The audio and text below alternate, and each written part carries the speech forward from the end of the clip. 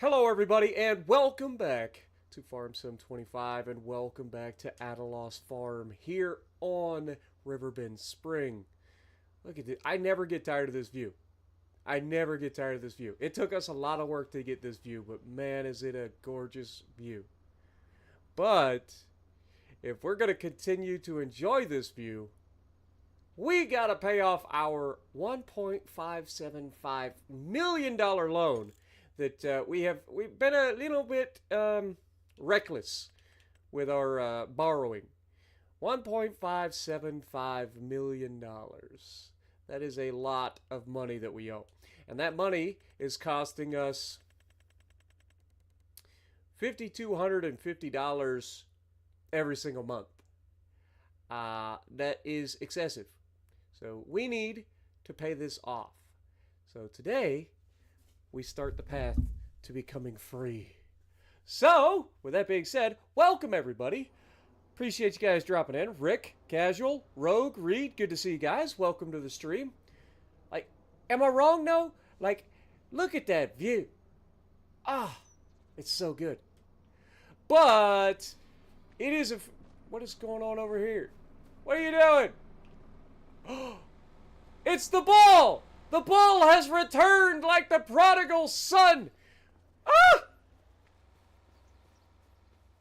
Daisy! Look what I found! Can I throw it yet? Nope, can't throw it yet. But I found your ball, Daisy! Oh god. Mistakes were made. Hey, if I put the ball over here, will it stay? Stay, ball. Stay. Good ball. Good girl. Good girl, Daisy. I found your ball. Here you go. Here's some food for you, girl. She gets so excited when I feed her. She ends up running around like a crazy dog. But, yeah, let's check on our animals first and foremost. Make sure everybody's doing okay. How we looking in here, sheeps and goats? Huh? How's my little baby sheep? You doing good? Okay, you look like you're having a good time. Alright. How's everybody else doing? We got some grown sheep over here. How you doing? You. See? Works. They talk back. I love it. How about my baby goat? My baby goat's doing good? Look at these cute little suckers. And of course we got what used to be speckles, I'm sure. But looking a little gray. But doing its job. Love it. They're just frolicking, having a good time. 'Cause we're having a good time. Having a good time. Alright. We got plenty of water, plenty of food. The meadow has been used up, and as far as I know, that still does not regrow. So from this point on, our food will be getting taken from what we can supply. Speaking of supply, how is our rice saplings going? We're doing just fine in terms of rice saplings. Plenty of water still, so we don't have to worry about that. How about our sawmill? How's our sawmill doing? We have 8,500 liters of wood, so we're good there. We can pull these planks off to the side for the moment. Just get them out the way so that more stuff can spawn in if necessary. How about our rice oil? How's our rice oil doing? We still have 2,200 liters of rice in here, so that'll last a little while. We're about to get another pallet of rice oil. I forget when rice oil sells. When does rice oil sell?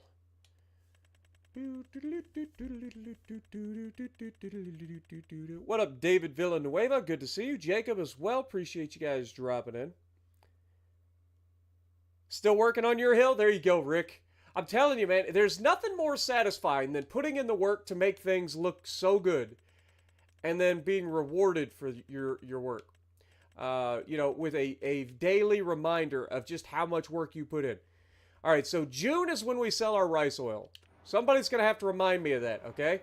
That's your task. If we get through all the way to June today, you guys are to remind me that I have to sell my rice oil. But our cherry trees may not look as pretty in the winter time, but they still looking pretty good. Where are our tractors? Where's my harvester? Where's my equipment? Well, there's my track. There's my Valtra. Huh? Did we leave without finishing our harvest in the last episode?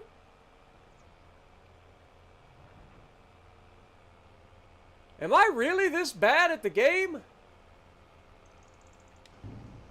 I could have swore we were done with this. Or did I not save before we exited and it reset my progress to the previous save? I have so many questions. If I did do that, I'm a big oops. We definitely finished in the last episode, right? Like, I'm not crazy. We drove this, we did everything we were supposed to do. And we, like, hosed down our equipment at the end of the last episode. Am I crazy? Or just plain stupid?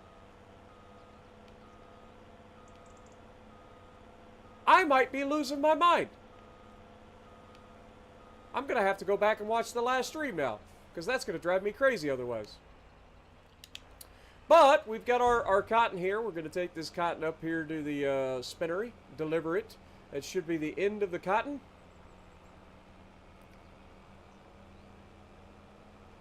Should have your Yama by next week. Beautiful. Well, I hope you enjoy it. It's a great ship. Just don't be a Yamater. Don't be a Yamater. And you will have a lot of fun in Yamato. It is a good ship. Something about the ability to overmatch basically everything in the game that just makes that thing so powerful.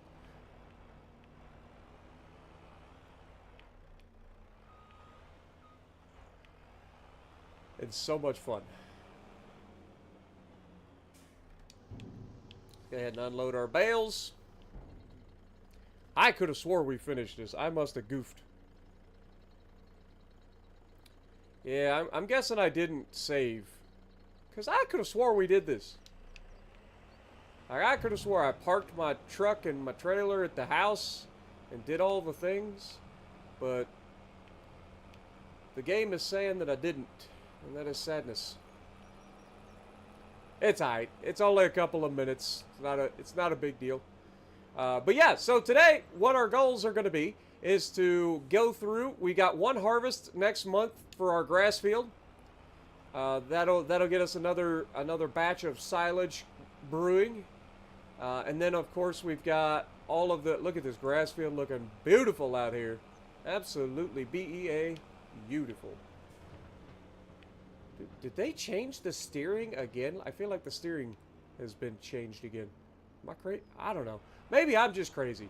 Maybe I'm losing it.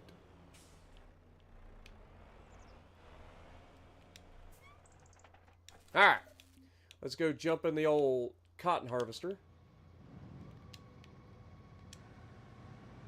Fold it up. Swing it around town.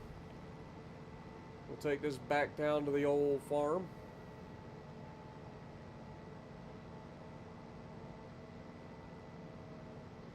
While AI works on the field. What up, Fenrir? How's it going? Welcome to the stream.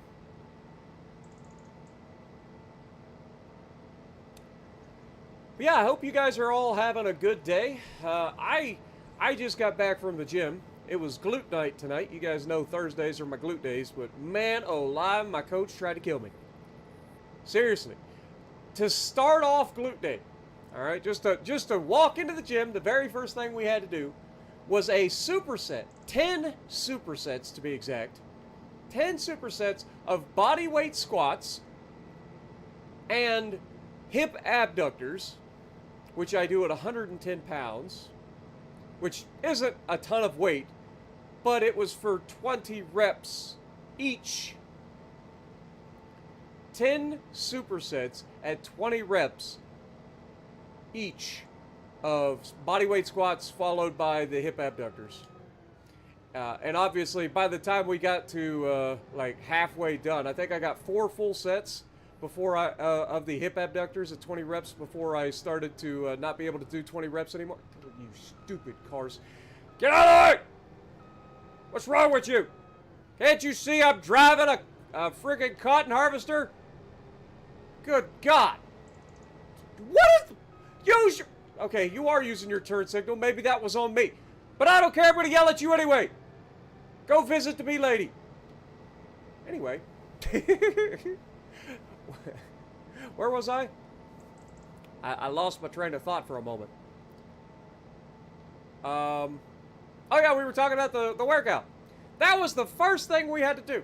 Like, I was completely obliterated in the first 10 minutes of the freaking workout. Like, that was a lot of reps, man. If I was able to do all of the reps, which I did on the body weight squats, that's 200 reps. 200 reps of body weight squats to start a workout. And as many reps as I could get on the hip abductor. And like I said, I think I got like the first 4 sets of 20. And then I ended up getting like 18, 15, 15, I think, to finish up. But yeah, it was crazy. I ended up not going below 15 reps, which was a good thing. But still, I was cooked. And then the coach is like, oh, by the way, your next thing is going to be Bulgarian split squats, supersetted, of course, with sumo squats. Bodyweight sumo squats. Oh my God. Like, and don't forget, like, we've already done 2 lower body workouts this week. Monday and Tuesday was quads day and hamstrings day, respectively. So, like, I was already sore coming in. And right out the gate, we just get all of the reps and sets of all of the bodyweight squats to make you want to just cry. And, yeah, not ideal. Now, normally I wouldn't be washing so early in the thing, but the harvester's not going to get used again in the episode today, so. Just bring over our little power washer. And spray down our cotton harvester. Probably going to have to repair this soon. I would assume that this thing is about ready. Yeah, it's at 26% damage, so probably about due for a repair, I would imagine. Don't want to be losing out on yield next harvest season.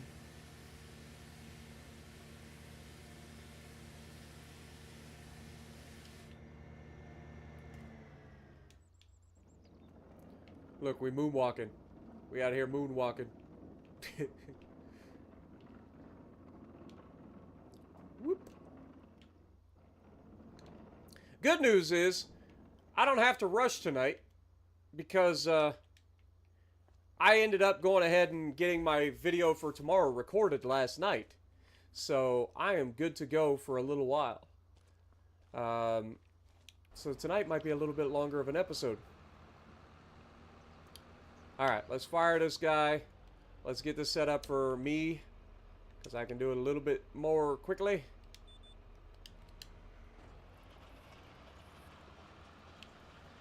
But yeah, so yeah, today was rough. And then after doing the superset of bodyweight sumo squats and Bulgarian split squats, then I had to do a superset of hip thrusts at 225 for 15 reps. We had 3 sets of those, supersetted with 3 sets of bodyweight calf raises for 25 reps. And then just to end the day off, you know, on a good note, cable kickbacks. 4 sets of 15 reps. I'm dead. What up, Tuna? Good to see you. Clint, good to see you. Welcome. 25 reps of 225 flat bench. You are... Wait, like all at once or like in multiple sets of like 5? I mean, either way, it's impressive as crap. But if you did 25 reps right out, like straight up, like you're crazy. I can't even do 225. My shoulder's hurting just thinking about benching that much weight. Merry Christmas to you too, Hobo. Good to see you. Appreciate you dropping in.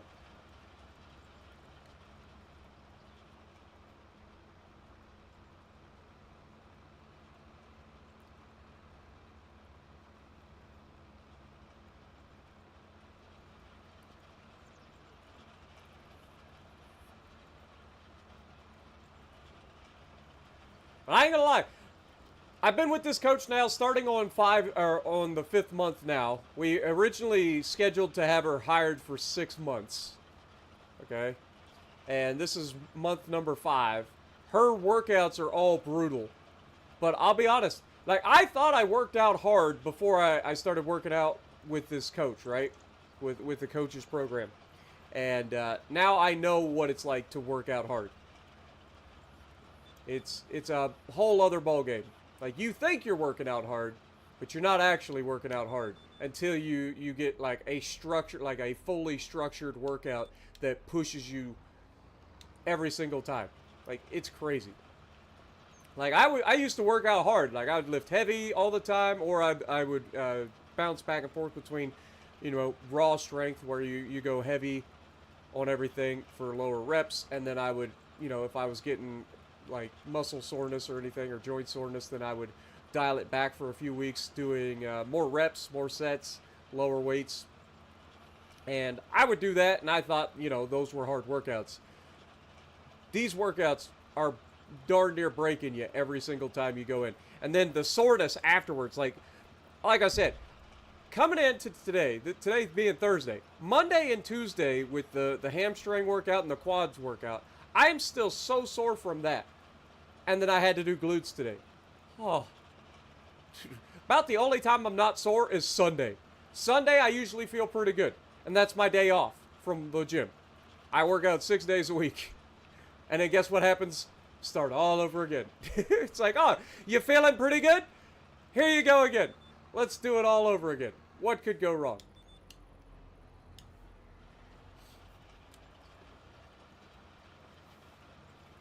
Lift to failure on every set. I mean, don't get me wrong. We go to failure, but it's different styles of workouts. So there's different styles of failure, Tuna. And you know this, I'm sure. But like, I know you lift super heavy on everything all the time. But yeah, so you can do that, and that's one way of working out. But there's also the style where you go less weight, higher reps, higher sets on everything. Like today with the first thing coming in was 10 sets of 20. Supersetted with 10 sets of 20. So that's 200 reps of body weight squats and 200 reps, if I was able to finish them all, at 110-pound hip abductors. But yeah, it's crazy, man. And then like the hip thrust, the fact that we only had to do 3 sets of 15 on the hip thrust, like that's crazy. That's an easy hip thrust day for us. Considering, so that's why I went up in weight. I went to 225 instead of 135. I've been doing 135 because she's been having us do 50 reps at a time. She'll make us do on hip thrust. It's not uncommon for us to walk in and have to do a set of 50 where you do 25 full reps where you go all the way up and then control all the way down, touch your butt, come back up, under control the whole time. And then after you get 25 done and you're already tired, then you got to do 25 half reps where you go halfway down and all the way back up. And if your glutes are already fried from doing 25, you will be almost in tears by the time you do 25 half reps, man. It is rough. But I'll tell you what, it works. You can't argue with it. The results speak for themselves. So I'm enjoying it. It's just a challenge, and I love a challenge. Like it may darn near break me, but it's a fun little challenge, and I enjoy it.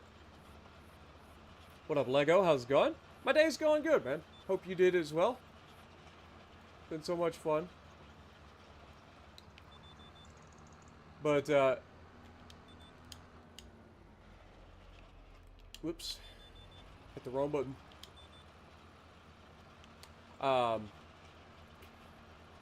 Yeah, I forget what I was gonna say. Lost my train of thought. Gonna have buns of steel. That's the goal, Clint. That is the goal, my dude. My legs, like my quads and hamstrings are actually kind of getting kind of crazy from all the squats and everything. RDLs and good mornings, and my back has gotten a lot stronger. My quads, my hamstrings, my glutes, everything.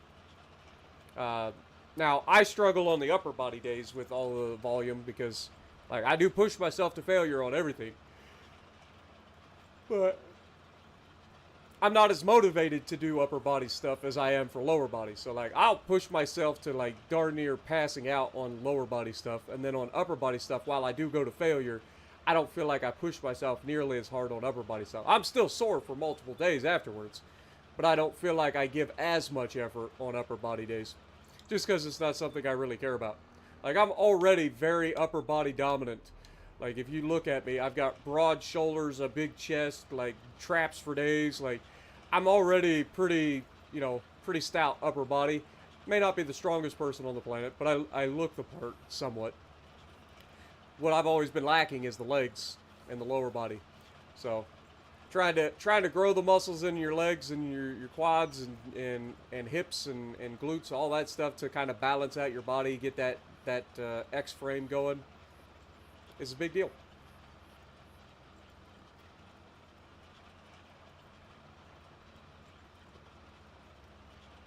Tuna, you just want band. You just want band, don't you?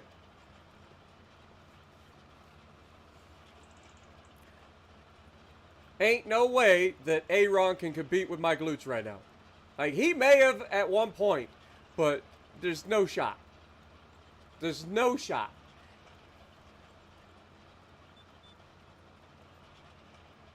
And it's only going to get better.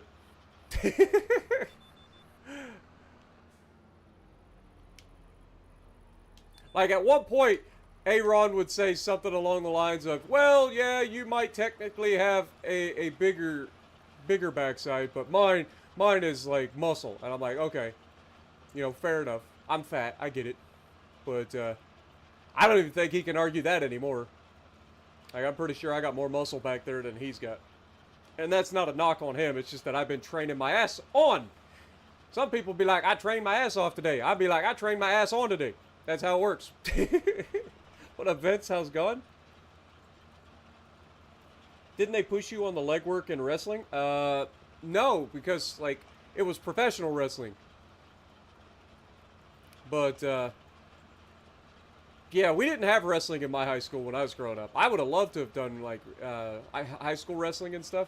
But they didn't, I was in the middle of nowhere, man. Our school was too small for that. We had the basics. We had baseball, football, basketball, track and field. That was it. That was our sports, right? And then softball for the girls, volleyball, that sort of thing for them. Basketball, cheerleading. But yeah, our sports were the most basic of basic.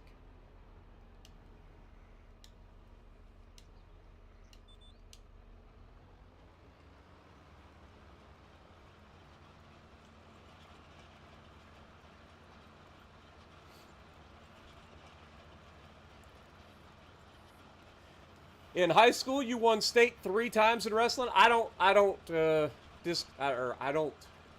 the word I was thinking about? I don't doubt that. My mind went blank. Dude, I'm telling you, my head is just not here today, so I apologize to all y'all.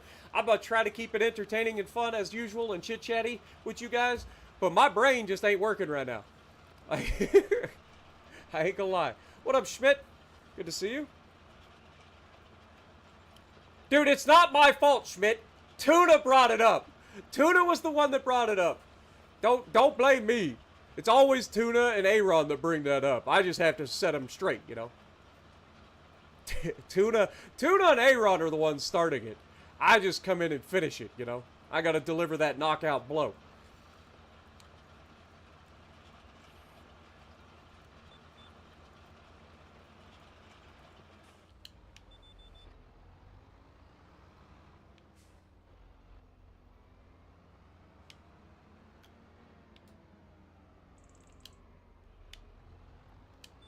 No, you little turd. Knew it was going to do that, too. Always does.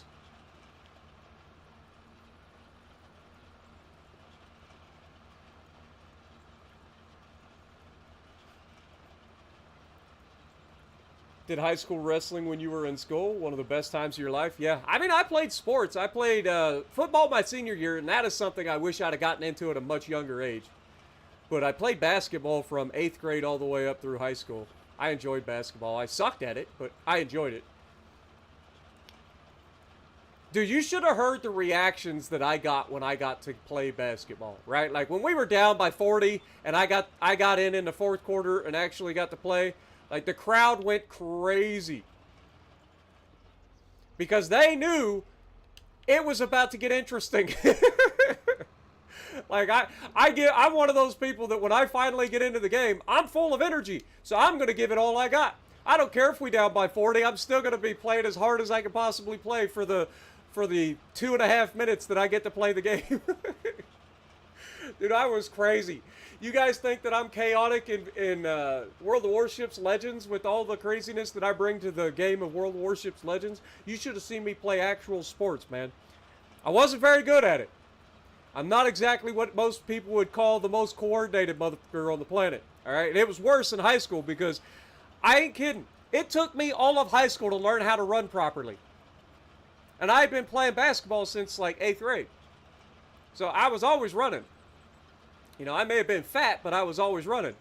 And between 8th and 9th grade, I went from being 5'7", 150 pounds to being 6'1" and 230 pounds in one summer. I went from wearing a size 9 to a size 14 shoe in one summer. I was the most clumsy mother trucker you have ever seen in your life. I could not run full speed without tripping over my own feet and falling over. I just couldn't do it. It was terrible. It took me all of high school to figure out how to run like full speed without falling on my face. But yeah, it was an experience, man. It was always funny. What up, Scaly? Good to see you. Tecumseh, good to see you as well. Can I apply for farming grants in this? I mean, there is a mod out there that allows you to get government subsidies where the game just gives you like a certain amount of money per month or whatever. I don't do that. I think that's considered cheating. You do have like generators that you can buy, but you have to actually like buy those, like solar panels and windmills and stuff like that. You actually have to buy those. But yeah.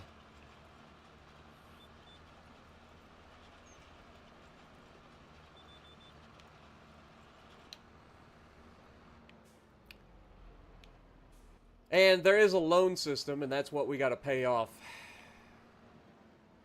The loan system, I think after all these years, they need to revisit the loans. I think that it should be more of a normal loan system where you have to like make monthly payments on your loan, but it pays to the interest and the principal over time, rather than just charging you a flat fee every single month and never actually paying off the loan. I think that would be a lot better, but you know. I just tore up my neighbor's field. I'm sure he's very thrilled about that.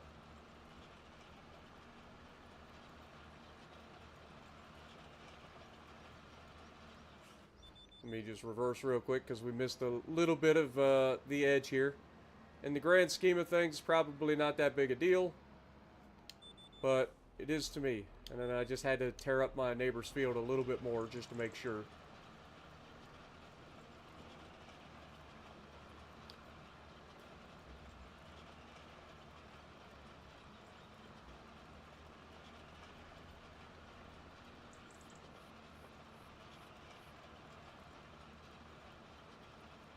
Alright, Schmidt. Well, I hope you have a good night. Hopefully you had some good food. What up, Lego? You driving this tractor broadside of that Yami? Yeah. Don't worry, he'll miss. Actually, he's shooting at me. He'll never miss. That'd be the most accurate Yama you've ever seen in your life. It's just the way it goes. I have the worst luck when it comes to any of that stuff. I shoot at somebody's flat broadside, my shells will look like they come out of a freaking blunderbuss. They shoot at my flat broadside and suddenly they've got railguns.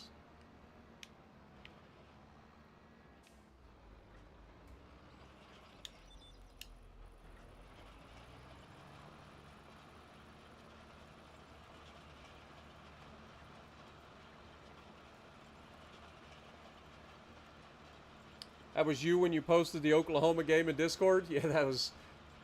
Those poor baby seals, man. How dare you? Going down to tier 4 and beating up on some new players. And you still lost. Ain't that the way it goes, though? Your best games are always going to be losses, I feel like. Most of them, anyway. Because that's how you end up with those really ridiculous games. Is because your team is so bad.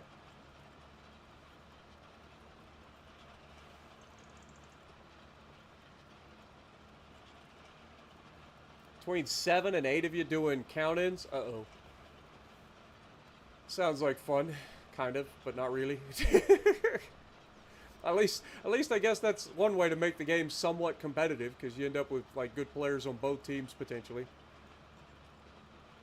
Then you got me coming in, and then I end up with against like 6 people on the enemy team that are from the same goddamn clan. It's like, oh, thanks, Wargaming, appreciate this. So much fun. My team's just full of the dumbest mother truckers you ever seen in your life. Half of them AFK. The other half just sail straight in and die or hide behind an island the entire game. What up, Dewey? Good to see you. Psycho, how's it going? Appreciate you dropping in. Later, Schmidt.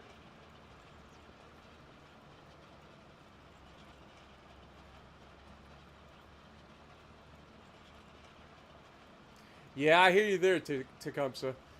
I've been putting into work, man, between the gym and all of the videos and streaming that I've been trying to do.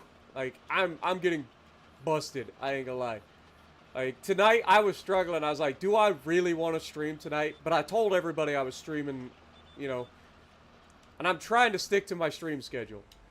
But I'll tell you what, tonight was one of those nights where I was just like, do I really want to stream tonight? Like,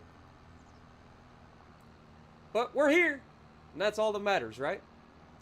Now, I did end up canceling last night's Legends stream, but dude, I just couldn't. I was so cooked. I was so cooked last night. I was like, I am not playing ranked battles on Legends tonight. So I ended up recording another episode of Farm Sim instead, and that way tonight after the stream, all I got to do is edit that video, and I don't have to play Farm Sim for 4 to 6 hours on stream and then play for 3 to 4 hours after the stream. That's a lot of Farm Sim. As much as I love this game, that's still a lot of Farm Sim, man. Alright, let's drop this old cultivator in here.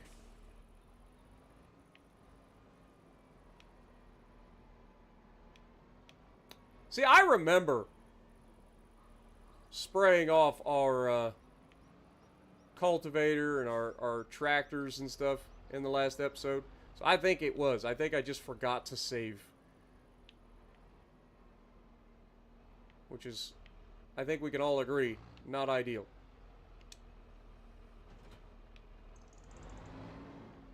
Alright, we're going to shut her down. I'm not going to bother cleaning this yet. We'll just clean everything at the end of the episode. Let's get this tractor and put it in a shed. And then we'll go up and we'll go forward into November.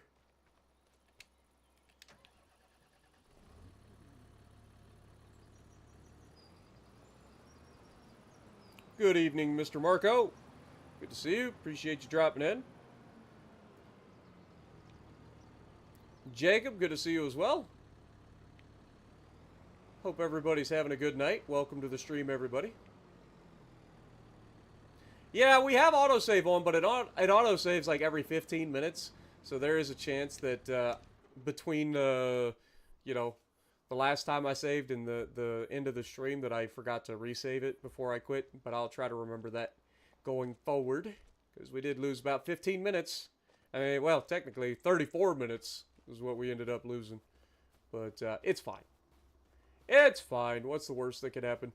We're going forward. It's time to go into November.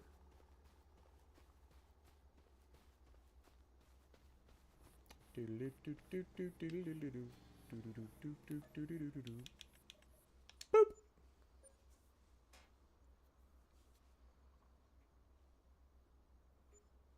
What up, Kenneth? Welcome as well. Hope you're having a good night. Don't forget, if you guys do enjoy the streams, make sure you guys punch that like button. Lets YouTube know to push these streams out there, because this is one of the most popular Farm Sim streams on YouTube currently. If not the most popular currently. I don't know if anybody else is streaming it. If they are, I'm sure I'm more popular than them, right? I don't know why, but I'm just assuming. All right, it's time. Let's go down and jump in our old, well, the voucher can grab the baler. We're going to need that. We'll go ahead and grab that. Boop. We'll also end up needing the sausage maker, so we'll have to bring that up eventually.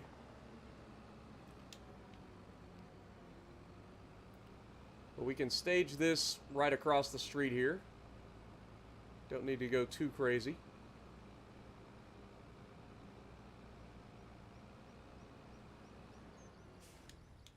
And then we'll jump in the old Fent. Grab the front mower. Put on the windrower. And get ready to go to town, baby.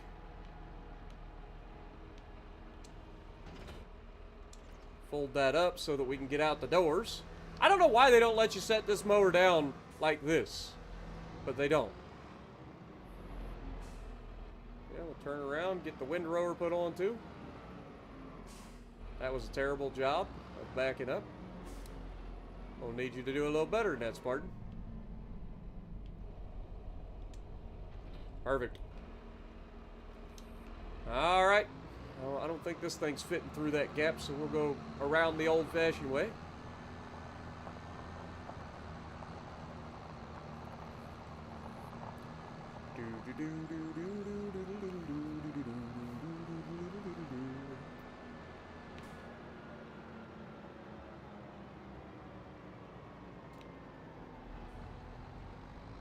Alright, Tecumseh, well, I appreciate you dropping in, man. Hope you have a good night. Get some rest. Kenneth, how's it going? Appreciate you dropping in as well. I love how, like, when you're driving, the little flaps on the bottom, like the skirt that keeps everything from flying out, flaps in the wind.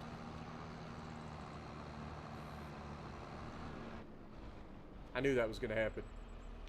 Can't be cinematic around these parts, man. People just don't like it. They always find a way to run into you. Also, screw you, Amazon! I know it wasn't black, but you can't hide from me.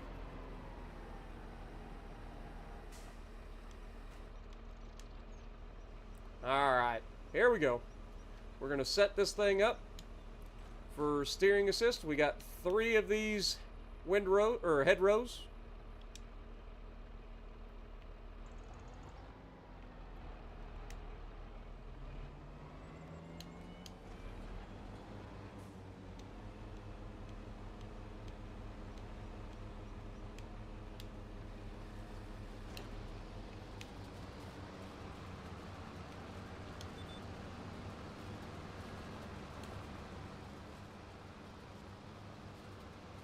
There we go.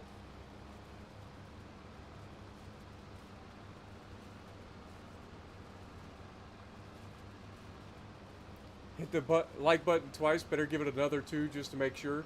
Yeah. Thanks, guys. Appreciate you. Always appreciate when everybody hits the like button multiple times. Just to make sure that it's working. You know, sometimes you just got to teach the like button a little bit of respect. Also, I don't know if you guys have watched Tulsa King. Alright? If you haven't, it's on Paramount Plus. You can get a free 7-day trial. There are 2 seasons currently. The 3rd season's not out yet. 2 seasons. I highly recommend you watch it. It is fantastic. It's Sylvester Stallone as a mobster that, or a mafia guy that gets banished to Tulsa, Oklahoma, and sets up shop. And oh my God, dude, it is so good. It's so good.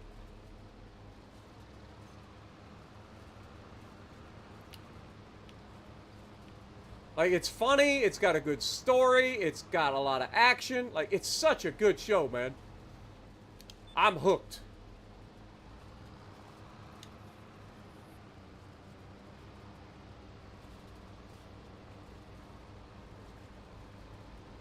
What up, Tiger Man? How's it going?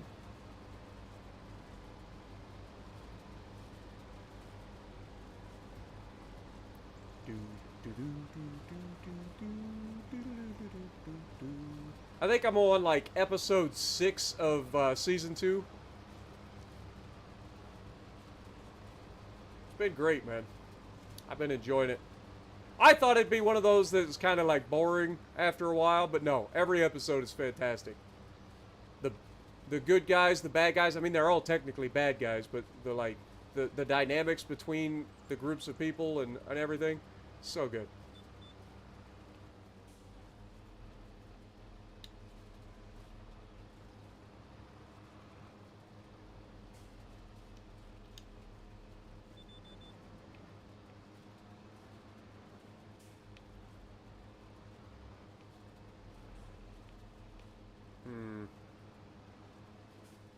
I don't think there's a real good way for me to get this spot. I know that the AI gets stuck here all the time.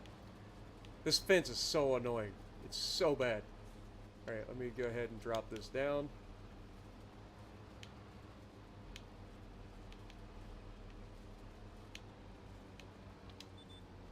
Alright.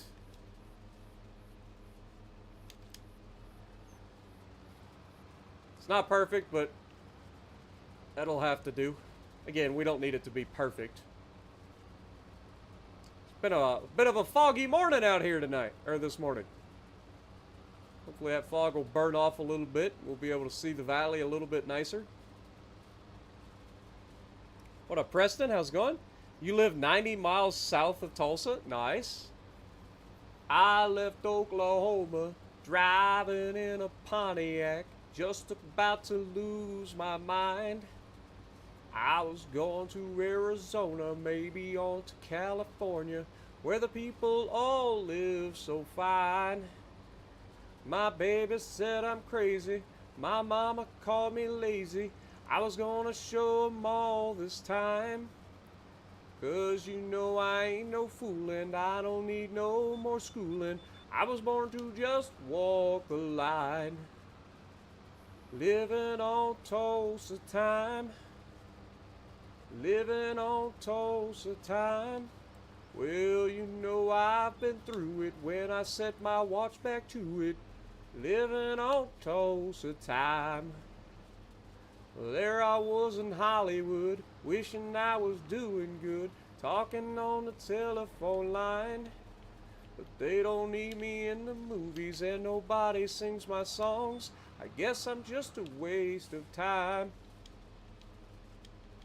Man, I got to thinking, man, I'm really sinking, and I really had a flash this time.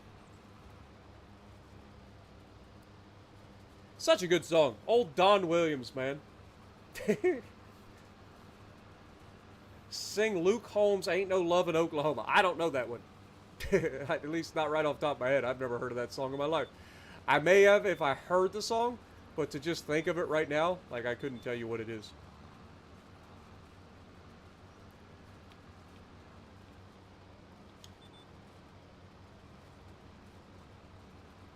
Dude, Don Williams is so good too. Just a classic, like, unique voice that as soon as he starts singing, you know who it is. What up, Quake? How's it going? Wonder how Jess is doing? Yeah, I haven't heard from her in a couple days. I might have to send her a message after the stream's over and check in on her. Make sure she's doing okay. I know she's been busy.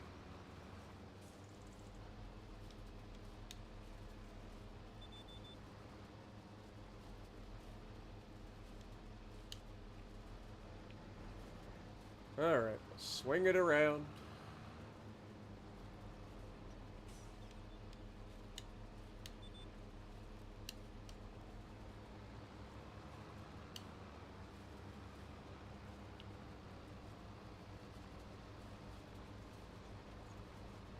Alright, Jacob, appreciate you having a good night. Appreciate you dropping in. Have a good night. Man, my brain is not working. Enjoy your work. Hopefully it's not too bad on you tonight. What up, Lane? How's it going? Good to see you. Appreciate you dropping in. Kansas in the chat. What up, Kansas? See, I don't know any songs that mention Kansas specifically. So the only thing I think of music-wise when it comes to Kansas is actually the band, Kansas.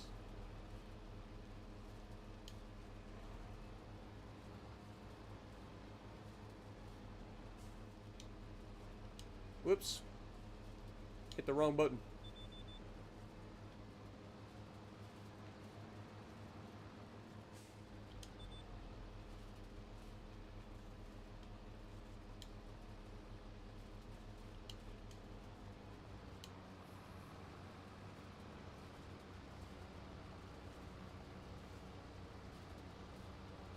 Yeah, she's been busy with work and some stuff going on too. So, like, I get it. That's why I said I haven't heard from her in a couple days. Might be a good idea for me to check in, see how she's doing. Hope she's doing well. I know the other day she was talking about her and her wife watching some movies together. That's always good when you get a chance to relax and just enjoy a nice quiet evening watching some movies.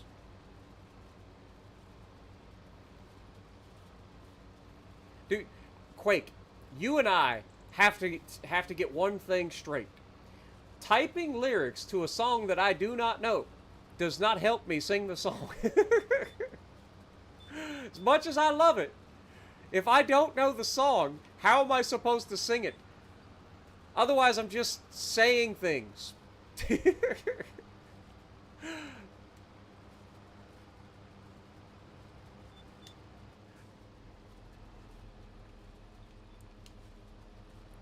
It's like, I love it when you guys do that, though. It'd be like, here's some lyrics for you. It's like, I don't know the song. How am I supposed to sing it? No. Wrong. Grab the other one.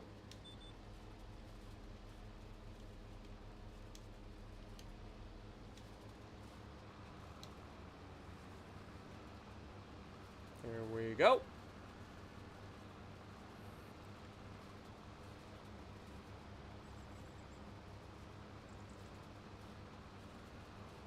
Sing it my own special Spartan jazz.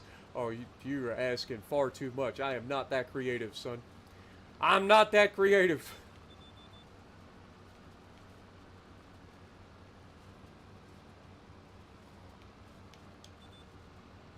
What? No. Game? Stop being weird.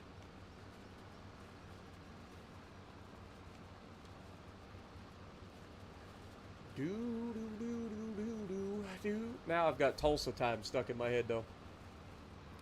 Do you know Seven Bridges Road? No. I do not. That is another one that does not ring a bell at all. I listen to a lot of music, but if it's anything like somewhat modern, probably not. My music's more like old school. Most of it, anyway.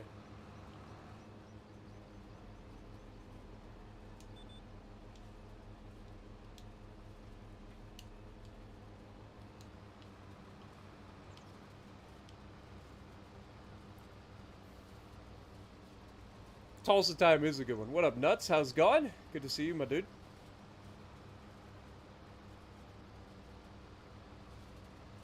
Want me to copy and paste the lyrics for you? Yeah, go ahead. Put the lyrics to the Seven Bridges Road into chat. I'll look at it and smile. Y'all crazy. Y'all are crazy. But I'm glad you guys enjoy it. I'm glad you guys are here to hang out with me and have a good time.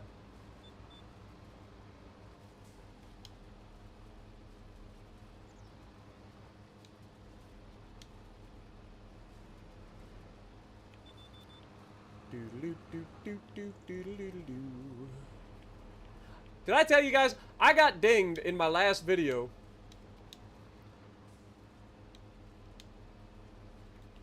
for the Benny Hill theme song. I got copyrighted. Go figure. It's like, how dare you try to use any music that isn't, like, copyright free ever? It's like, dude, it was like 30 seconds, man. It's just funny. But nope, too much. What up, good night? How's it going? Marty Robbins, El Paso. Now that's a song I probably know if I heard it, but right off the top of my head doesn't ring a bell. But I'm sure it's a song that I've heard. Do you know any Jamie Johnson, like colors. You should have seen it in color. A picture of 1,000. Not right off the top of my head. Doesn't ring a bell.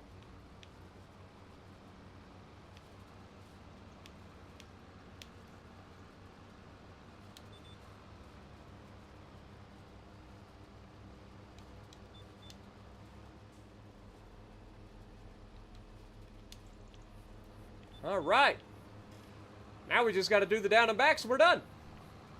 And then we got to bail it. And then we got to wrap it. It's a lot of work, actually, come to think of it.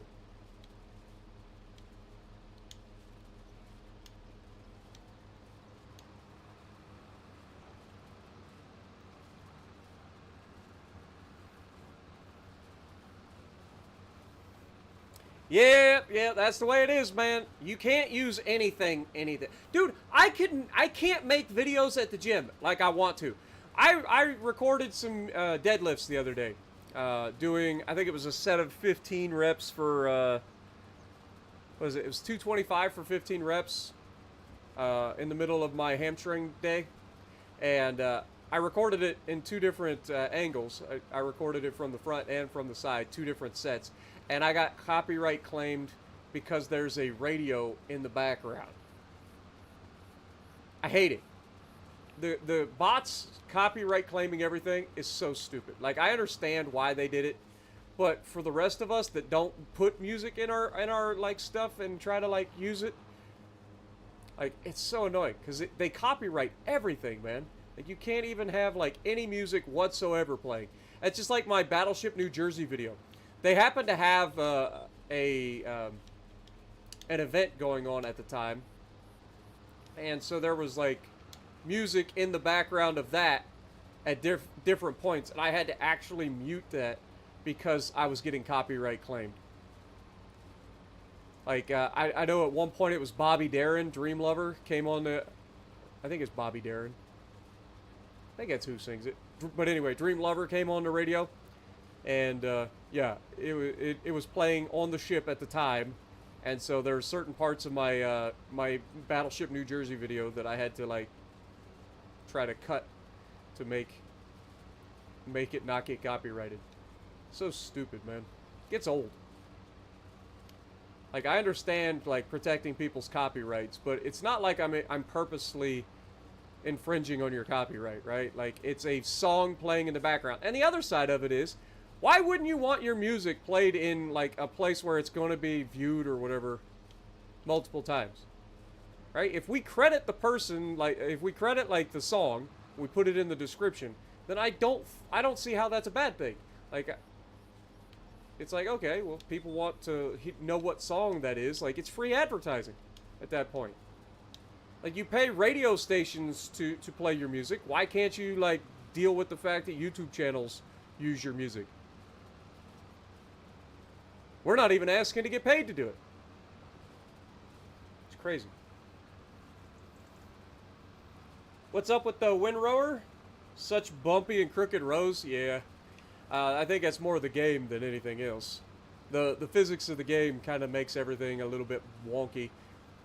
Also, the ground deformation, I think, plays a part in it. As you can see, the tractor's kind of rocking all over the place. But that's the thing, like, people wanted ground deformation and stuff, so you got to deal with the fact that the ground is lumpy now. It's just a thing. It's not the windrower's fault, though, I don't think.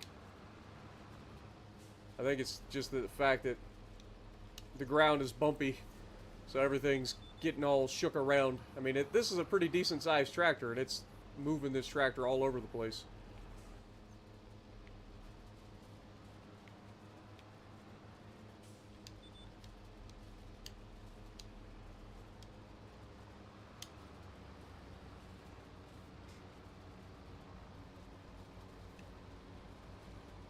Just out here mowing the grass.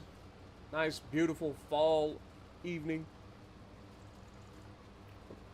What up, World Conquest? Good to see you, my dude.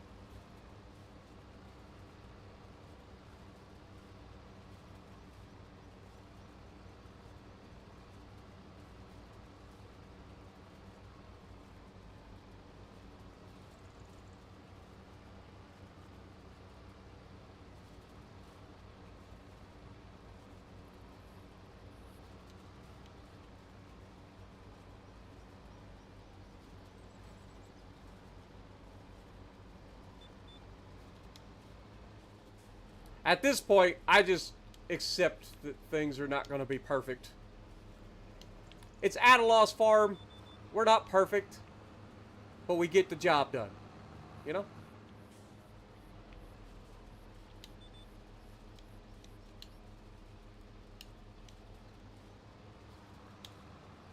Oh, for love of... I am just ruining everything. Yep. We'll miss a spot. It's fine. It's fine.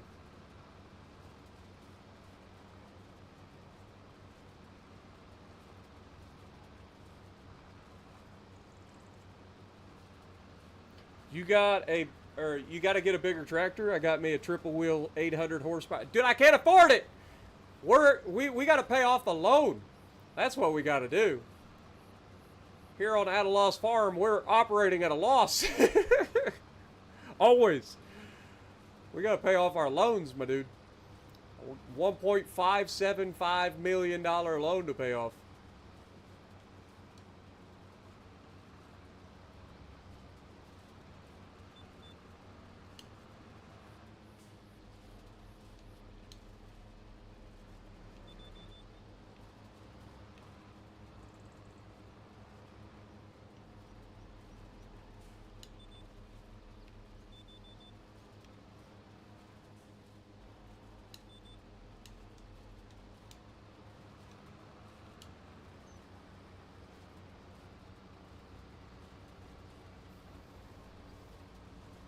I do love me some GPS, though, I ain't gonna lie.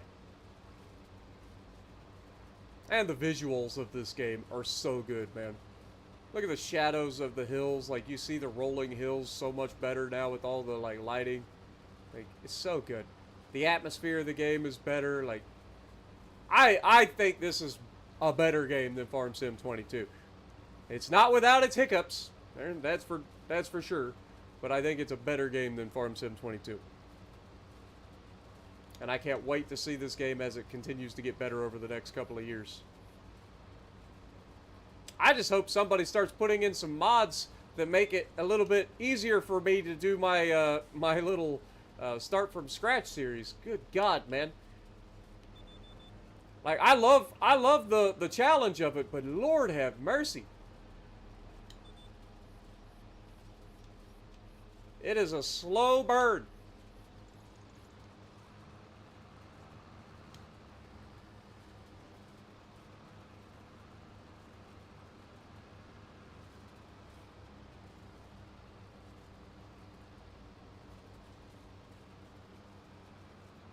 Also, we need to get fuel soon. Hopefully we got enough fuel to get through this field.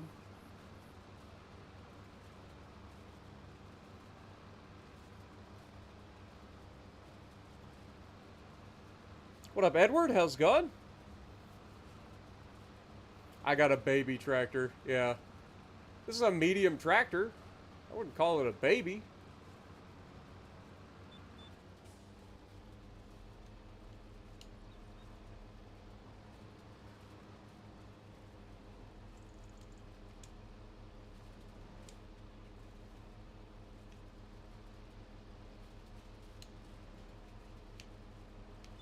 My brain shut off for a minute. I was like, what was my controls? Only done it 30 times at this point. Oh, that was the wrong one. I just screwed this up.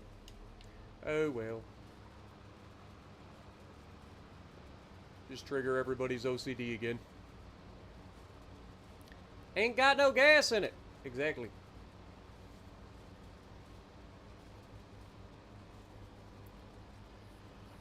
We're doing a little bit of everything right now. We've got a greenhouse up. We've got the logging still going on. Logging is the easiest way to make money early on, so we're doing the logging thing, but we're also doing grass. I have the idea that there's a baler in the old marketplace right now, and so I want to try to get that for relatively cheap. So that is something that I'm looking at.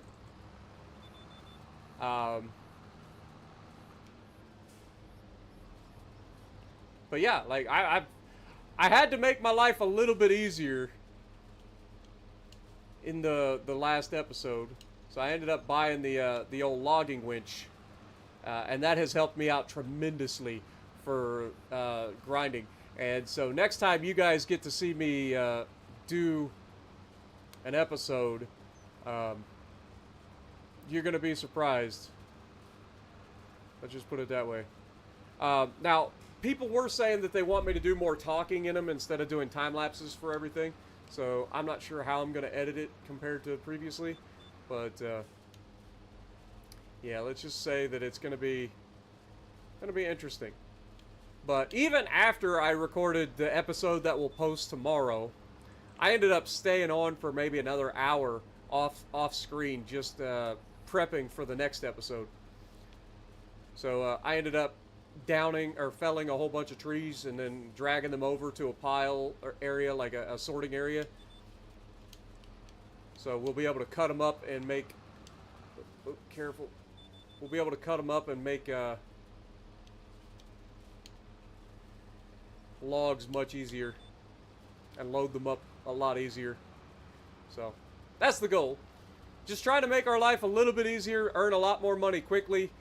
But yeah, in the next episode, trying to get the, we've already got the mower, we've got the new mower for the tractor, which is a wider working width, so we're not going to be using the John Deere ride mower. And then, of course, I want to get the baler. We do already have the windrower. But if we can get that baler, I think that'll go a long ways towards helping make things work a little bit easier for the grass side of things. We'll be able to get a lot more grass processed a lot quicker. But the next thing I wanted to look into would be to... Oh, I left the mower down? Oopsie. It's fine. God, where's my brain? So the baler and a wrapper to make silage, obviously. There's a couple of options. Like I said, the one is like $25,000 or something like that, or maybe 40. I forget what the baler's worth. But it's a decent baler, so I definitely want that. But the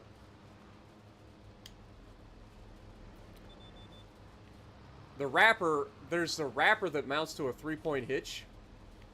You just kind of pull up to a thing and then like wrap it.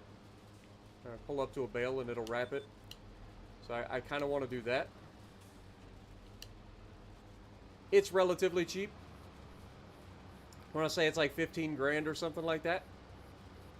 And then I did fill up my fuel tanker as well, so we spent a little bit of our money there. I think it was like $4,000 to fill up the fuel tank that we have on the property, so I don't have to run all the way back to the store just to do that.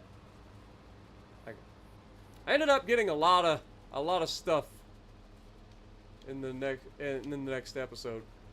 And then, like I said, after that episode airs, I also ended up having a lot of stuff as well. Spent some time just working on trying to get stuff ready for the next episode so that we can make a little bit more progress in the next episode as well.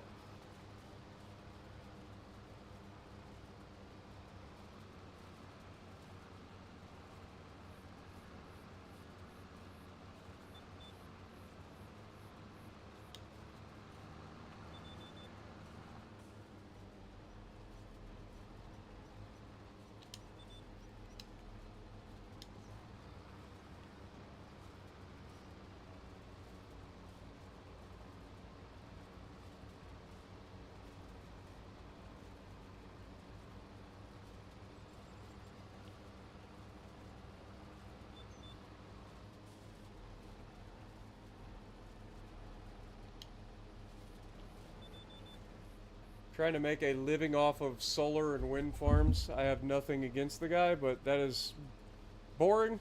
He doesn't do anything. Hey, I mean, everybody's got a challenge that they want to do. I feel like that would be about the most boring series he could possibly make, but what do I know? If that's what he wants to do, then there's no right or wrong way to do it, and I guarantee he'll make a lot more money quicker than I will.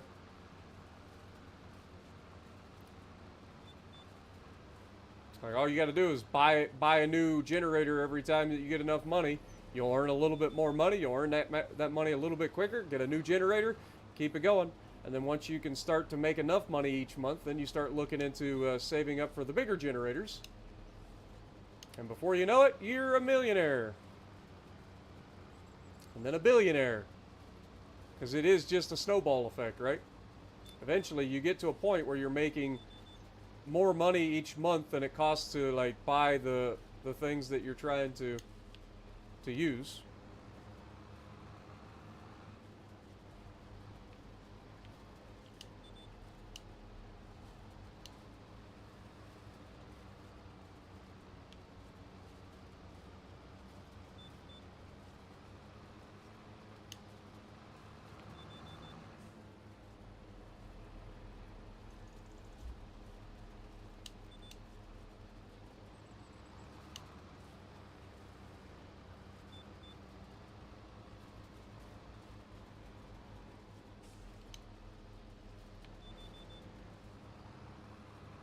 Alright.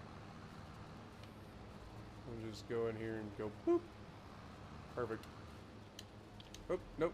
Wrong one.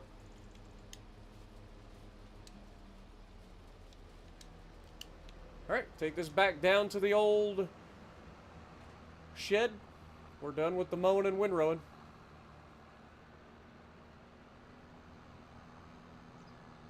And then we need to bring the sausage maker up and a fertilizer spreader, which we should be able to grab both of them at the same time.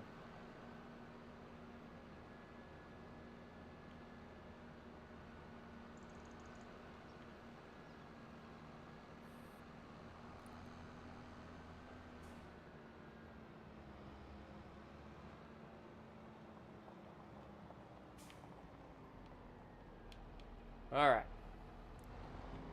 So let's pull her in here.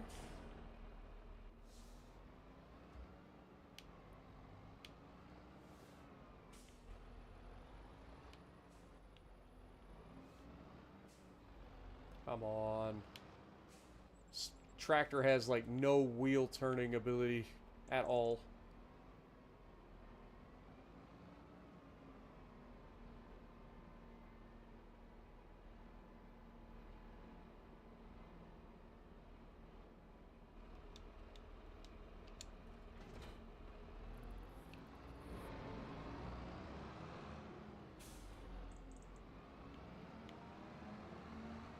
What in the world?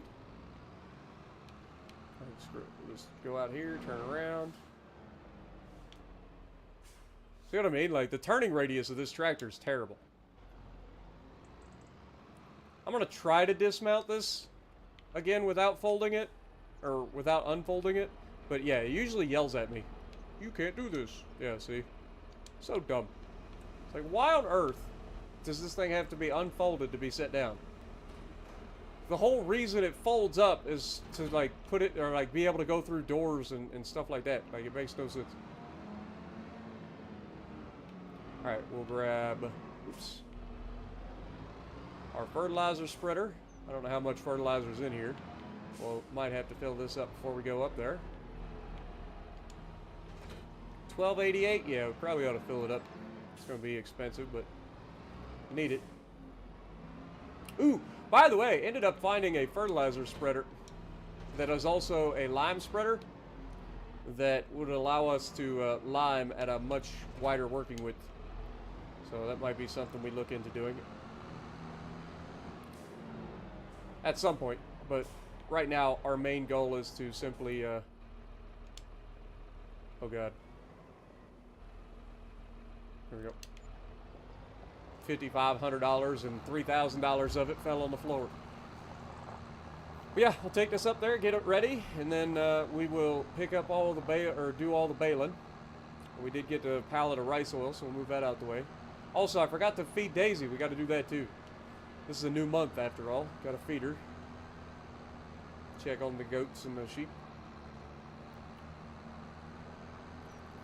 What up, paramedic? Good to see you. Appreciate you dropping in. Alright, so we'll just pull this right up here for the time being.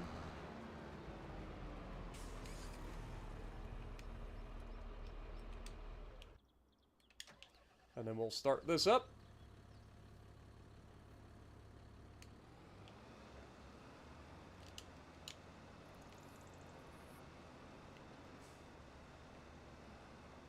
I mean, I don't need to GPS it, but I'm going to GPS it. And it decided to do that instead of, well, it's a good thing we actually saved. But, yeah. GPS, 7.6 question mark. And then 3 headlands passes.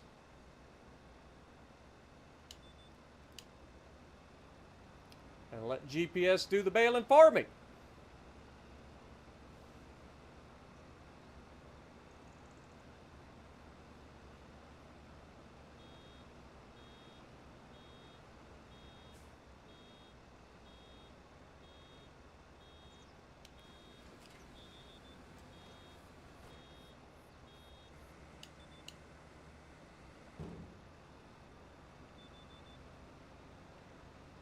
This area here is always kind of goofy, so we'll do this myself, and then we'll jump back on the path.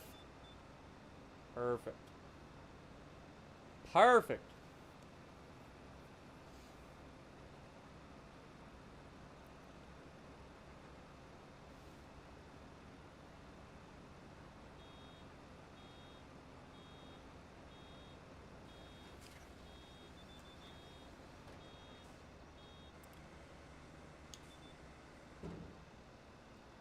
Would my financial advisor abandon me on purpose? I would hope not.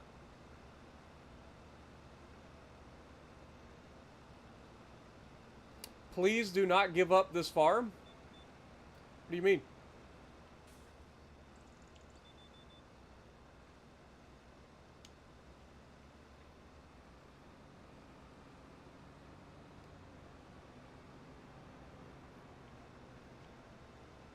I haven't planned on, like, deleting the farm.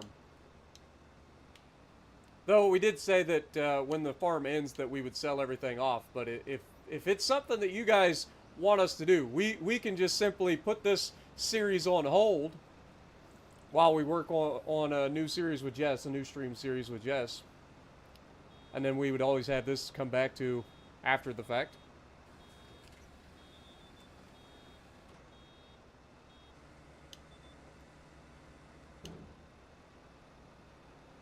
Right, we don't have to sell everything off. That's just one way to gauge how much you've made, by selling off all your property, selling off all your assets. One way to kind of gauge how much money you made.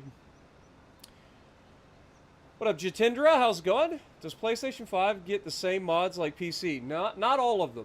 Anything that's on the mod hub should be available for crossplay, but not all of it. PC does get quite a few mods that we don't get on consoles, unfortunately. I'm on Xbox Series X, so as far as I'm aware, all the mods that are available on Xbox are available on PlayStation as well. But yeah, we don't, unfortunately, get all of the mods that PC gets. There's a lot of mods that PC gets that aren't available and won't become available on console. There's a lot of copyright things that the consoles require mods to go through. There's limitations to what modders can do for console mods. There's an approval process. Like, it's a whole thing. But yeah. Hopefully that answers your question. Appreciate you dropping in.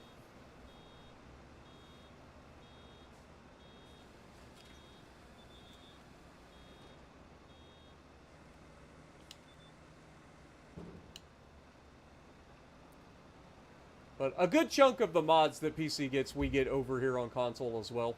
But yeah, anything like that's outside of the brands that are licensed for the game, anything that is like game mechanic changing, like there are some game mechanics that it'll allow, but a lot of the game, like the base game mechanics, anything that could potentially break the game, I feel like that is what they refuse to let come to console, stuff like that. Like, there are some mods that, you know, if you put on top of other mods, they could potentially brick the game. And so the modders, or not modders, but the approval process is a little bit more stringent for console.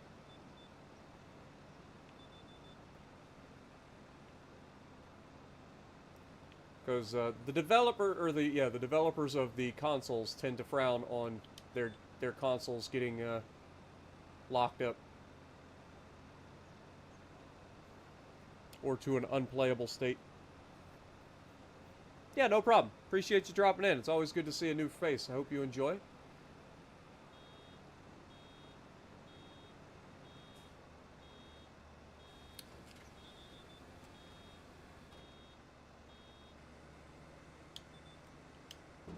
Also, welcome to the Spartan Army.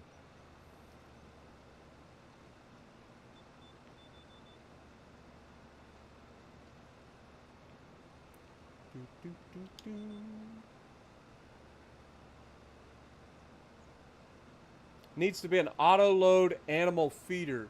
I believe actually, I believe that there's actually a new cow barn that Lizard put into the game that automatically mixes for you.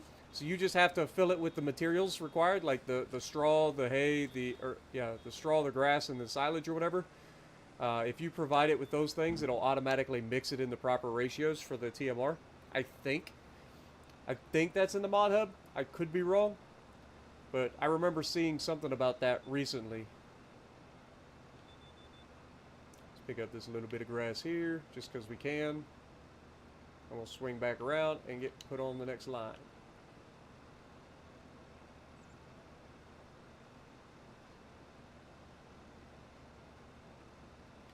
What up, Camaro? Good to see you.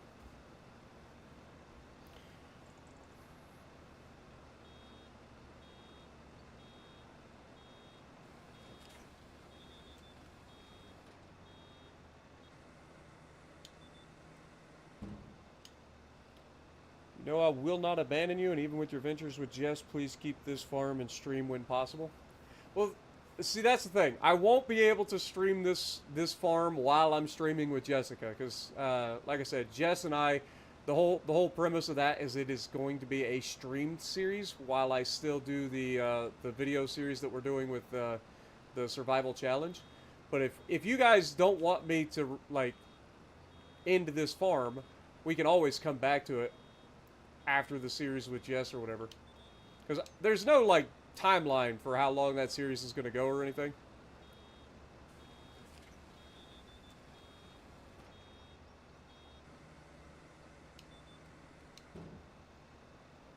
But I mean, we are at what episode or stream number 25 for this series.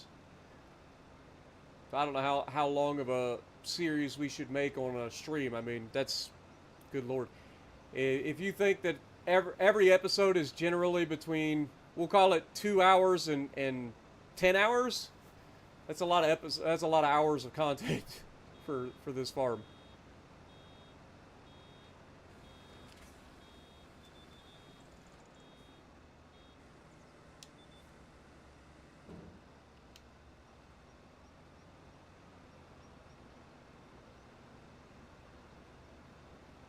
You have the percentages for making TMR? Well, that's what I'm saying. I'm pretty confident that the building itself, it's kind of like the pigs, where you just add the things into the pig, and as long as it has the right ingredients, it will automatically feed the pigs what they need to keep their health all the way up.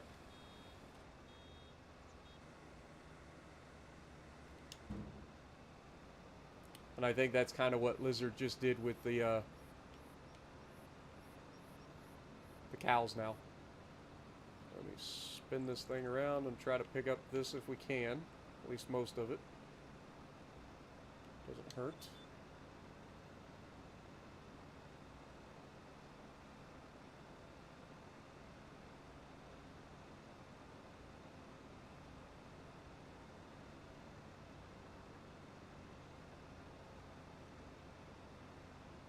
I feel like this headlands probably didn't need to be baled, huh?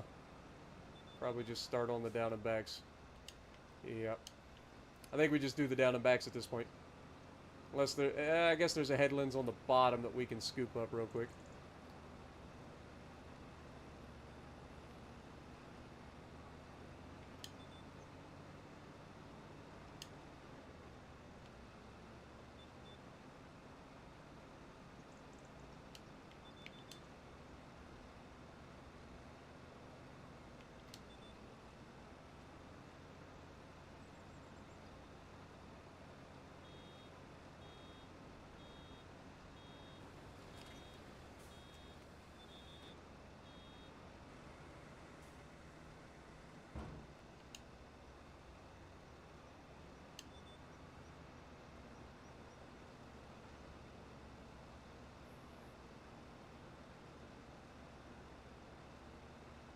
40% silage, 40% hay, 15% straw, 5% mineral feed.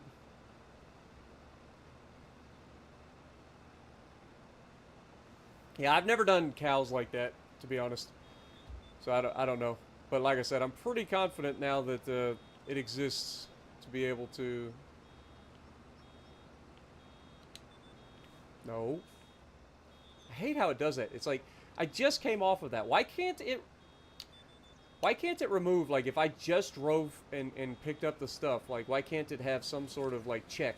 It's like, okay, if, it's just an if clause, right? Like, if you meet this, like, aka, if you've already traveled this exact route, then remove route, right?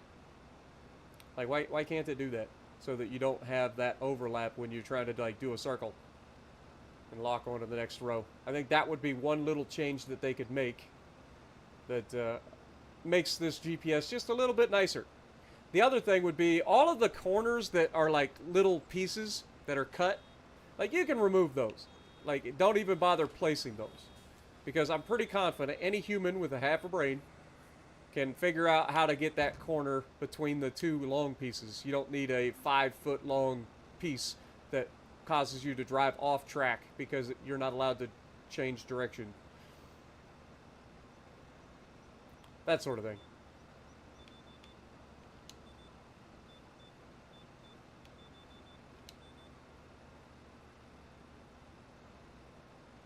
Alrighty. It is officially time for us to do the down and backs.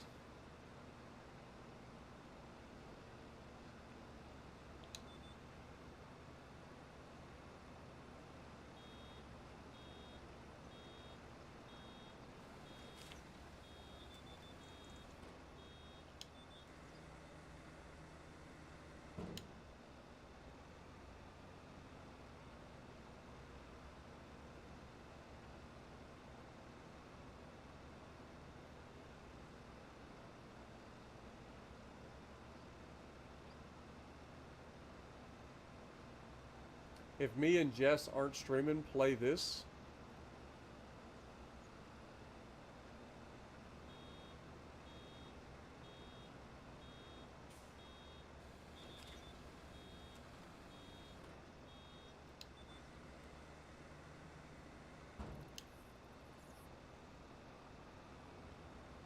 Yeah, I just don't want to have 3 separate series ongoing at the same time for Farm Sim.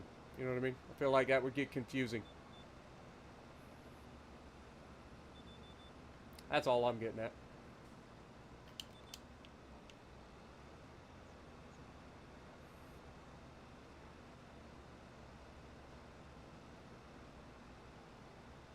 And I really want to do that that multiplayer series with Jess. I think it'll be a lot of fun.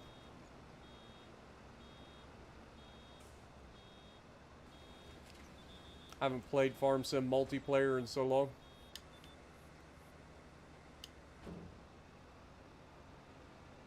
Have a good night, Clint. Appreciate you dropping in. Hope your dental appointment goes well.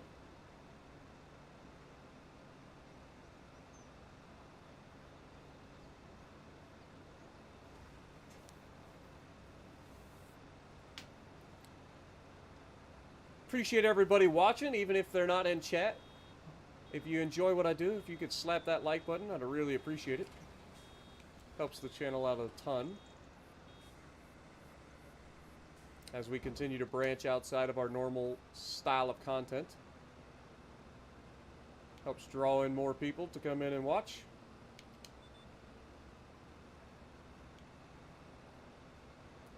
But yeah, what is everybody's plans for the holidays, man? Like I'll be, I've already got the presents for my nieces and my nephew. I just got to get them wrapped. But I've got them sitting in it on my treadmill. And I'll be going down to my sister's house with my dad.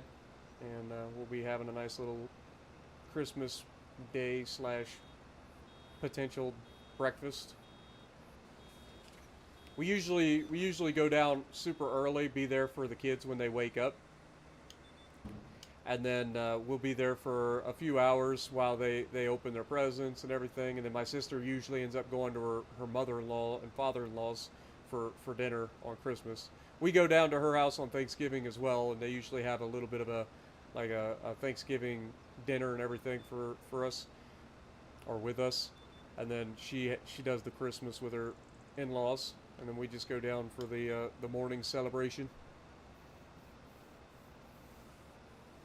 Going to your brother's for dinner? That's always good.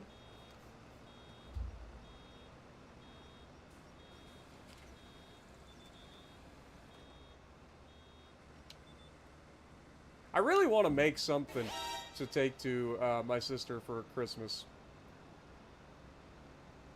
So I might make a dinner or not a dinner, but make a like a dessert or something for her and her kids and everything. I'm thinking. Here's my thought. I'm thinking of making puppy chow. You guys ever heard of puppy chow? It's where you take like Chex cereal, like Chex rice cereal, and then you like coat it in chocolate and powdered sugar.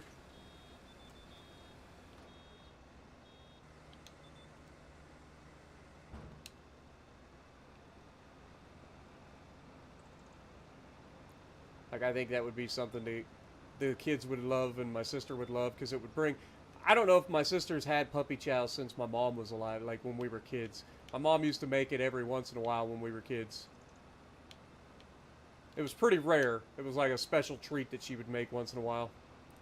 The other thing that I was thinking that's relatively cheap and easy would be to make homemade donuts. My mom used to buy these like Pillsbury what do you call them? Like Pillsbury biscuits, and then she would deep fry them.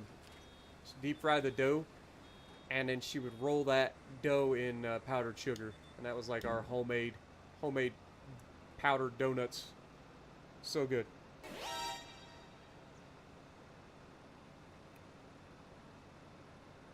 What up, Black? How's it going? This is the different series. So our stream series is going to be At a Lost Farm, and that's where we're at now. This is our original series that we started. It is just a regular playthrough. We started, I think, with $1 million and built up our farm, bought all of our equipment and stuff. And then there's the video series that I edit and to do the time lapses and all that stuff. That is on New Frontier map. This is Riverbend Springs. So we've got two separate farming simulator series. One is a stream series, that's this one, and then we have the series on New Frontier, which is the survival challenge, where we started from scratch and we have basically no money.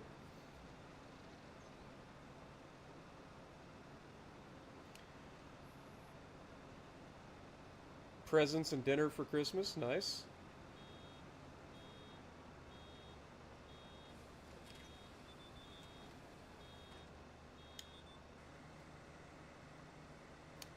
Puppy chow is a Midwest staple. That's what I'm saying, Reiko. Also, welcome to the stream, my dude. Like, my mom used to make it when I was a kid, and I haven't, like, if you go to the store, you can actually buy it now. It's called Muddy Buddies in the store, and it's made by the Chex company.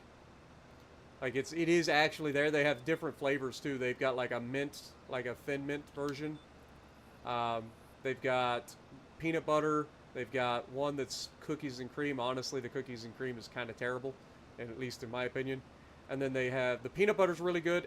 The mint is okay, but it's a bit strong. And then the other one is a chocolate brownie or a fudge brownie. Oh my god! Between the peanut butter and the fudge brownie version, oh, it's so good. But yeah, mom used to make it when I was a kid, and I think that would be fun to give my sister. It's something cheap and easy, relatively easy to make. I've never made it, but I'm assuming it's relatively easy to make, and so I thought that would be something fun to take my sister and her kids. Because, like I said, I've got 3 nieces and a nephew, and you know, I don't get to like buy like super expensive gifts or anything like that. So I try to go for things that they'll enjoy for a lot longer, or in this case, not as long, but they'll enjoy it. That they can all enjoy together. And bring back some good memories, maybe.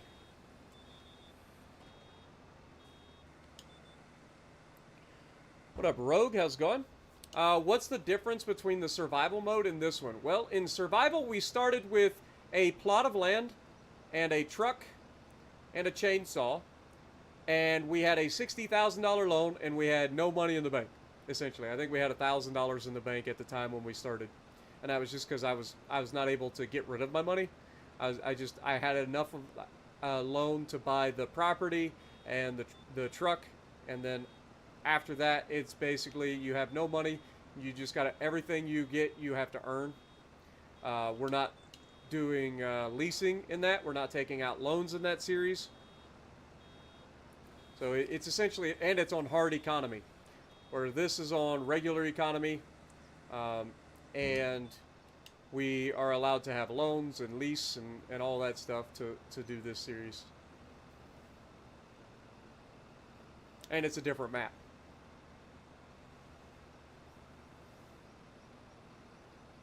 Plans as it stands as usual. The adults gather with the kids. We have stockings, then tree for the kids.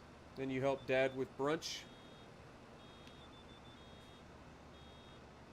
Pork chops, biscuits, cream gravy with snacking. There you go.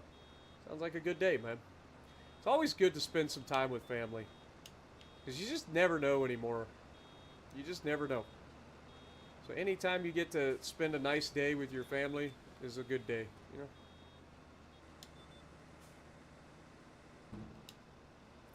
Things are crazy out there, so enjoy the little stuff.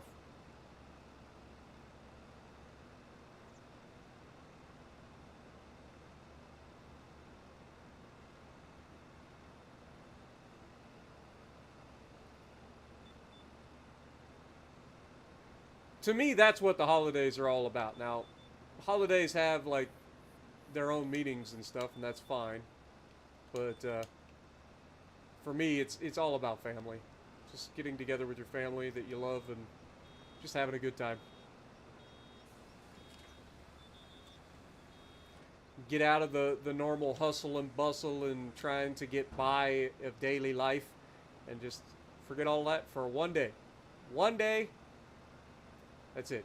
Just forget it all. Have a good time.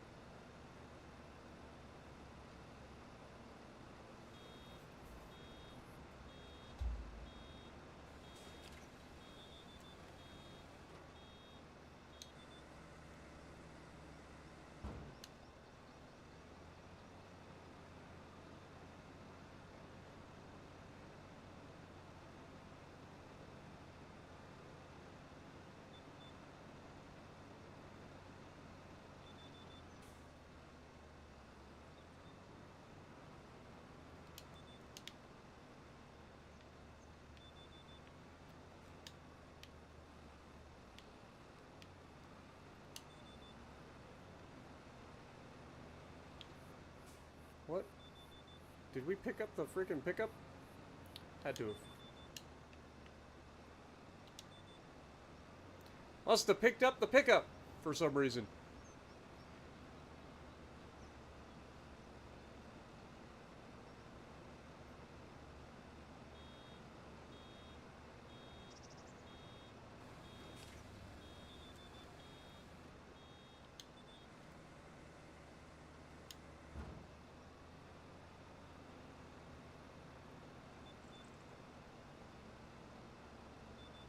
Try to grab this little bit here.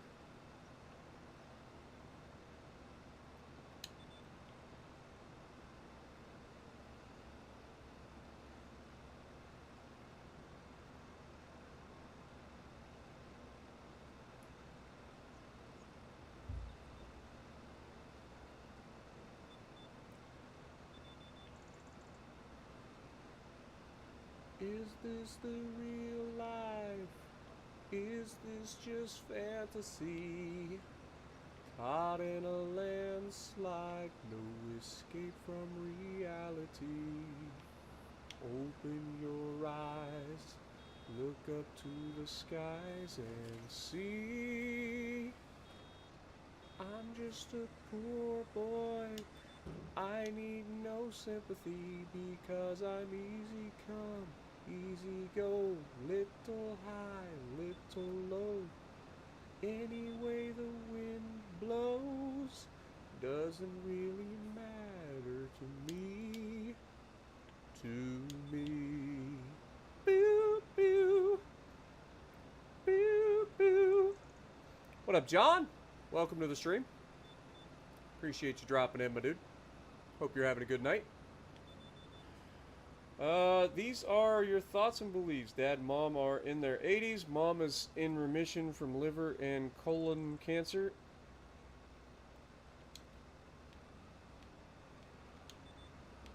Yeah.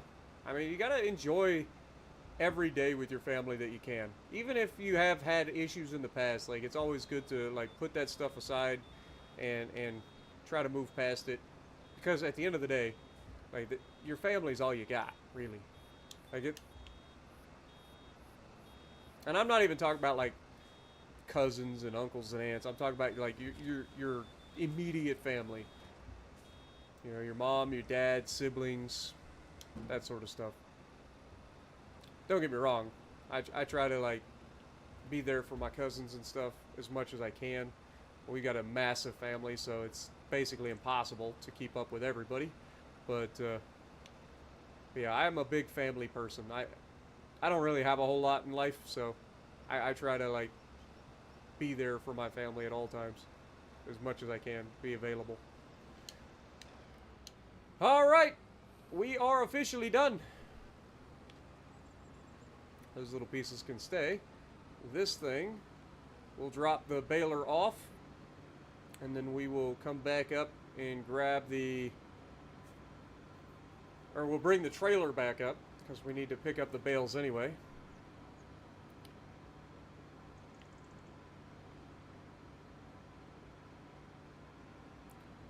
Was listening to chat and went wrong way. Now you can't get over the wooden bridge with a cotton harvester. Yep, it do be like that. You're welcome. Mama just killed a man. Put a gun against his head. Pull my trigger, now he's dead. Mama, life had just begun. But now I've gone and thrown it all away. Mama, ooh, didn't mean to make you cry. If I'm not back again this time tomorrow, carry on, as if nothing really matters. It's too late. My time has come. Send shivers down my spine. Body's aching all the time. Goodbye, everybody. I've got to go. I've got to leave you all behind and face the truth. Look out, Daisy. You're going to turn right back in front of me. I knew you would. Crazy dog. Daisy is crazy. That we do know. That we do know.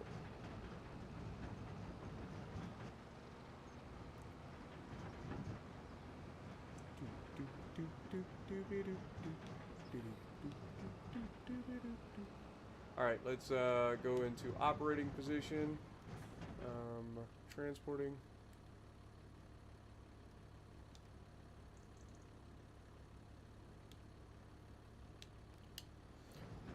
Hopefully it'll be alright.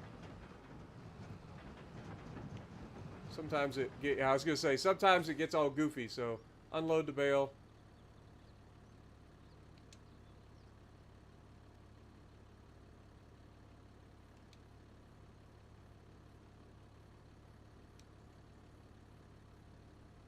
Reset operating position. Now we should be good to go.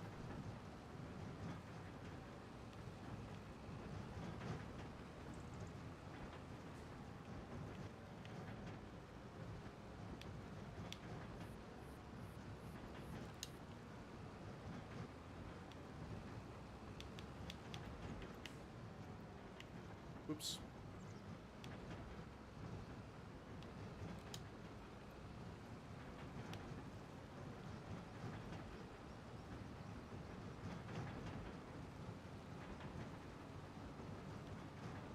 I usually try to start with the stuff that's furthest away and go on the edge of the fields.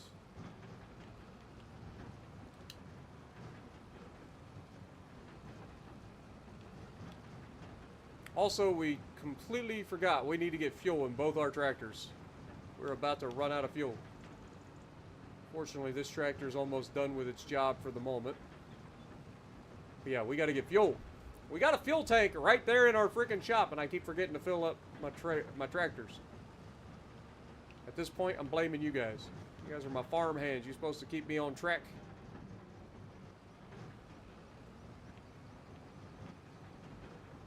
Alright, 2 more bales. We'll just kind of drive right through this little spot right here. Boop! Alright, and then we'll put these bales back here. I think. Unload the bales. Boop. Reset. And then once we pull away, we go into operating position. And we should be able to pick up the rest of the bales.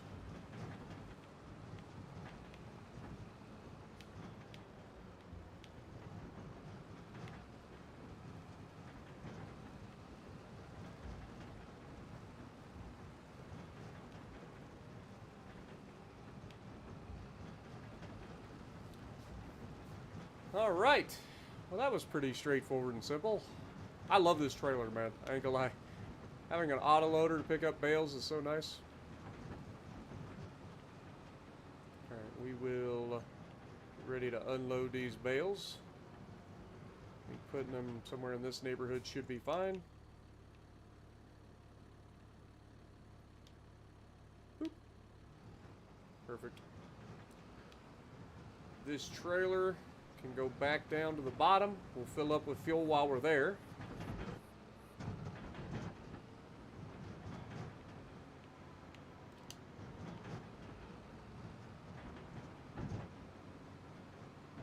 What up, Aiden? Welcome to the stream. Appreciate you dropping in. Hope you're having a good night. Look out, Daisy! You just hit my dog, you crazy mother... You lucky I'm slow. I'm gonna go get my gun. I'm gonna have to murder. I'm gonna have to murder. How dare they hit Daisy? Only I'm allowed to hit Daisy. They just hit my dog. I'm gonna go John Wick on somebody.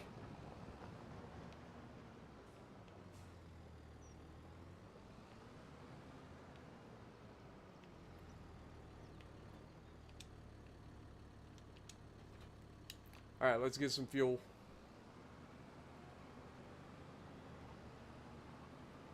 I don't think there's anything else that we need up there.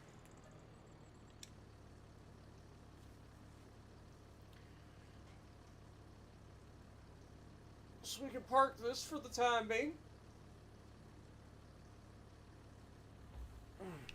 I am sore, man. For reals.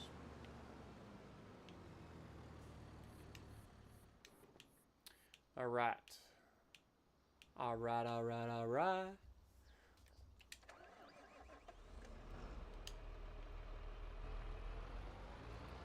Alright, so we want to pull this somewhere around here.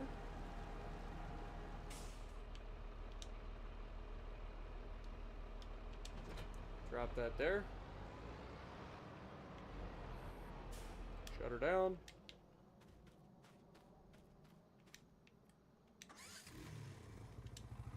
Unfold. Time to load the bales into the sausage maker.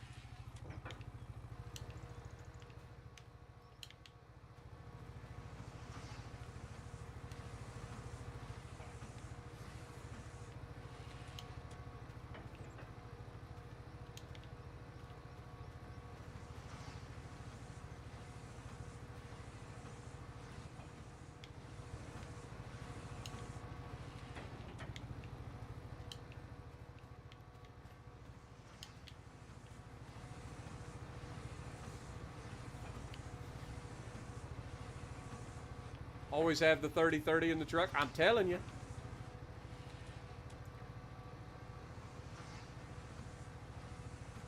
Oh, I'm sorry to hear that, Nuts. I hope your mom's okay. You have a good night, my dude. Be safe out there.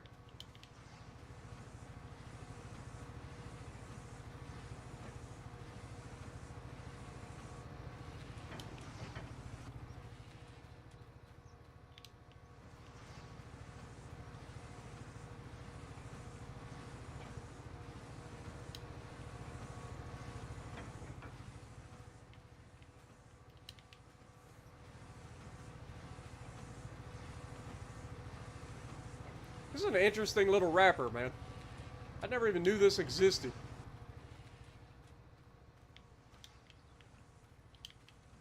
Like, now it makes sense why I see, like, big long tubes of silage, or, like, you know, wrapped bales in real life. Like, I didn't know what made them, but now I do. I'm like, oh, so they must have one of these things.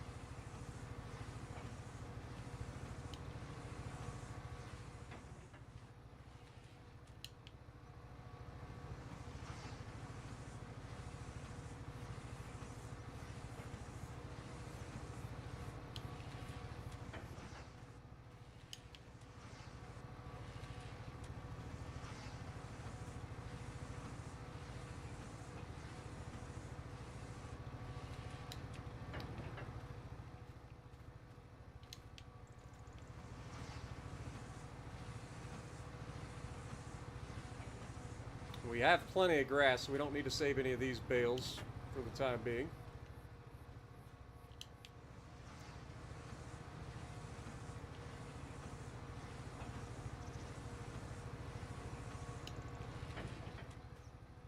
I don't know how quickly they'll go through that bale. So far, it's not that quick.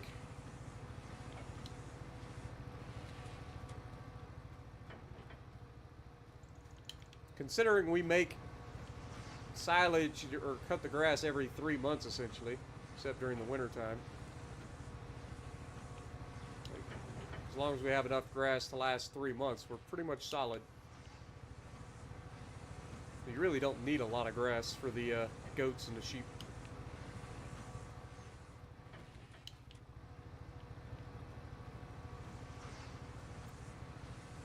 What up, Zach? Good to see you.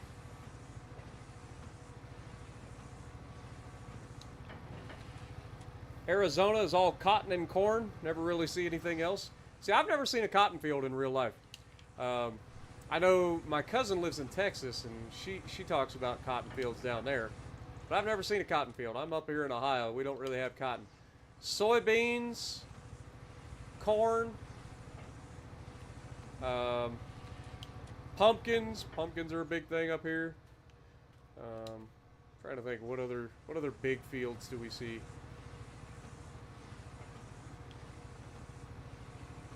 I don't know. I don't really know what else gets grown. I mean, obviously wheat and grass and stuff like that. There's those guys out there. But, yeah, for the most part, it's soybeans and corn. We do have strawberry farms as well. I forgot about that. Some big old strawberry farms.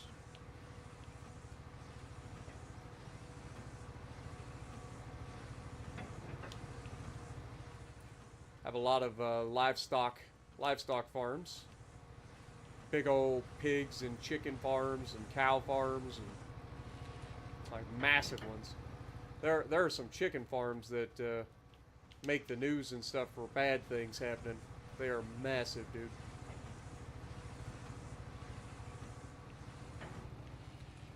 Like, we talk about our chickens and stuff in here when we end up with a couple of hundred chickens or you know, 100 chickens or whatever it is. Like, I'm talking about chicken farms that have, like, over 1 million chickens. Could you imagine the smell? Oh, my God. Even somebody, like, as a friend that raises chickens for, like, eggs. Like, they get, you know, 30 or 40 chickens. That's a big chicken coop, right? But, and it smells so bad. Chickens are so nasty. They are just so nasty. I couldn't fathom being around that many chickens. Now, hog farms and stuff like that, I'm used to that. Cow farms, like, slurry spread, like, that happens every year, man. People be spreading slurry on their fields. You gotta drive past it. You gotta smell that, literally. Oh. Awful. And I'm one of the weird people. Because I raised hogs, I actually prefer the smell of hog shit to, like, cow and horses and, you know what I mean? Like, I feel like hogs got a different smell. And I don't hate it nearly as much as I hate, like, cows and chickens and horses. And but I think that's just because I grew up raising a couple of hogs. Sunflowers in Ohio, too? Yeah, probably. Alright, here we go.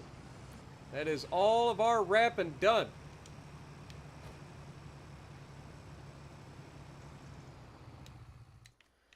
Alright, now let's jump in the old tractor over here.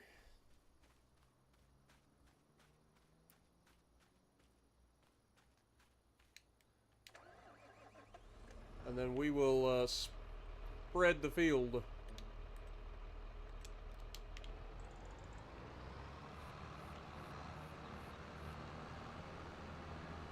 It's weird having the spreader on the front, but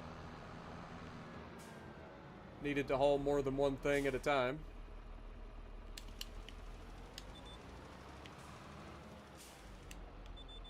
Because of that, I just totally missed that corner. There we go.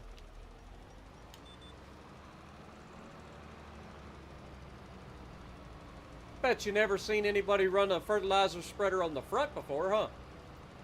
Or maybe you have, I don't know. Probably have.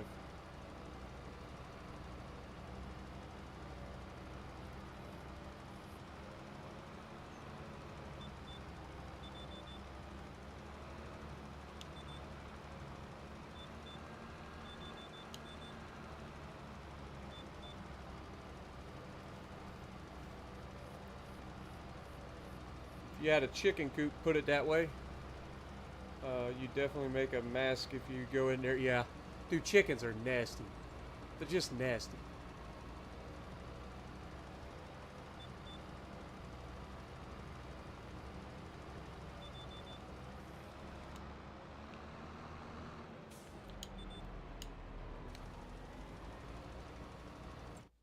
Save real quick. We've done a lot of work here. Don't want to lose it.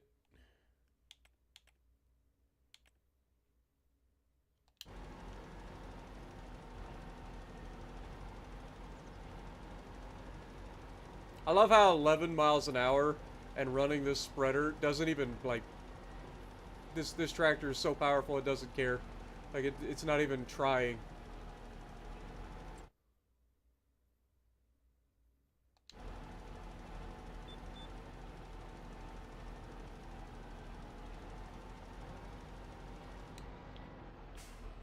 Just gotta remember, I have to go all the way off in order to get the full spread.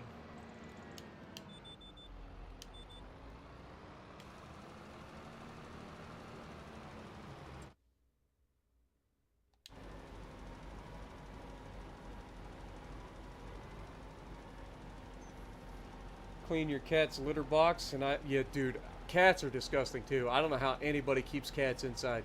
Sorry. Like, I am not cleaning. I told my sister. I used to house sit for my sister when she would go on vacation and stuff. That is the one thing I told her I will never do again. I said, because first of all, I'm allergic to cats. And I already don't really care for cats all that much. I don't hate cats or anything, but I don't really care for them because I am allergic to them and it's just annoying to be around them. But, Man alive, man. Just the worst.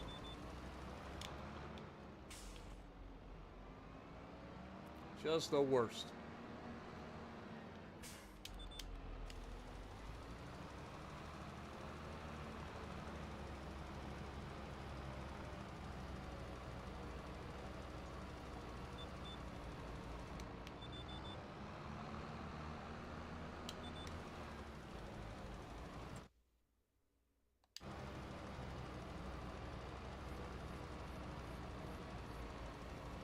Debating if you want to play Warships, but you work tomorrow morning. I wouldn't. No. It's all good, dude. I don't know, though. It's kind of late if you got to work in the morning. Might not want to get started and get frustrated before bed.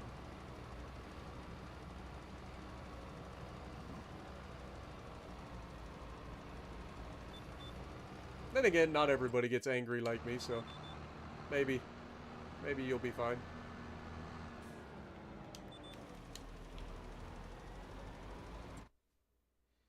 I did miss that one corner, though, but it'll be alright. It'll be alright.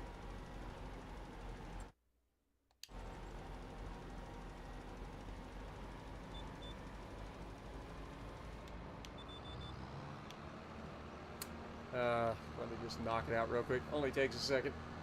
Only takes a second.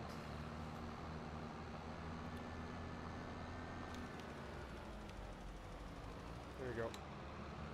That should cover it. Perfect. Alright, now we pick up the silage sausage maker, take it back down to the shed, and we can move forward. Because we are good to go.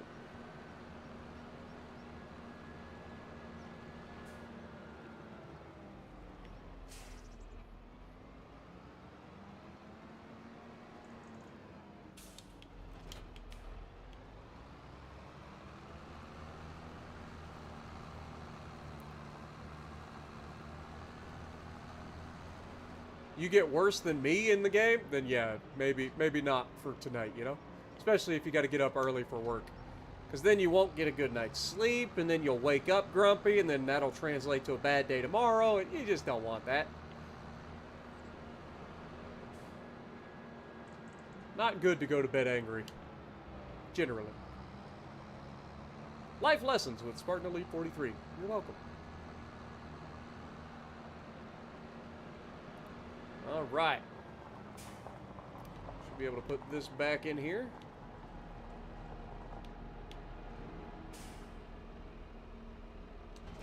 Nope. Wrong one. Drop that there.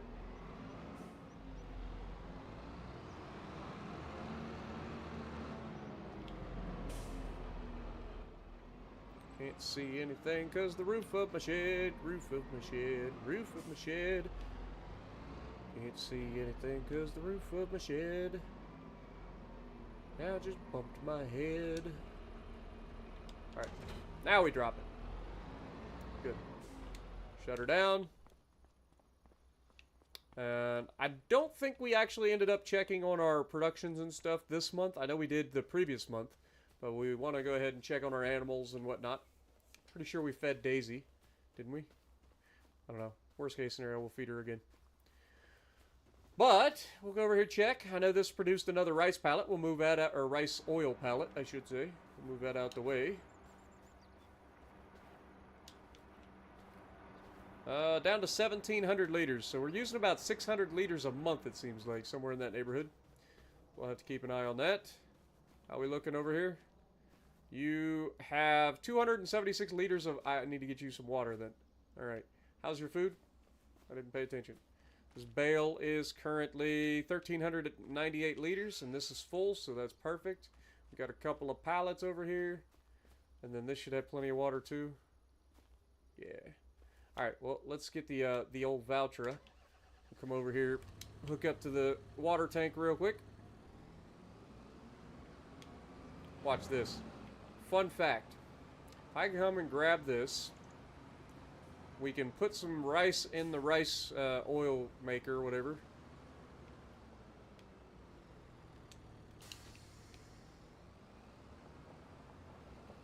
Oh man, I just realized I'm gonna have to park this thing again.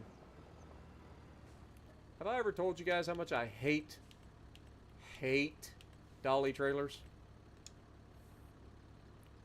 Oh, we don't have long grain rice. We got regular rice.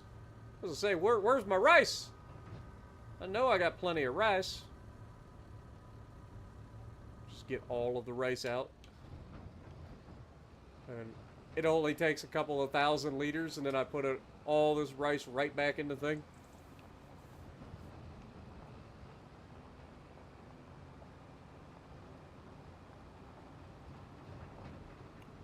Might have to look and see like when rice sells for the most.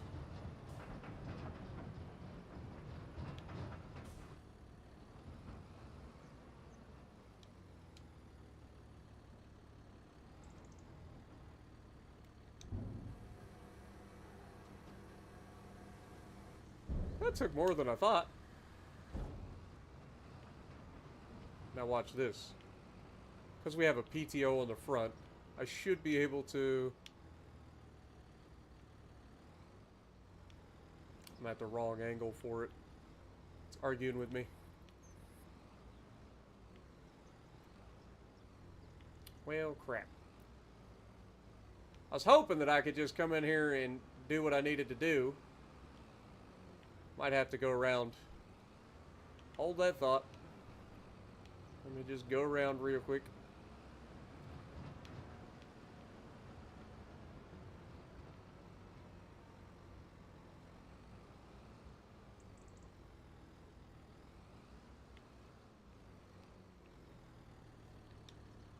Seriously? Can we not hook it up to the front PTO? Well, so much for that idea. Alright, well, let me dump this back in the silo, and then I'll park the trailer, come back over, and empty the water. What up, Uncle Breda? How's it going?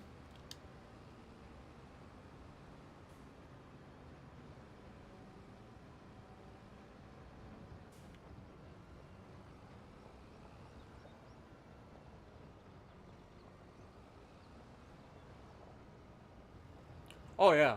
Especially during the summer. The smell of livestock, like chickens and pigs and cows and all that stuff. Yeah. During the summer, on a hot day, the wind blows the wrong direction. You are not enjoying life. Even if you don't mind the smell of hogs, it's still overwhelming at times.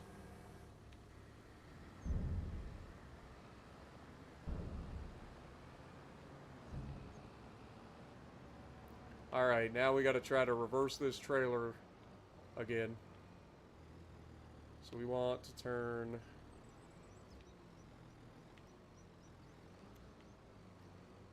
See, it's so annoying because I need it to turn. So I needed to turn it, but it just so quick to push.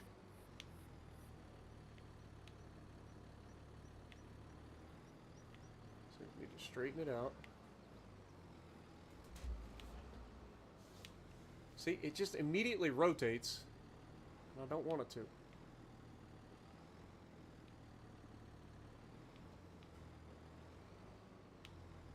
You know what? That's probably fine. I hate back in dolly trailers, man. They're the worst. They're absolutely the worst. Just give me a good old-fashioned straight axle. That's all I want. Don't give me the dollies, man. I know they're a lot more maneuverable, and they do come in handy, but good God, they're annoying. Like I said, in real life, I'm pretty confident most dollies like that have a pin that you put in the front axle and you can like lock it in place. But unfortunately, the game doesn't allow that. Let me go over here. Might as well fill this up real quick.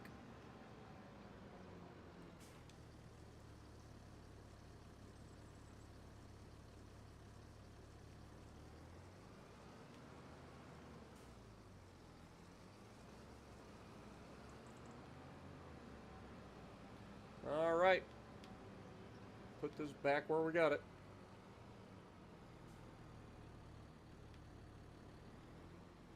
See, I can reverse a straight trailer. Kind of good at it, actually.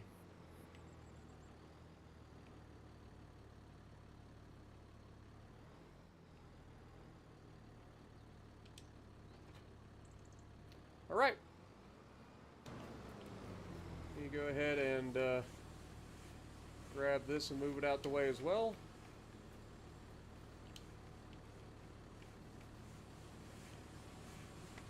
Yeah, it looks like it's going to spawn a beam in here too. Go ahead, spawn the beam. Thank you. And we'll put the beams over this way. That way we know which ones are which. These are planks, these are beams. How much wood you got? 6,000? You're good.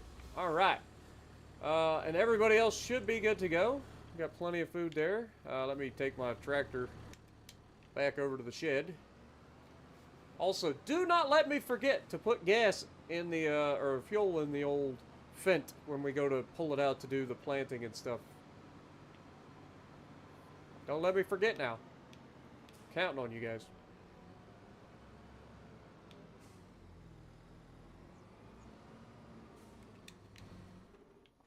Alright. Moving on to the next month. It is time for December. Now, there is nothing that sells... Ooh, that Mac, though. Looks good. Ooh, that's a good Massey Ferguson, though. It's 285 to 425. But we don't need it. We don't have the money. It's fine. Stop trying to spend money. There's nothing that sells, though, right? In November? Let me just check.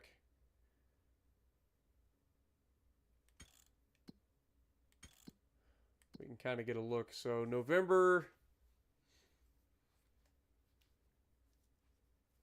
Grass, so potentially silage. Everything else was harvested recently, so probably not.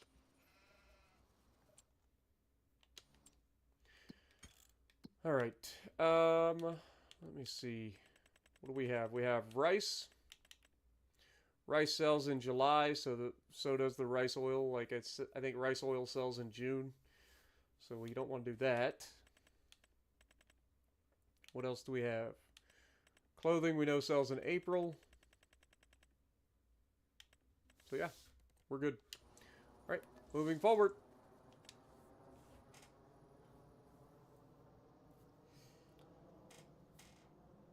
Next thing that we need to worry about is planting season.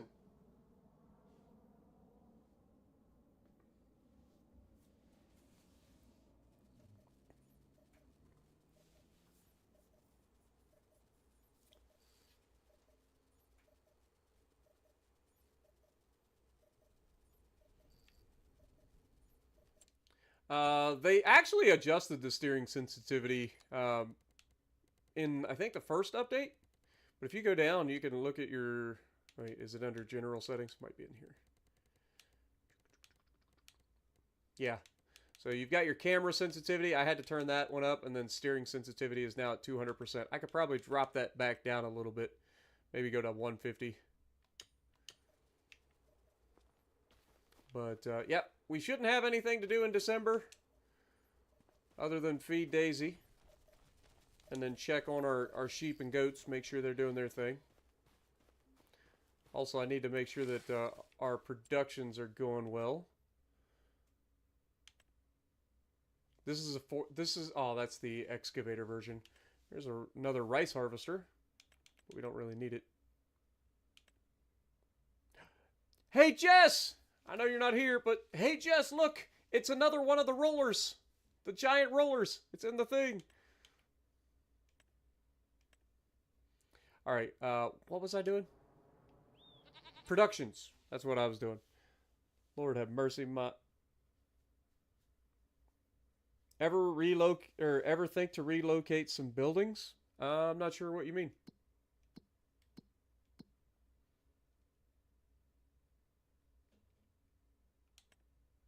All right, so sawmill, we are still okay for another month in sawmill, so that's good. Spinnery is producing, but out of wool, so actually, that's something we could do.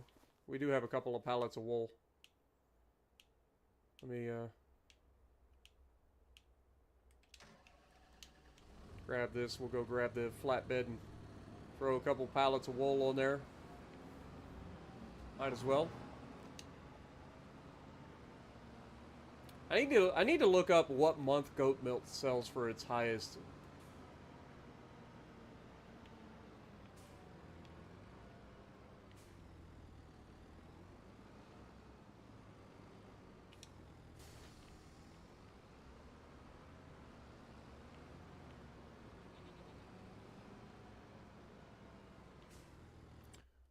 That's something I need to look up. So, goat milk. When do you sell for your highest?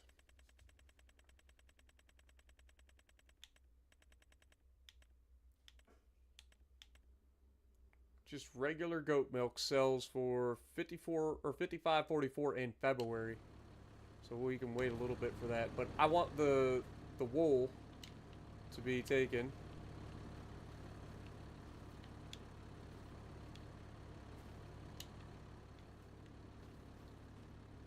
Because we can make clothing with that, and the more clothing we make, the better.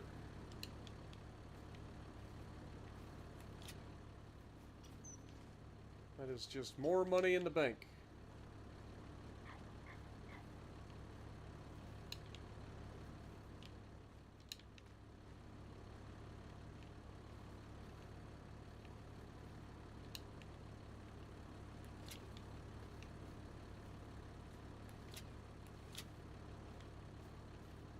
Grab this little partial pallet too.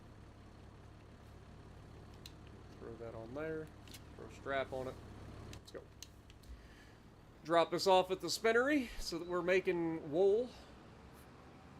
Or making more fabric out of wool. And that will lead us into having more clothing when it's time to sell in April. Like put the greenhouse up front of the house. Nah, I mean, I kind of like it where it's at, the greenhouse wise. And obviously that's where the pin is and stuff. For the, or where the, you know, the trigger and stuff is for the sheep and goats.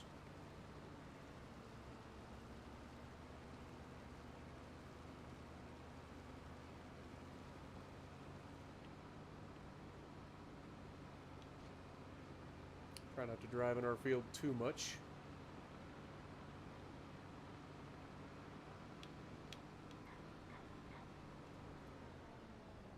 Seriously. How did that happen? It was strapped down. Imagine if that pallet of wool came off, slapped you in the face when you're driving.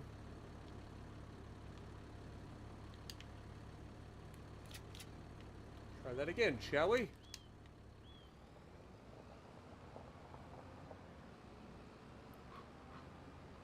Apparently there's a farm con next July. Nice.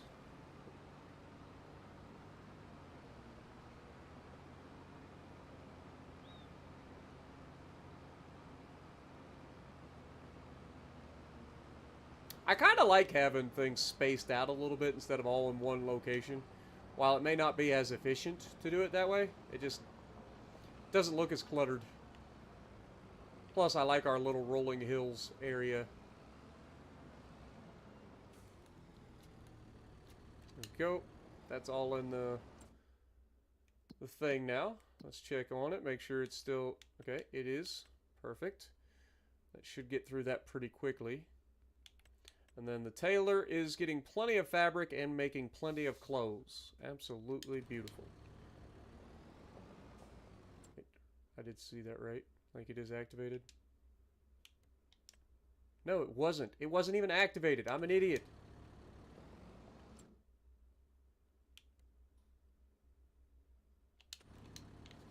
I'm an idiot. Hopefully it has enough time to get through all the cotton and wool fabric.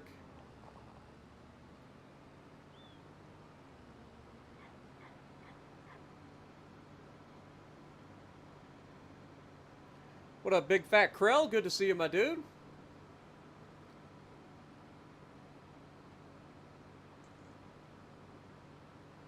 Yeah, I appreciate that, man. No problem. I enjoy stopping by different people's streams, and I saw you were streaming, and I wanted to say hey. Saw you and Ruslan was streaming. Or you were streaming with Ruslan, I should say. But it's good to see you guys. Hope you had a good stream. Hope you had a great day.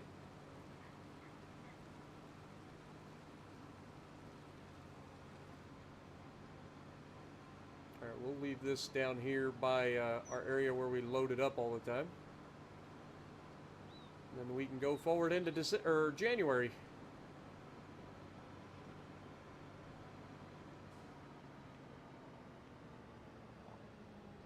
I think the next thing that we'll be doing is loading our wood and stuff, so we'll just leave this here for the time being.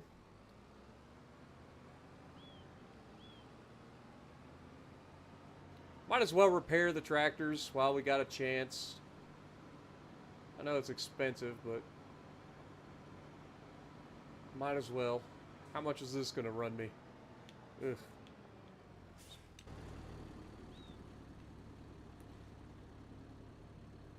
$20,000. Good God. And then it'll be broken again in like 5 minutes of work.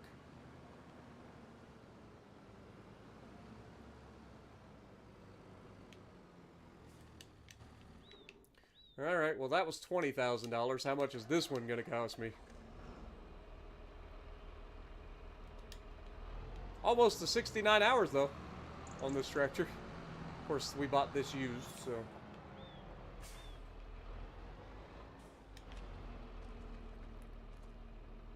$30,000 there. I mean, there goes half our money right there. Just in repairing 2 tractors. Repaired 2 tractors, half our money gone.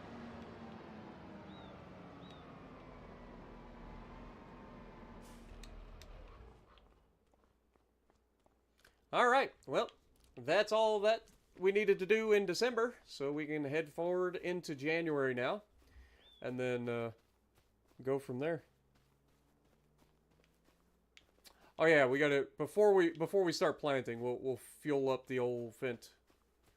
Just gotta remember to do it. What up, unknown device? Good to see you.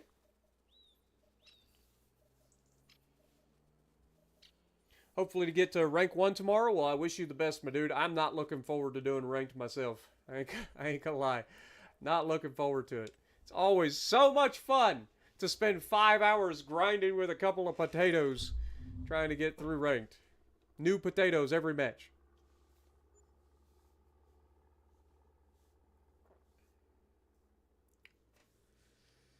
Alright, so I believe we plant in February or March, right? Our cotton gets planted in February, March. February. Yep, I'm right. Alright, so now we should need to grab the Valtra. We can do it with this. We can do it with the big tractor. We'll fuel this thing up. Get some diesel.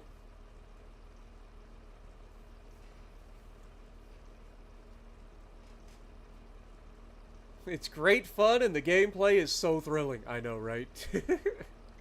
Wait till Tier 7 when it's all Atlanticos again. Ranked is always abysmal, Joshua. Always.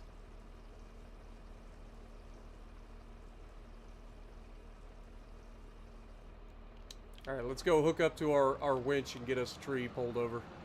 I don't remember if we still got a tree that's cut already or if we're going to have to cut a tree, but either way, we need to bring something over. Another pallet of rice oil's been made. That's good news.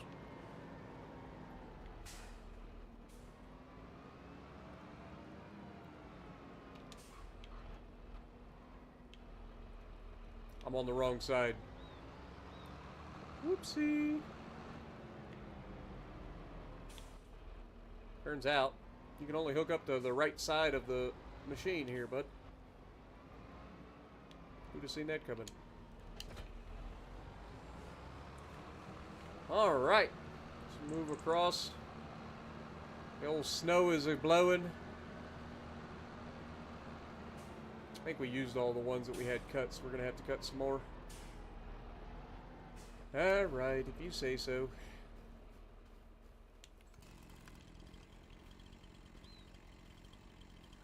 Now, let me cut this devil tree before it becomes a problem.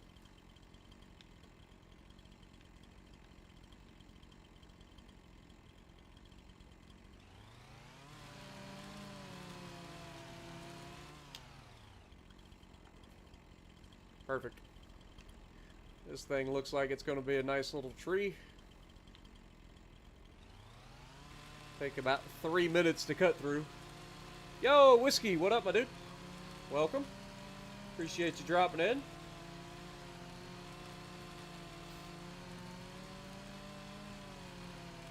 You don't care about ranked? You just play standard? Hey, that's fair. I mainly do it for the lulz. It's usually one of my most watched streams. People enjoy watching me suffer. People enjoy watching me suffer through ranked.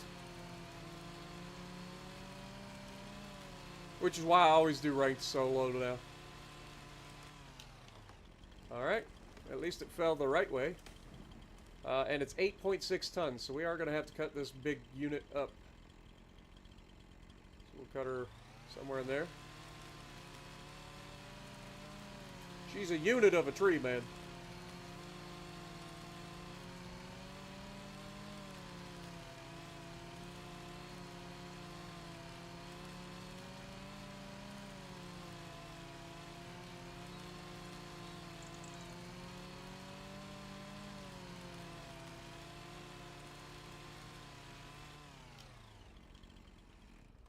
Alright, 2.9, 5.6. Perfect. Alright, we'll grab the big piece.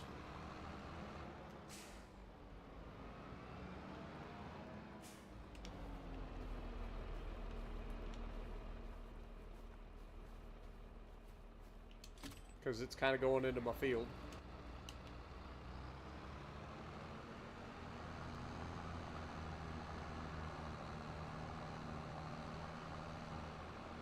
This might be the first time we've actually used the Fent to pull a tree.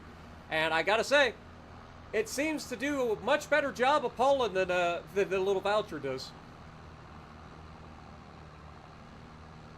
Doing it for the steel, that's also valid. I mean, I've got to supply my entire fleet with epic reloads and epic artillery plotting rooms and stuff, so yeah, I get it. It's about all I use steel for. Alright, set that down. That should be enough wood. Yep, it literally maxed it out, so perfect. Alright, let's take this thing back over to the shed.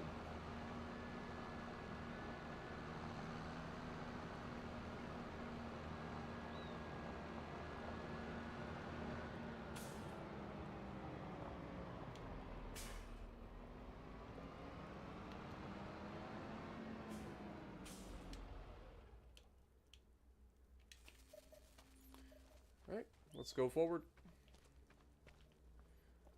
Actually, check on our animals real quick. They are out of food. Oh god.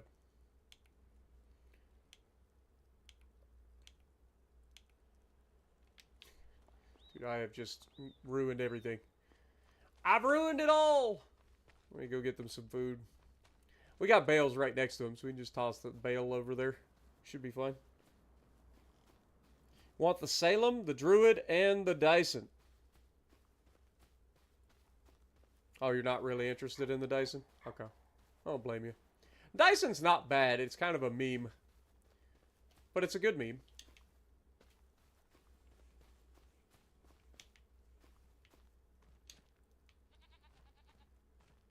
Alright, so we got plenty there. Just filled that up. It needs water too? Did we or did we not just fill up the water? Like, I feel like we just filled up the water, like, the last month. You telling me they went through all of their water in 1 month? That seems excessive. Seems a bit excessive, if I'm being honest.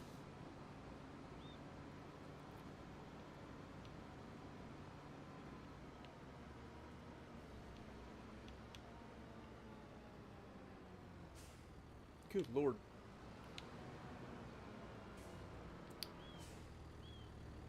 I just showed that thing who's boss.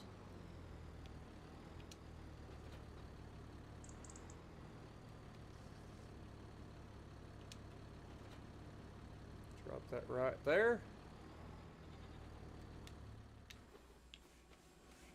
Alright, they should have food. All the things. Perfect. You should have plenty of wood. I can move this pallet out the way now.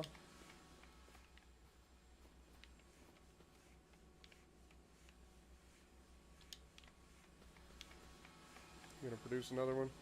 You'll have a beam soon. What else did I need to look at? Check this while we're here.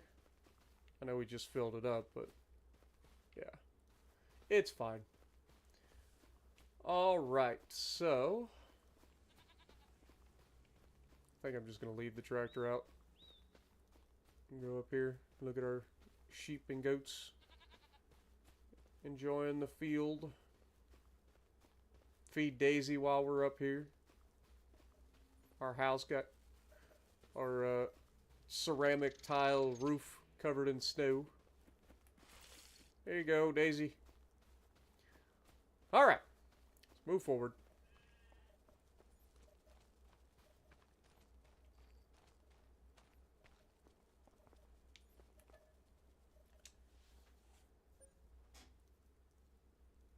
Watching TNF.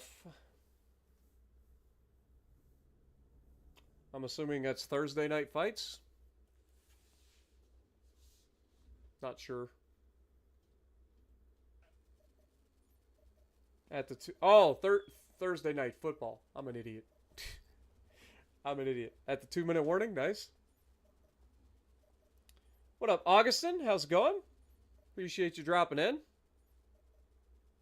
Hope you're doing well as well. Alright, it is February, which means it is planting season. Time to get that cotton in the ground.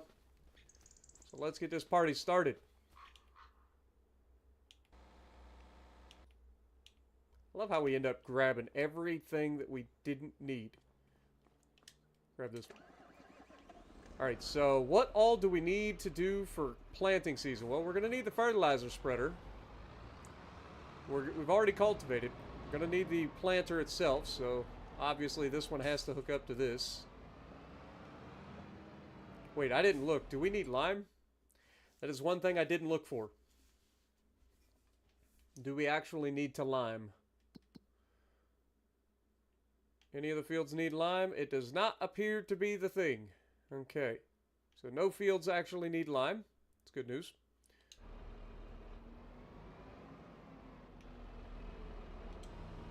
Hook up to this big old John Deere planter. Fill her up with some seed. I underestimated how long this John Deere planter was.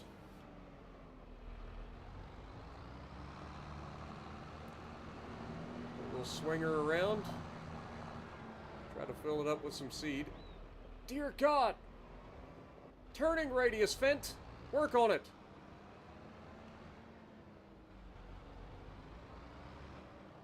Dude, it literally cannot.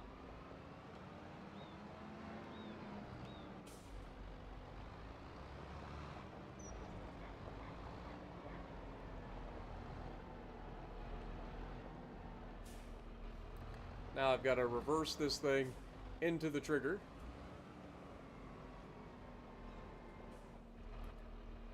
Fill it with seeds. Perfect. Unfold it.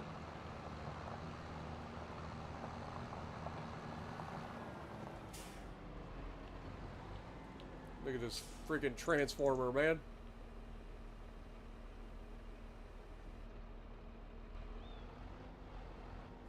Alright. Set up the steering assist.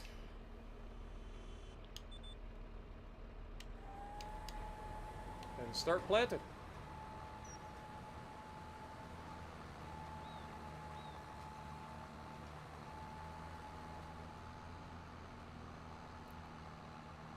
Time to plant the cotton, baby.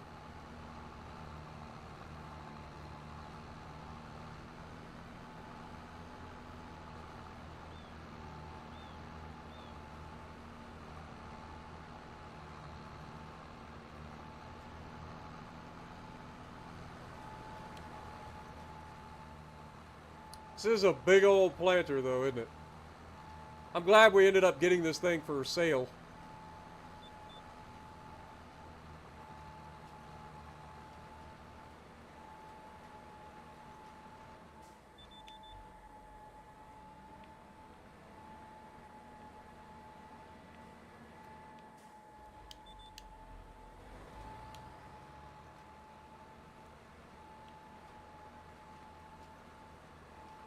That used vehicle market comes in real handy sometimes.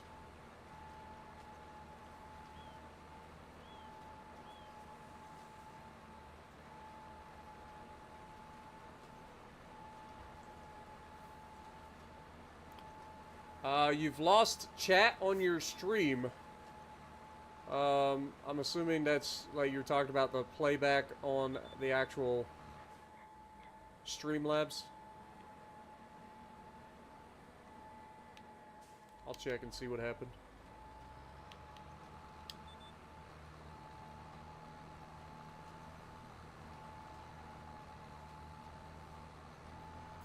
Alright, give me a second.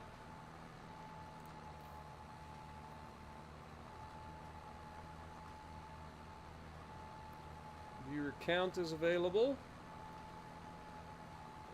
Alert box, chat box.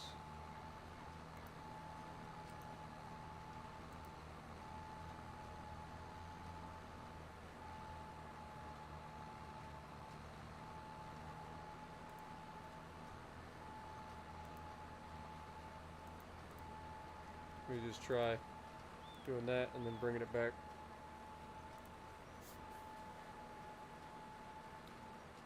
Try closing it and opening it back up.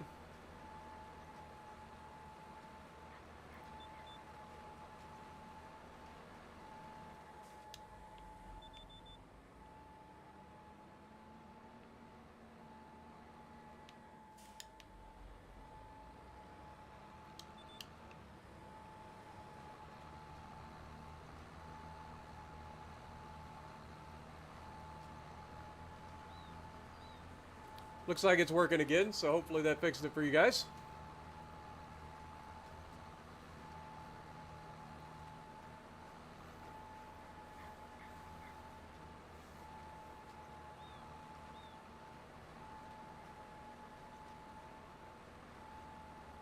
Appreciate you letting me know that there was an issue.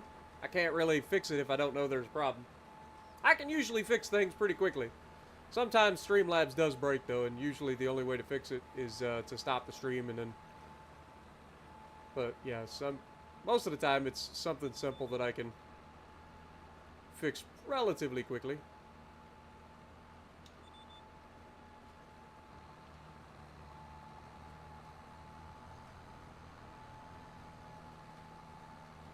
Dude, this planter's so nice. Having the ability to just hurry up and get the planting done. So nice, man.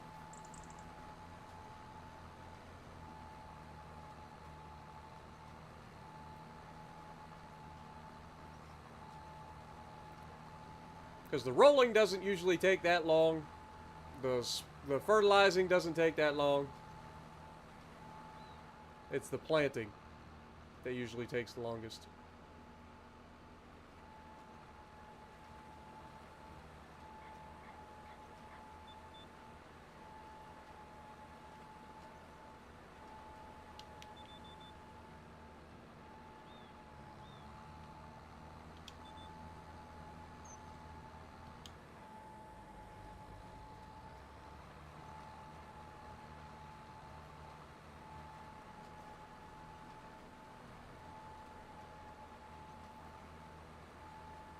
Yeah, don't forget my tram lines.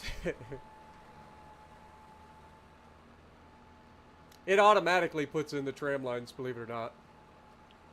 I'm pretty sure. You can see them kind of.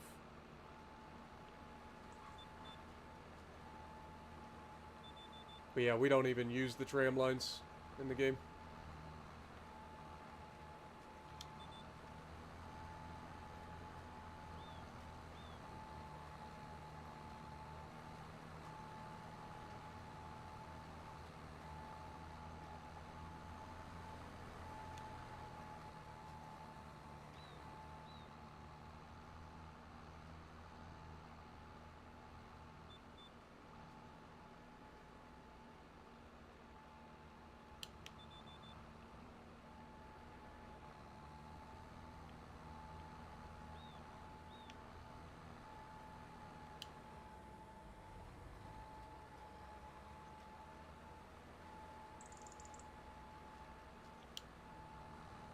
barely used any seed at all to seed this field.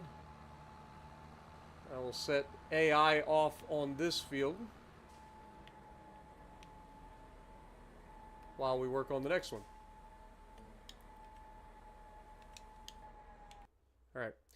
Now the AI is going to take care of that. Okay. We'll jump in the old Valtra, grab the rollers, roll the seed bed, and then fertilize it while we're waiting for him to finish the next field.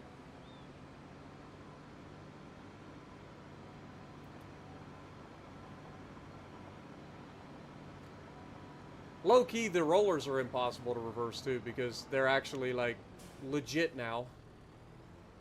They don't lock in place. They just flop around.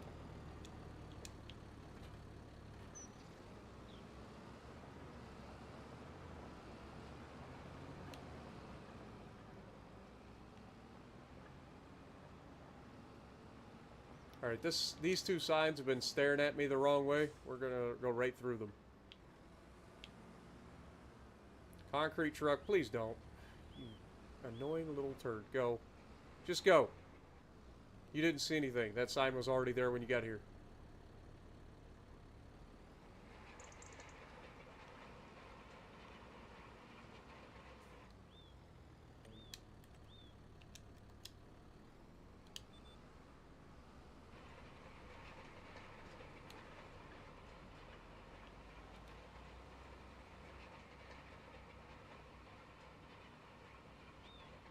Yeah, this tractor struggles to pull this roller. Either that or the roller only works at 6 miles an hour. I don't remember which. We can look real quick. Well, we got plenty of time. We want yield improvements, so rollers, it's this one. 8 miles an hour is what it's capable of, and we're only pulling it at 6. So yeah, not ideal.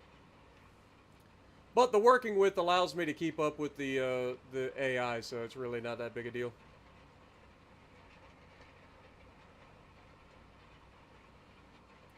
It is pretty massive, man.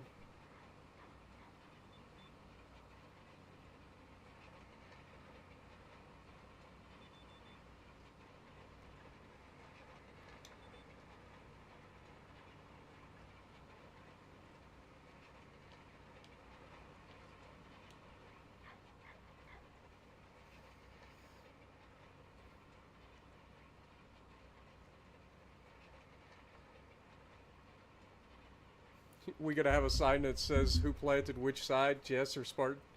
Yeah, probably.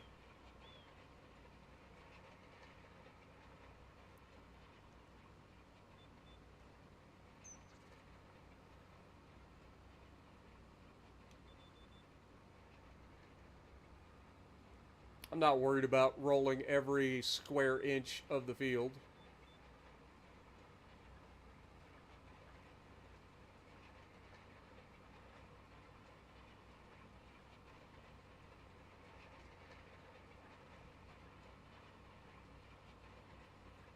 But we are definitely underpowered to be pulling this roller.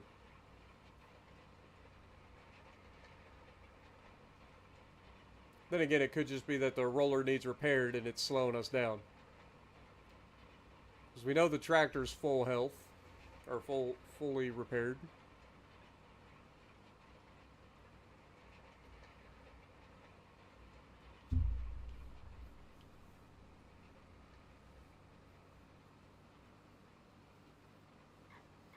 Chargers win 34-27. Nice.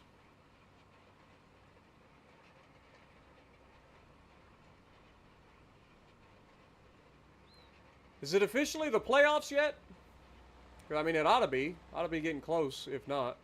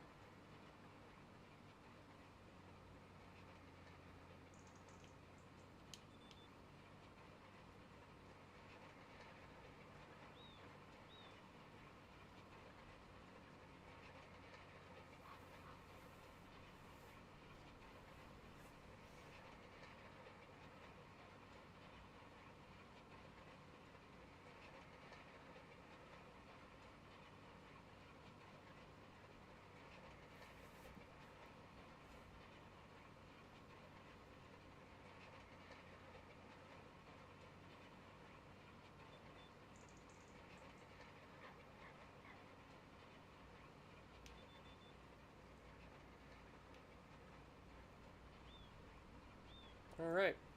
This should be the last little bit of rolling for this particular field. There's a little chunk over there that we need to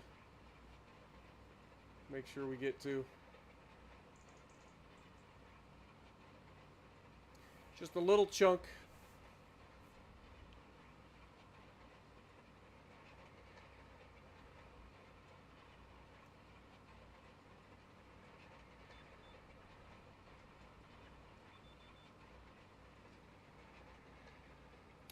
Alright, grab this little chunk, and then we'll grab the fertilizer spreader. We'll hit the field with some fertilizer, and then we'll be waiting for the AI to finish planting that field.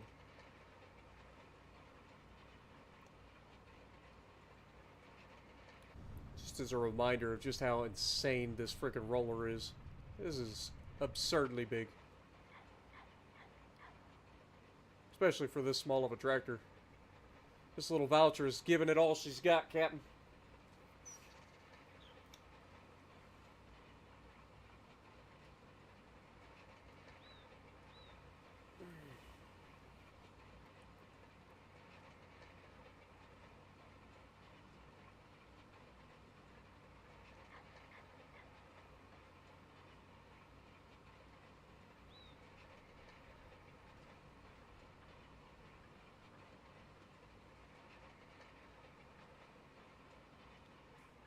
Alright, should be able to park this here. Go grab our fertilizer spreader.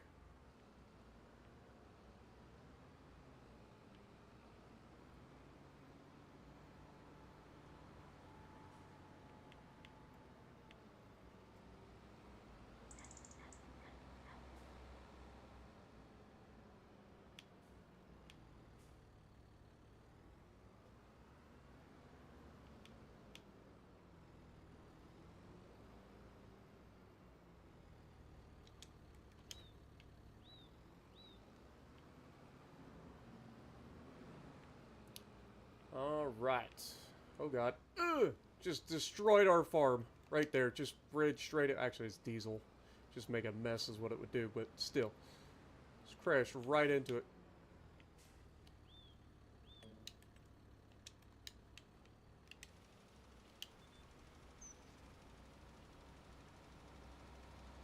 This will be first application of fertilizer, so next month we will have to reapply it.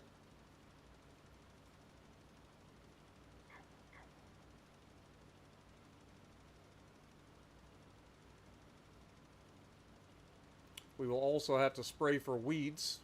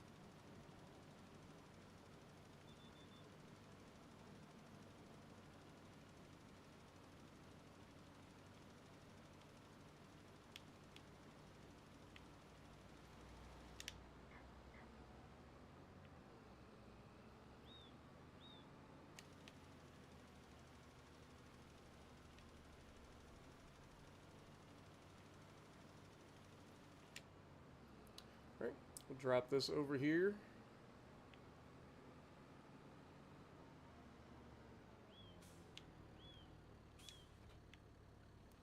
And we'll grab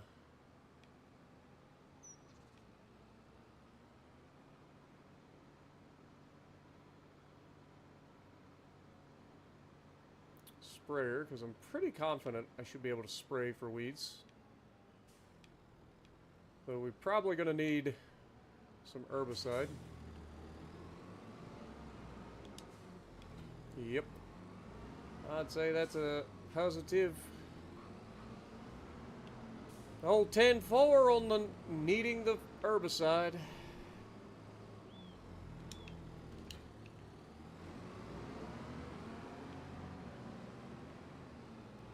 think we'll go ahead and fold it out for the time being. See if we can get through this field first.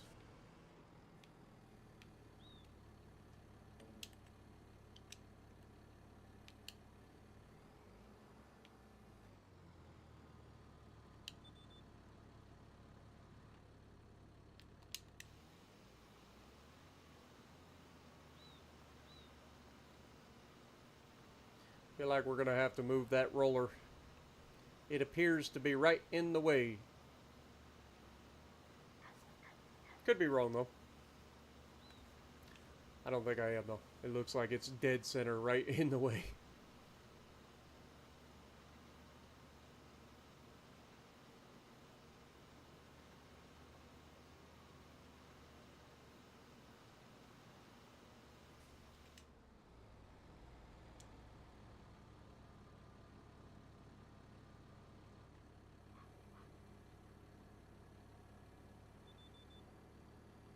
Back up just a little bit.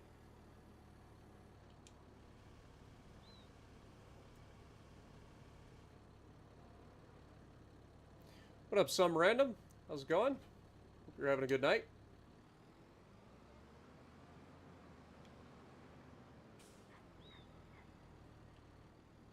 Looks like he's going around and doing the headlands passes now.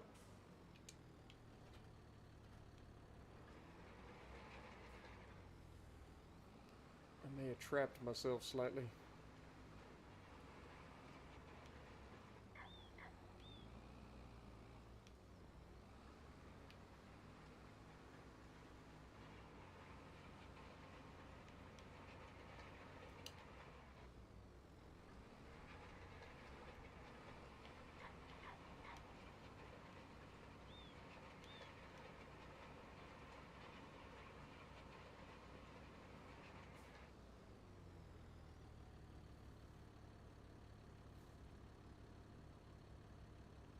Can't tell if he's doing the headlands passes or if the headlands passes are done.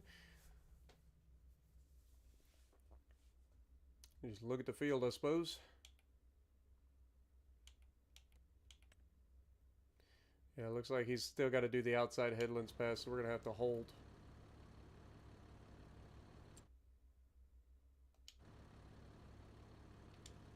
Just plop the roller there. All I needed was this out of my way. Traffic can wait, or, you know, get over it. Traffic can wait.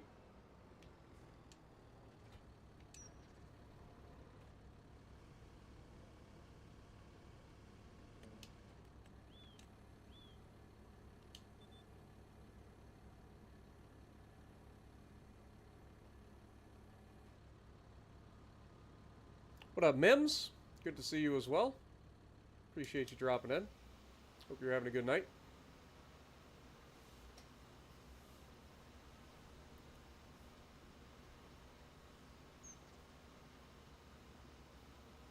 I'm hoping that we can get through the planting season again, and then we'll jump in and do the selling period in April. Because I want to be able to show that we're making progress on paying off our loan. It's my hope, anyway. Oh my God. Whiskey Creek coming in out of nowhere, dropping the $50 bomb on us. Alright, well, there goes the ads. No more ads. Appreciate you, Whiskey. Make sure we get some goats in the chat for Whiskey. Good Lord, brother, man. Just dropped a $50 bomb on us out of nowhere.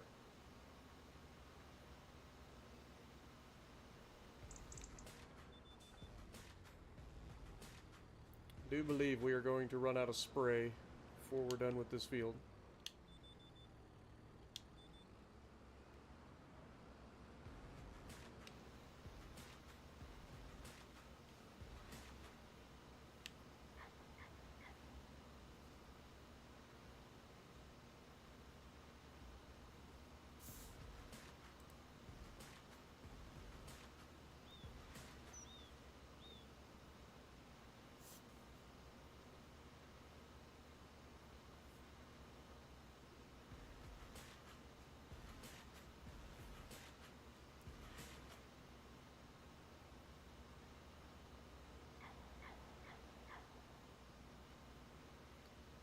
Thank you so much, Whiskey. Appreciate you, my dude.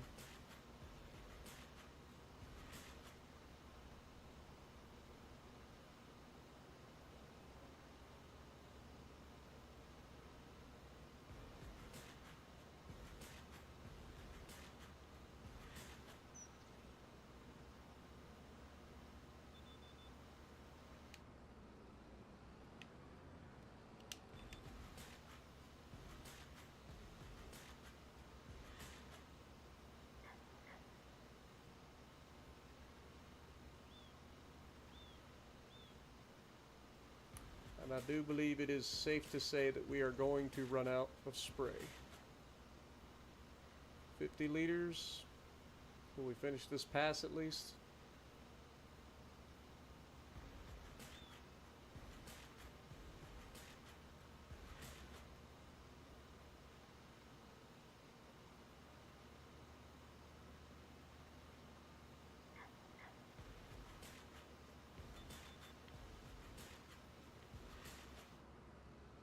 Close.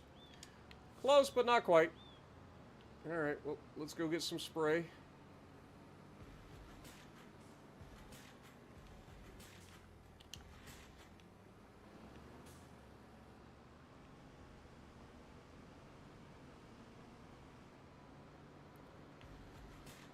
You guys are always so generous, man. Thank you guys so much.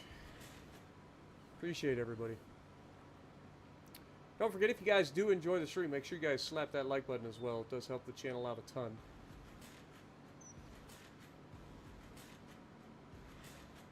We always try to get to 100 likes on these streams.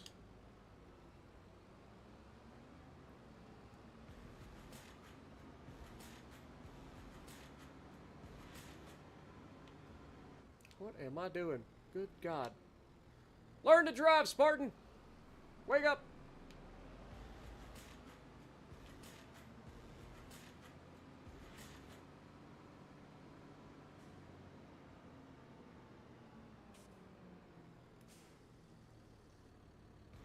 Alright, we need to buy a couple of more totes of herbicide.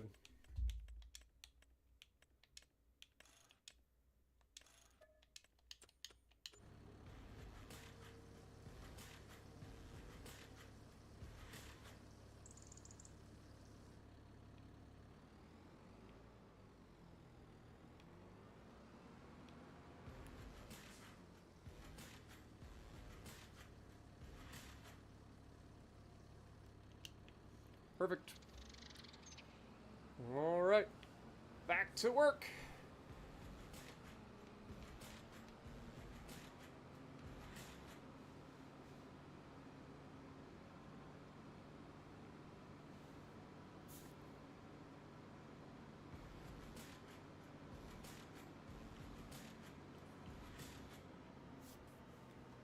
This is Whiskey Creek's way of telling me I should have some music playing right now.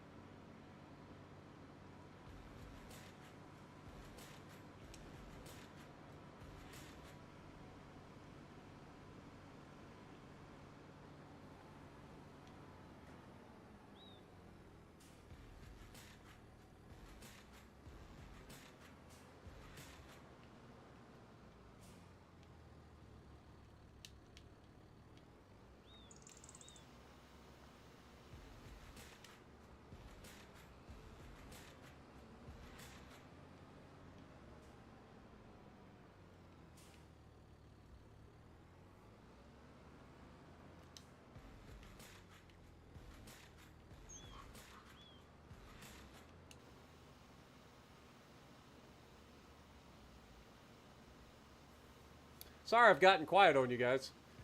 Just getting a little bit tired. You guys know how it gets. Been streaming for 3 hours now.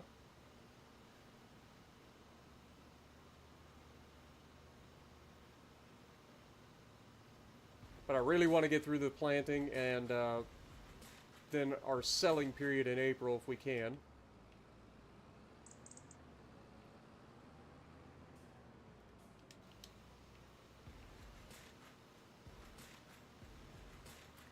would be ideal.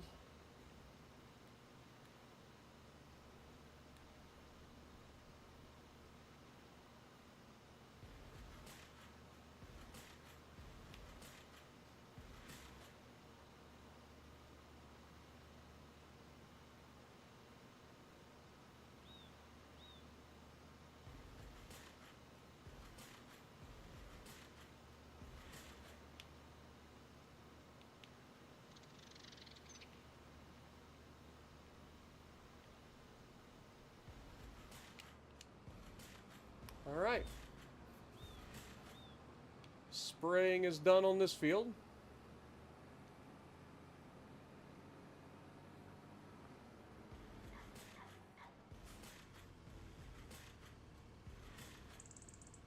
Drop the sprayer.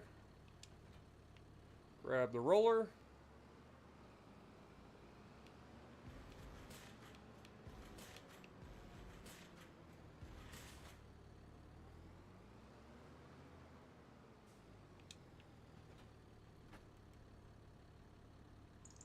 Double check the map. Yep, he's finishing the last row now.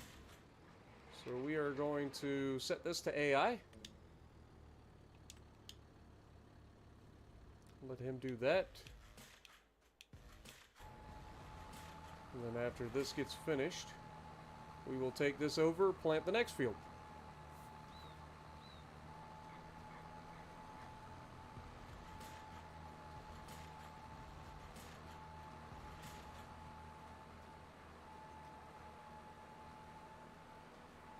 What up, cuz? How's it going? Appreciate you dropping in, man. Hope you're having a great day.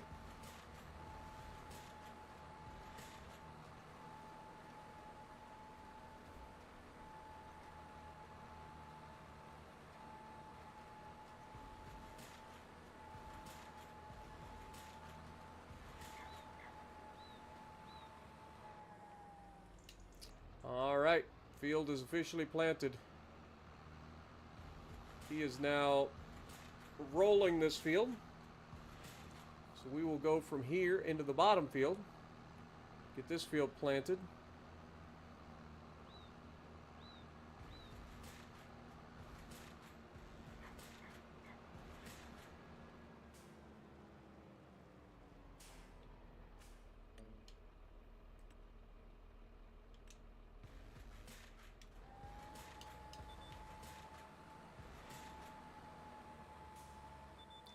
It usually helps to lower the equipment. Usually. Found that it generally helps if you actually lower the equipment. What up, Drew? Jason, good to see you guys. Appreciate you guys dropping in. Hope you guys are all having a great night, or morning, or day, depending on where you're at in the world.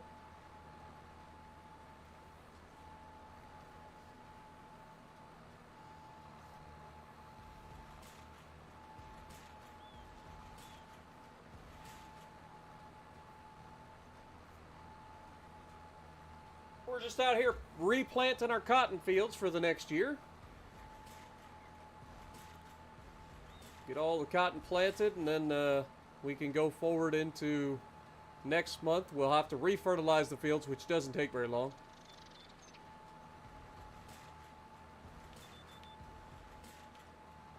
And then we can move forward into the April and sell everything.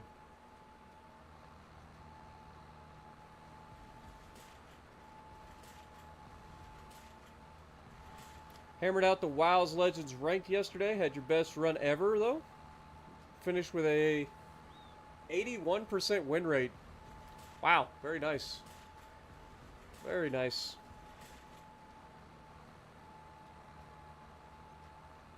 Loving the Texas winter. Shorts and t-shirt weather in the 60s. Very nice. Awesome. I think we're supposed to get a weather change here real soon, ain't we?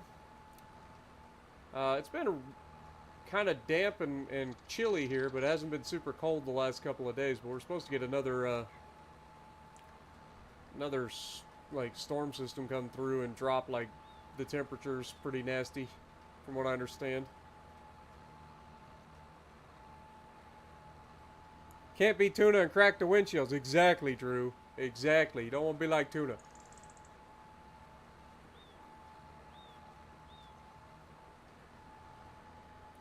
Don't want to be like tuna. You got rain and ice or snow. Brush your car off, man. Hurt somebody.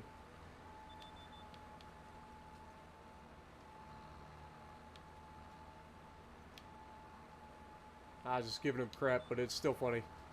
It's still funny. Because it's true. You're like, dude, I don't want to drive behind you in the wintertime. Clearly.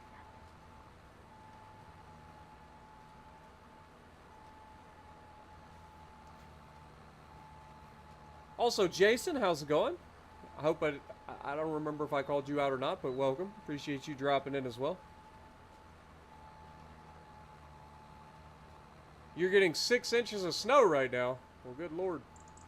Sounds like you're having fun.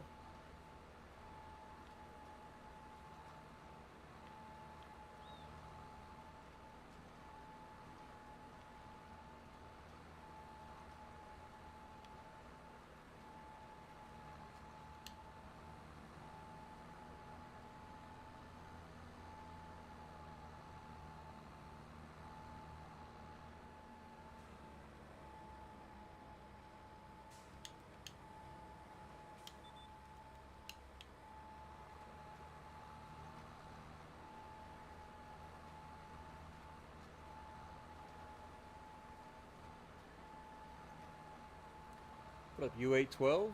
Supposed to warm up next week in South Central Illinois. Nice. Mid-40s.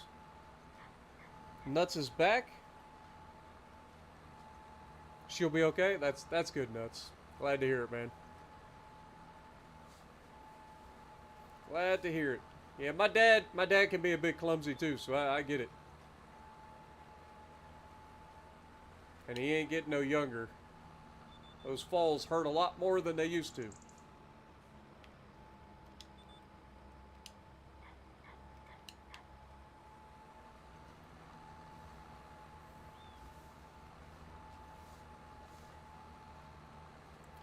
Usually watch my Legends, thinking about picking up this game after watching my streams. Dude, go for it, man. It's a fun game.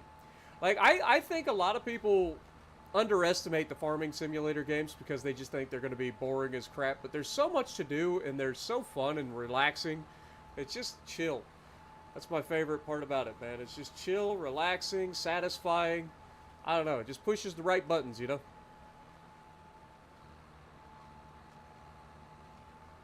I think gummy bears would taste the same as going down. They do not. Oh. Sounds like you had a rough time. Yeah, generally speaking, nothing tastes as good when it comes back up.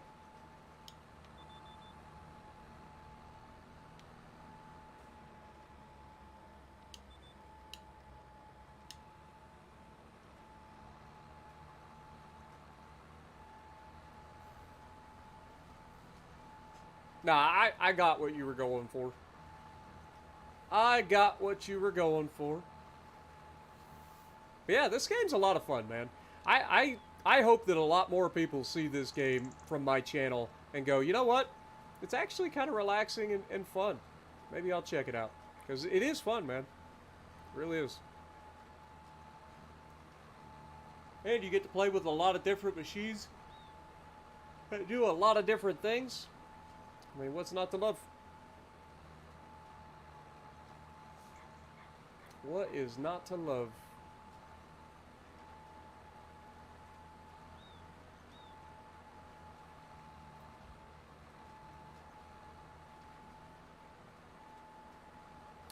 I think it's about time to get a third tractor, man.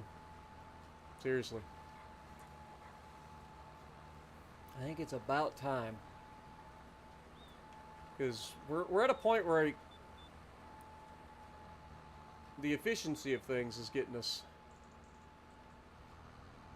I know we're going to be paying off the loan and stuff, and that's our main goal. But yeah, I think it's about that time. But this should be the last pass on this field, and this field will be planted, ready to be rolled and fertilized and sprayed. AI's doing a pretty good job of rolling that field. We'll take this up to the top. Plant the other 2 fields. What up, Aaron? How's it going? Did I do a Legends stream? Not tonight, no. It'll probably be Saturday when I do my stream on World of Warships ranked battles. So I was gonna do it last night, and then I just wasn't feeling up to it. So I was like, you know what? We're just gonna take the night off, and we'll do the Legends stream on Saturday, because it's gonna be ranked battles. I mean, that's probably a 5-hour stream minimum. So I want to make sure that I've got plenty of time to do it, and I don't feel rushed.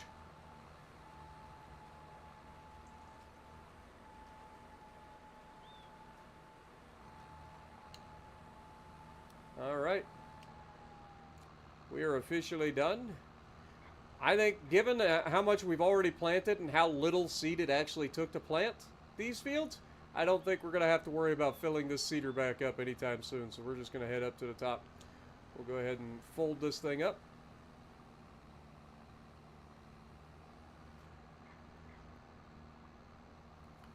Take it around to the top fields.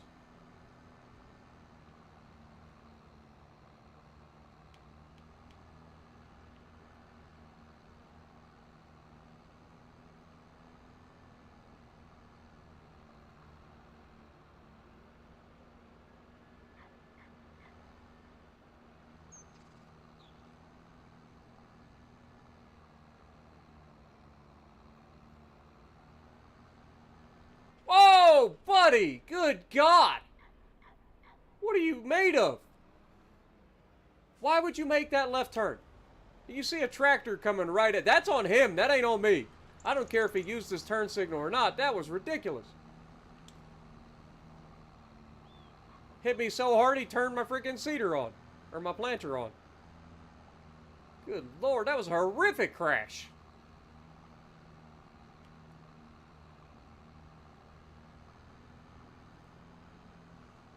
Got boring pretty fast? Yeah, it do that.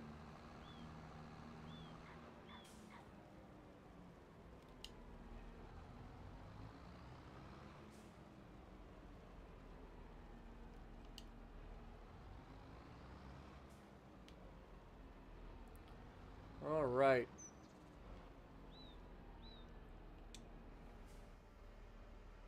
Here we go again. Here I go again on my own. Going down the only road I've ever known. Like a drifter, I was born to walk alone. And I've made up my mind. I ain't wasting no more time. Here I go again.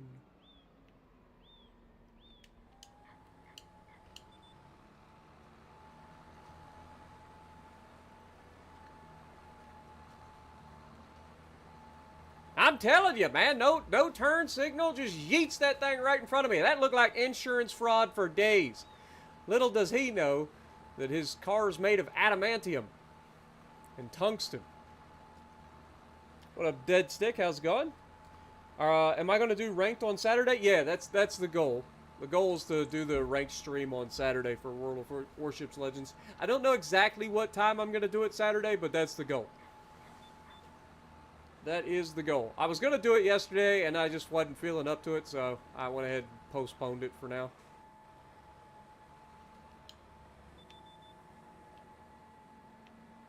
Sometimes you just got to take a night off, you know? I've been posting like crazy, man. Between the videos and the live streams, like, I've been going ham, man. So it's been very tiring, especially when you also be working out as much as I've been working out lately. Good morning, Mr. Capri. Good to see you, my dude. Megan as well. Good to see you. Hope you're doing well. Good to see everybody this morning. Hope you guys are all having a great start to your day or end of your day, depending on where you're at.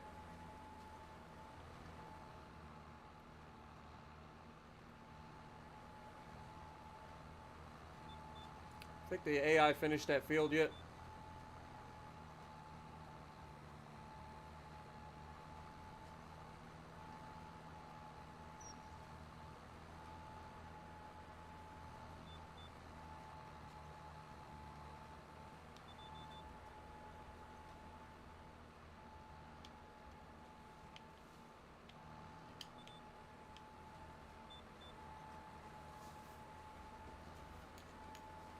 Midnight?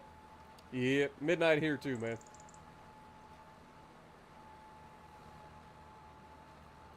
We get a lot of folks from Australia and the UK and Europe, different different parts of Europe. So the timing is always crazy for everybody.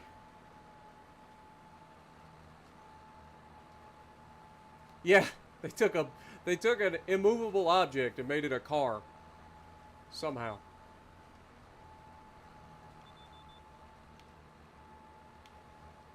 Like hit a friggin' armored car, man.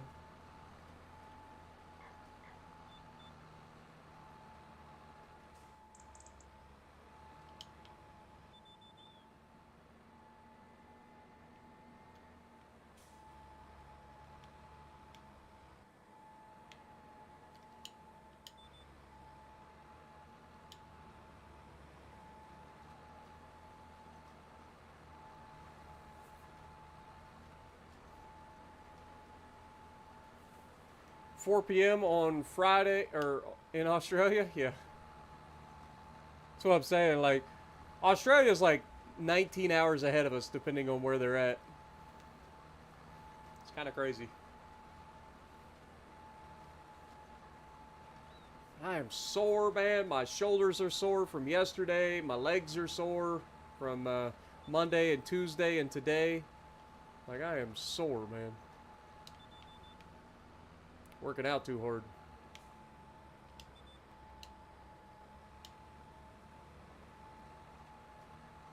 Too much fun. What's that mean? It's like too much money. There's no such thing. It's like a girl too pretty or too much class. Being too lucky or cars too fast. It doesn't matter what they say I've done. I ain't never had too much fun. A holy terror, a tornado. Lock me up, turn me loose, or let me go.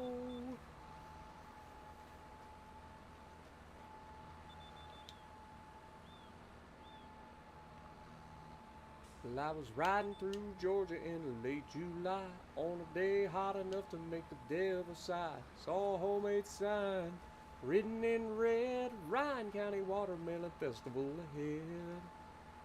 Well, I wasn't in a hurry, so I slowed down. Took a 2-lane road to a 1-horse town. There was a party going on. When I got there, I heard a welcome speech from a small town man.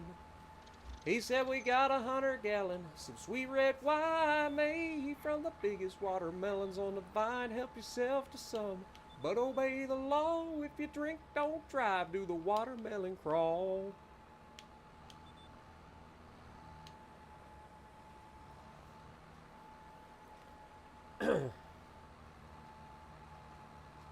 Leon is much fun. That you got Richelieu in only 4 days of grinding it. Yeah, Leon is actually quite fun. You wouldn't think with having 14-inch guns, but she can be deceptively tanky at times. And sending 16 rounds down range is never a bad thing. Even if you do get French dispersion and not the most accuracy at most times. But yeah, it can be quite fun, man. Catch a lot of people off guard with it too. I don't know, people just underestimate it for some reason.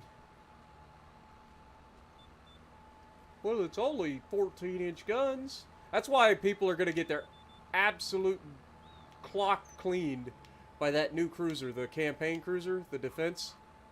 Lord have mercy, those 14-inch guns are disgusting. Like, they are disgusting. Having battleship caliber of that size would be like relatively meh, right? But it's so accurate. It's so accurate. It is disgusting. I think a lot of people are going to have a real bad time against that in the right hands. Now, obviously, it's going to take somebody who knows what they're doing because it is pretty squishy. But man, if you put yourself in good positions, Lord have mercy, you are going to mess some people up. Because those guns don't miss if you aim well. Like, they just don't miss. If you give it a broadside, you're going to get smashed.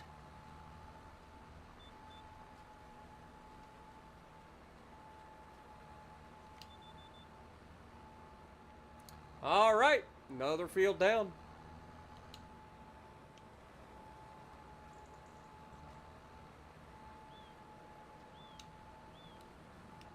Before we get started on this last field, let me check in on the AI, make sure they should be done with that field by now.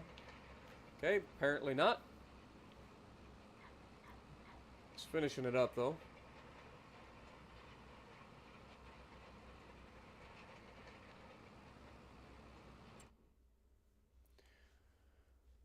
Go ahead and save.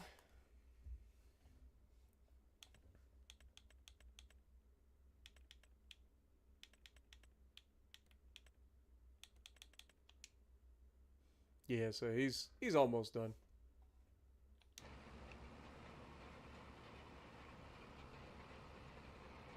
As a matter of fact, he's so almost done, I think I'm just going to fire him, finish it up myself. Come on, little Valtra. Pole, baby, pole.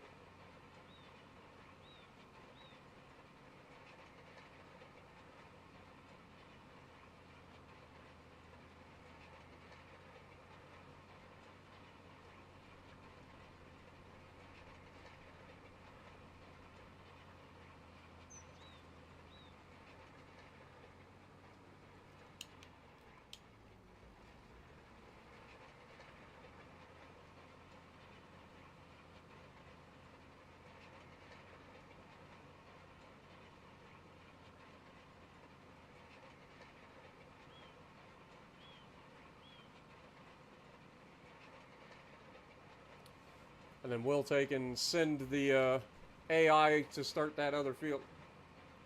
Did I seriously drift that far away from the edge of the field? Whoopsie. But we'll send the AI to start doing the planting on that last field. And then we'll take care of this stuff down here in the meantime.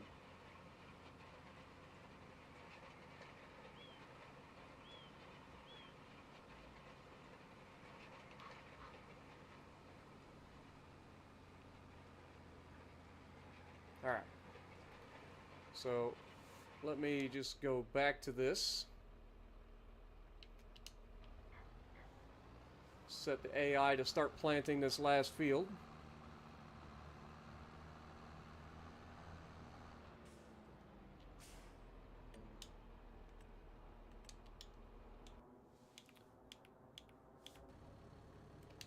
We'll get down here, start rolling.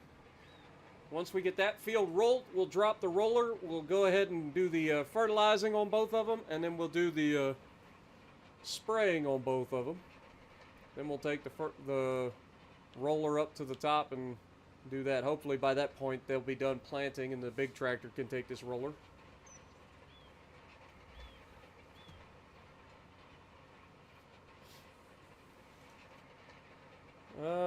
What up, Jamie Hodge? How's it going? Appreciate you dropping in. What are my thoughts on Marlboro? It's a fun ship, but it's very squishy. If you get caught broadside, it can be a bad day. But I enjoy the Marlboro. It's got some pretty accurate guns, and again, it has a lot of guns, so it's always a good thing.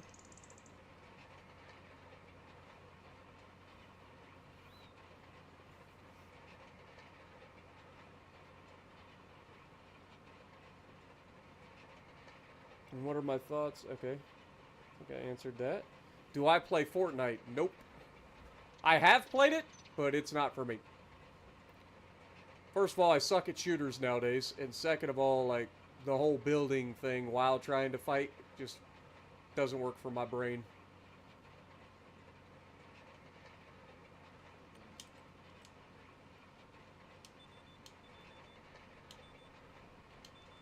What in the world? Thank you. Just let me have it.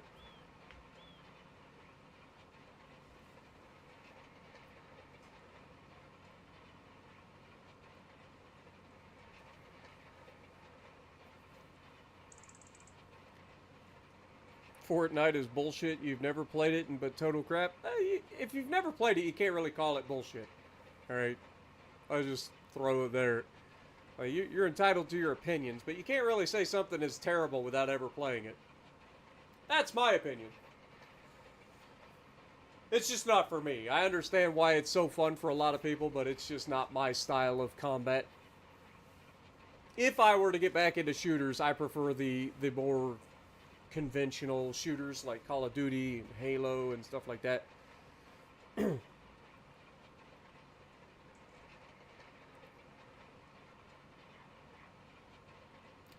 Want to know what tech tree to grind for a good carrier? Well, the Japanese have the strongest torpedoes. The Americans have the strongest HE bombs. The British are usually considered to be some of the worst, but they have the cluster bombs, if you wanted to do that. Or not cluster bombs, but like carpet bombing. And then the Germans have armor-piercing bombs. That's their thing, but they also have pretty good torpedoes. And then the Russians have the ability to attack with full squadrons all at once. So you get pretty good with that. They're a little harder to like play, in my opinion, the Russians. But once you understand how to play them, like, I think the Russians are pretty strong.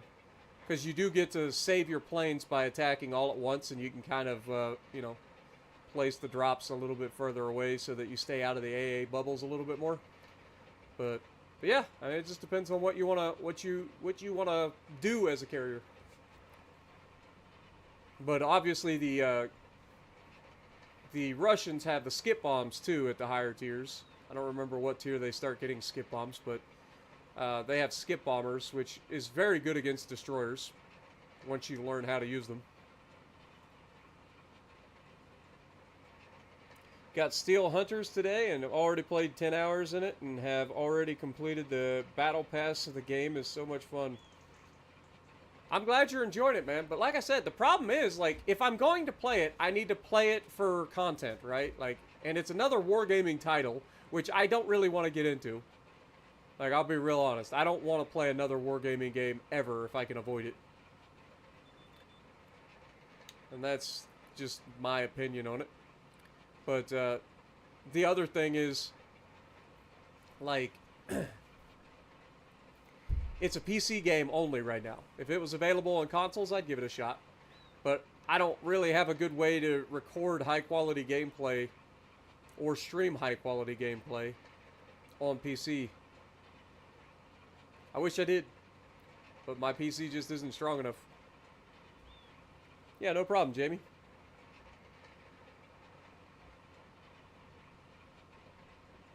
Yeah, the Steel Hunters, I don't think it's a battle royal. I think it's like team-based, but it's, yeah, I don't know.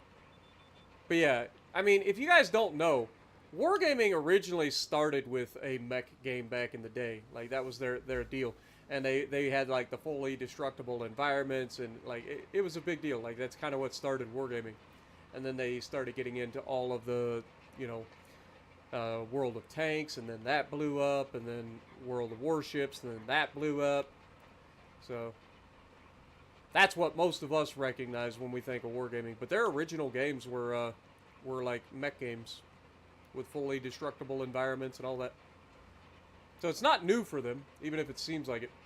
And I've actually known about a game being developed potentially for them that maybe was a callback to their old mech days for a while, but it was just rumors. I was initially part of a special group that was supposed to be on a project called Project F, but unfortunately it never got picked up or was put on the back burner and scrapped. I don't know. And I'm assuming that's what ended up developing into, like, Steel Hunters. What up, Arrow? How's it going?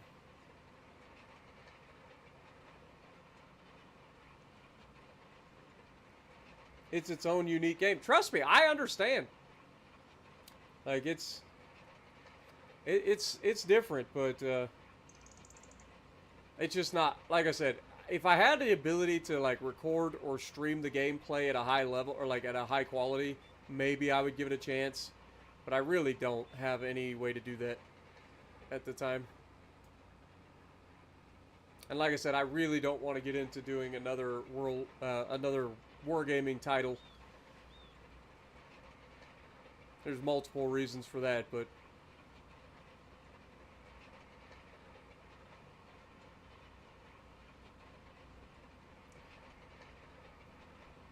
What is the best ship to get Commander or Global XP in Tier 6? Whatever you're best in.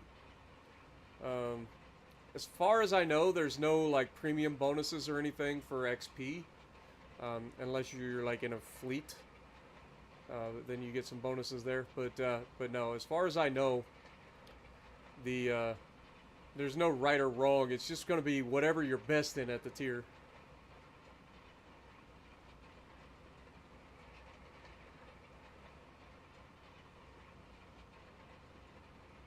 Alright, that is this field done. We're going to go ahead and fold this thing up. Like I said, I'll leave this over here. And hopefully the big tractor will be done planting that big field soon. And then when he brings, or when the tractor comes down here and grabs, or drops off that, then it can take this up and do that. When he drops the planter off, he can pick this up, go up to the top and do some rolling. And then I've got this tractor to do the spraying and fertilizing.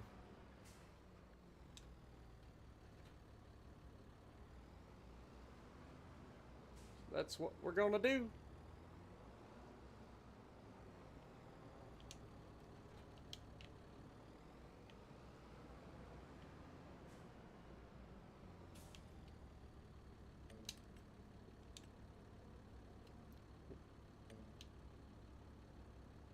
Okay. I was going to say, it was being goofy.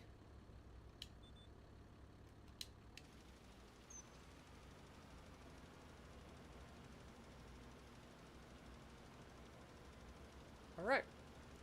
So we'll go ahead and get that done. Might as well check in on this guy. He is planting. So we should be good there. Imagine Legends with subs. Yeah, I'd rather not. I'd rather not imagine Legends with subs if I'm being honest. Alright, Capri, appreciate you, man. You have a good day at work. Be safe.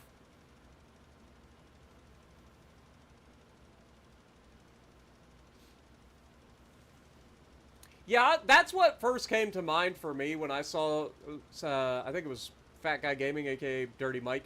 When I saw Mike playing it, it kind of reminded me a little bit of Titanfall, but a little bit more crazy.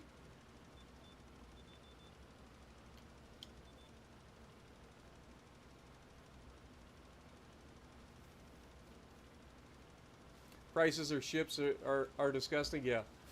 Wargaming's always done that though. I mean, all of their free-to-play games have been like just straight up monetized to hell. And as long as people keep paying for it, it's not going to change, unfortunately. Which is one of the reasons I don't really want to get into another Wargaming title. It's too expensive, man.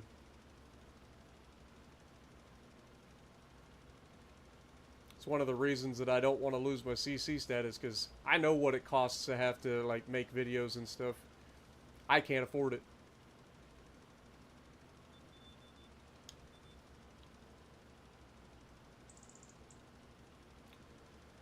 I have to turn a profit or I don't eat. That's how this works.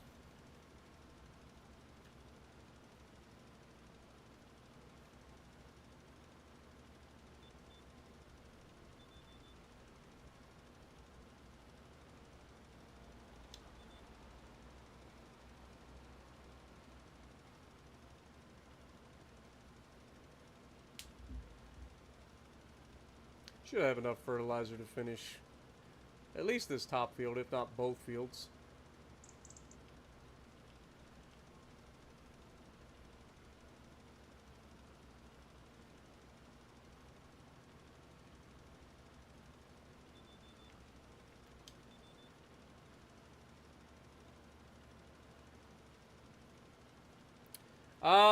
From what I understand, Louisiana isn't meant to be a, well, I don't know if you're going to have to pay anything when it comes out, but it's supposed to be a Bureau project in 2025.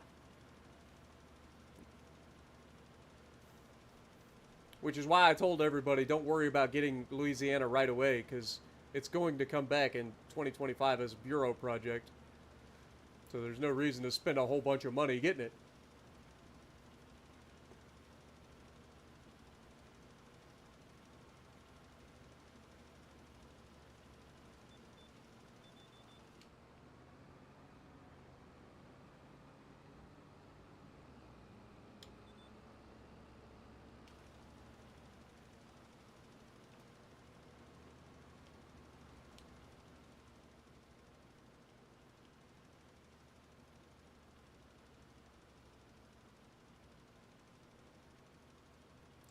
So this is a 48 meter working width. The spreader that I saw in the mod hub actually has a 42 meter working width, but it's a lime spreader too. It can do either fertilizer or lime. And so I'm kind of thinking we might pick that up, because when we have to lime, it does take a while. I don't remember exactly how big the lime spreader's working width is, but it's not 42 meters, I don't think.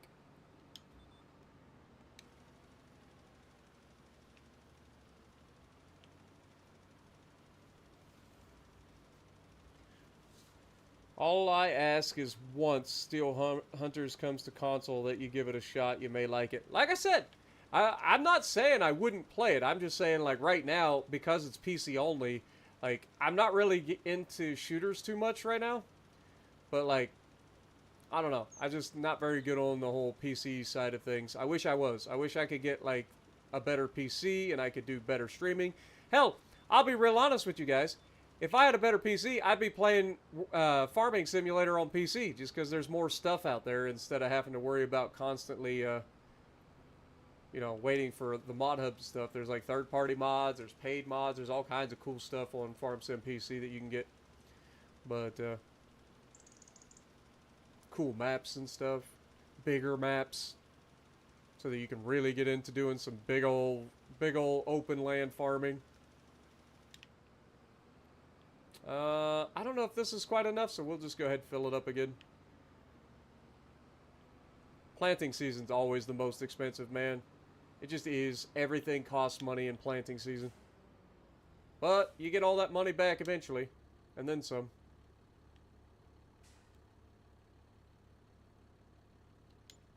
There goes $7,800 just to throw it on the ground. You imagine taking $7,800 out of your pocket and just tossing it on the ground and walking away? Think about that. That's basically what fertilizing is.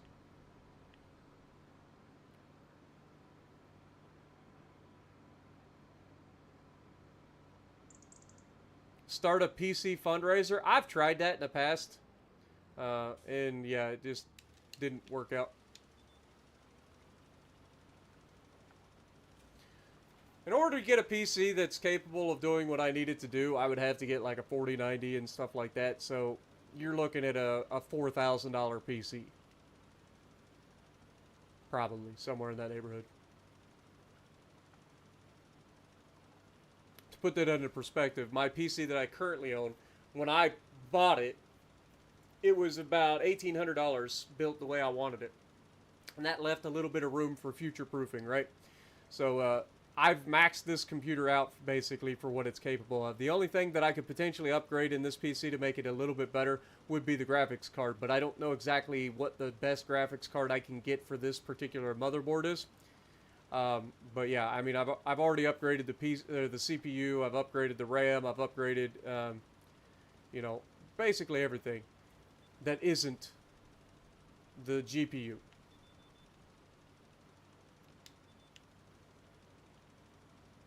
And I don't know if I can get a better GPU that works with this particular motherboard and all that stuff.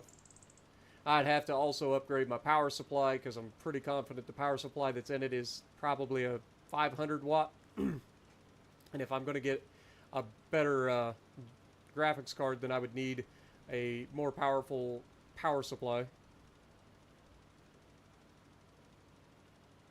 4070 would do and throw it in the computer you have. And that's what I'm saying. I don't know if it would work. Like this motherboard that I'm running on right now is kind of limited, just because it's old. It's a Z390A, I believe, MSI, if I remember correctly. It's been a while since I've had to look up my computer specs, but I'm pretty sure it's an MSI Z390A.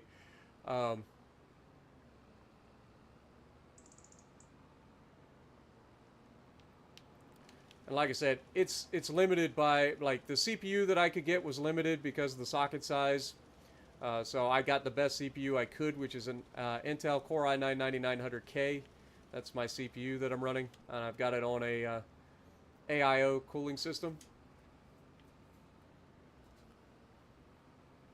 uh, which is starting to sound like it's going to need replaced again in the near future.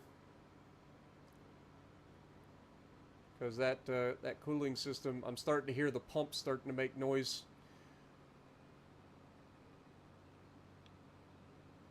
Pretty sure. At least that's the noises I started hearing right before the other one went bad. Because this is the second AIO I've had on this particular PC. That's how long I've had this computer. I've had this computer since... Good lord. I just hit a stump. Can we just go, you stupid devil tree? Lord have mercy. I've had this computer since, I want to say, 2017? That's how old she is?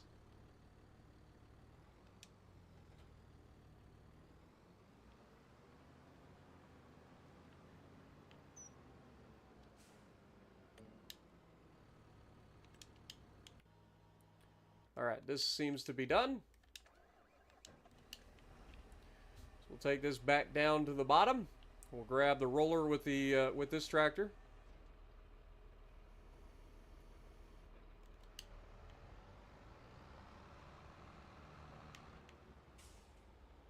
You would. Darn you, UPS. Go away. What do I think of... I don't know anything about it, brother man. I've heard there's stories, but I don't read into any of that. I don't really care to. It's not my... I've never listened to his music, so why would I care what's going on behind the scenes? Like... Sounds like he's in some deep...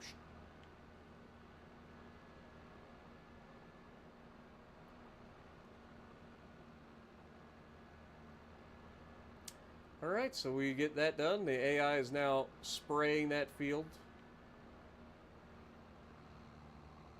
I will drop this in the old shed over here.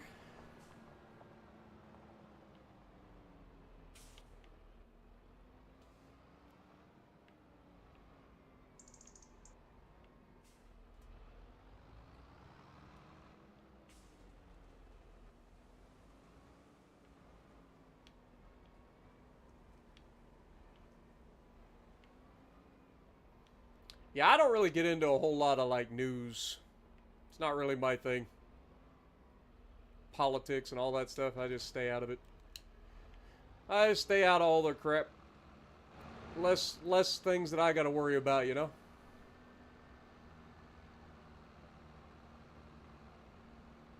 Alright, so we can take this fertilizer spreader with us. Put it on the front.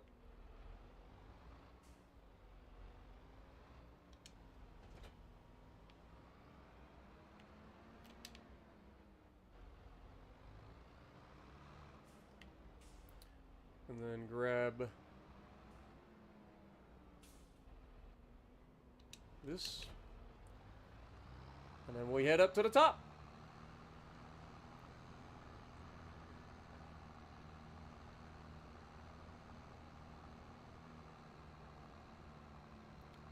Did I check the thermal paste? No. I haven't... Like, that, I don't think that's the problem. I think you can hear the pump, and once you start hearing those pumps, it's usually the beginning of the end. Like, my computer's not overheating or anything. Like, it's been a good AIO. I believe it's, God, it's one of the name brands. I can't think of who it is. They do a lot of Corsair. I think it's a Corsair AIO. It's a 120 mil. And like I said, even when I'm playing games on my PC maybe gets up into like 50s or 60s on the temperature, so it's really not that bad. It's done everything I needed it to do.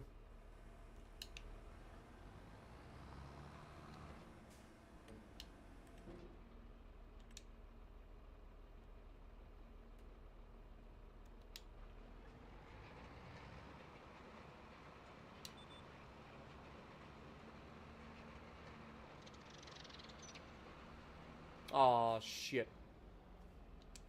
Hold that thought. Forgot about that. I was mainly bringing it up here.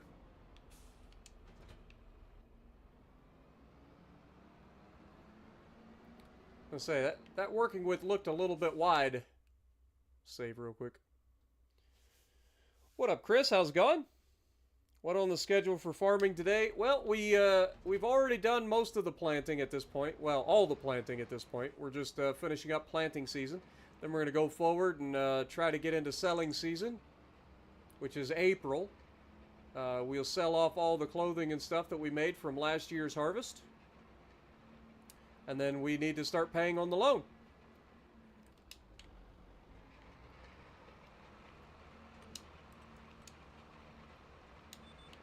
There we go. Looks like we're still limited to 6 miles an hour due to the state of the roller. Roller's a bit worn out, so still going to be limited. Have a good night, Jamie. Appreciate you dropping in, man. What are my top 5 most fun ships in World of Warships? Most fun. That's a hard one. I think Mino's fun, even if it does get dev struck most of the time when I'm in it. If I get to DACA, it's so much fun. I mean, right now, the Pan-Euro destroyers, the Gdansk and all of them, with their radar ability, they're pretty fun. As a battleship main, I approve of anything that helps get rid of destroyers.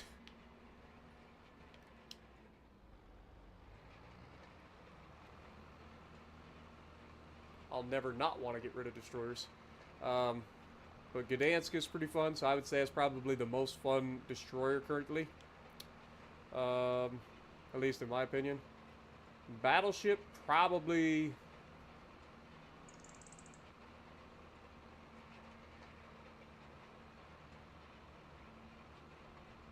the most fun battleship in the game.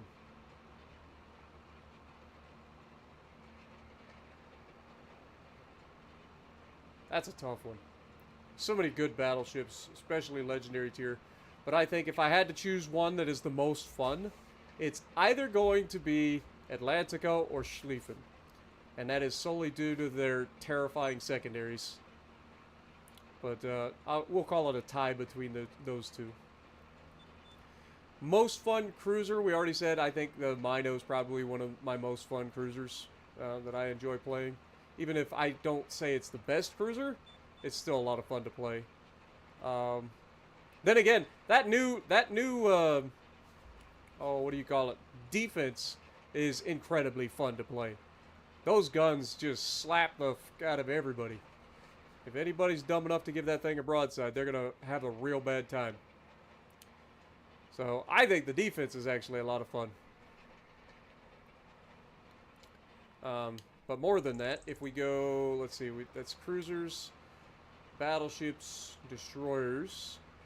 So, carriers would be next, right? So, I'd say probably a toss-up between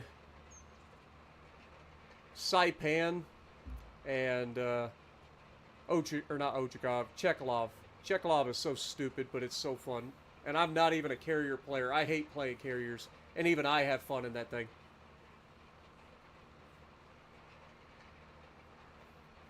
Most fun battleships, something with secondaries. Exactly. Like, don't get me wrong. I love my Iowas. I love my sniping battleships. I love the Amato. I love Colombo. I love all these other ships. But when it comes down to it, like, having those secondaries and just the terror that they can cause is hilarious. And for me, that used to be Massachusetts, but then better ships came out with better secondaries, and it's just like, Massachusetts is okay, but I would rather play something else with better secondaries.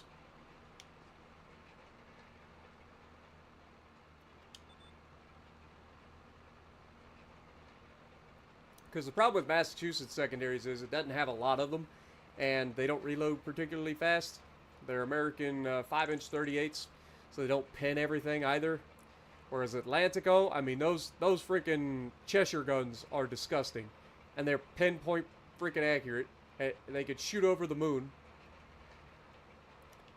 And Schlieffen is the same. Like Schlieffen, like you want to see a destroyer get melted. Like have a full secondary built Schlieffen walk up on a destroyer while it's in a smoke screen and just sonar it. And just let the secondaries chew that thing to pieces. It's hilarious. It'll never get old either.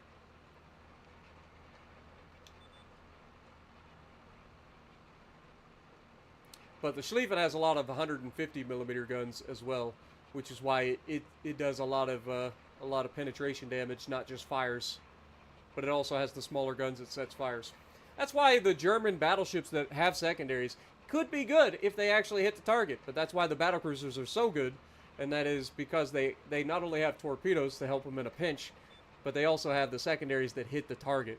Brandenburg is the closest thing, battleship-wise, on the Germans that have like really accurate secondaries.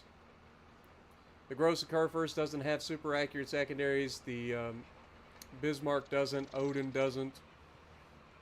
Like the one that has the most accuracy is the Brandenburg, and those can chew you up if you're in a lightly armored target too. But even then, I would still prefer the battle cruisers over the Brandenburg. Brandenburg's main guns are just a little bit too inconsistent for my taste. And the torpedoes get knocked out every time somebody looks at you. Is the Midway worth getting? See, the carriers at Legendary tier have to go up against so much AA that I personally don't think either of them are particularly amazing. They can, in the right scenarios, be very, very good. Obviously, they're very strong, but the amount of AA at Legendary tier, I mean, it can be an absolute nightmare to get like consistent damage and stuff, because you're just gonna lose all your planes.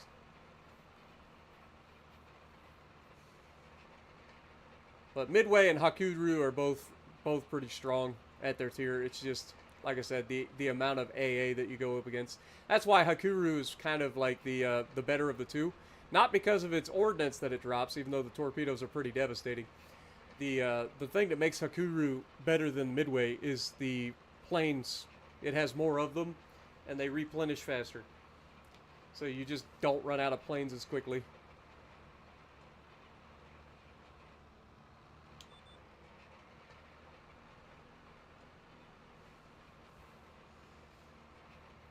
Yeah, Atlantico is a BB with freaking cruiser on either side of the ship. You're not wrong.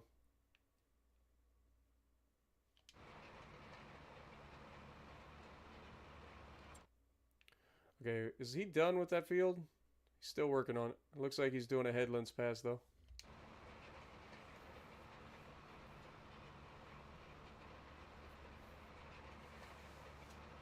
Have a lot of fun in Delaware. Dude, the battle carriers are fun, man. Louisiana is so much fun. It's so powerful. I mean, if you get caught, it does have the Ray Citadel, which is something that the lower tier battle carriers don't. But I'll tell you what, man. The Louisiana, if you get really good with those torps, it is disgusting what that thing is capable of doing. It'll bow tank you, put you into submission, and then the moment that you're not expecting it, 6 torpedoes come in from your broadside and just ruin you for 25,000 damage, and usually a flood. Like, it is crazy.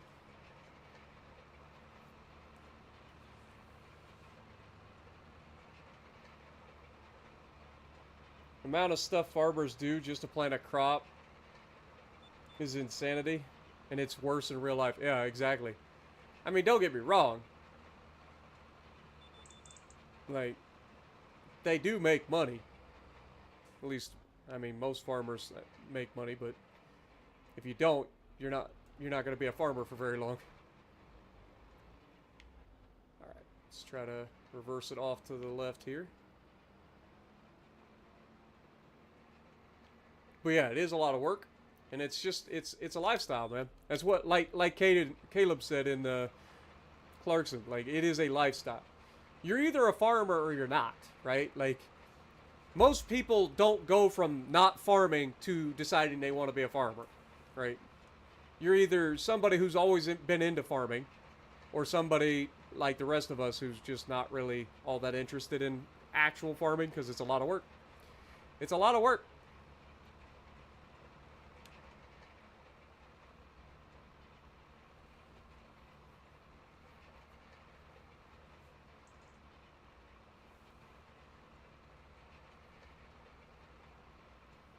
I mean,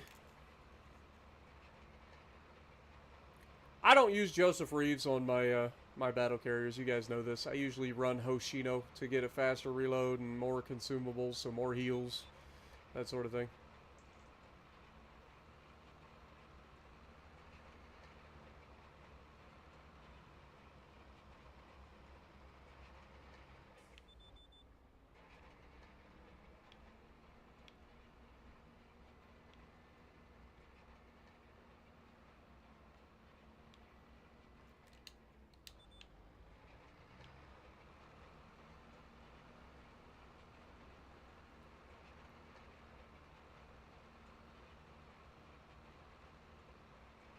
Living on a farm would bore you if not working, but that's the thing. You're always working on a farm. There's always something to be done. Like, most farmers aren't just planting a crop and then letting it sit for months, right?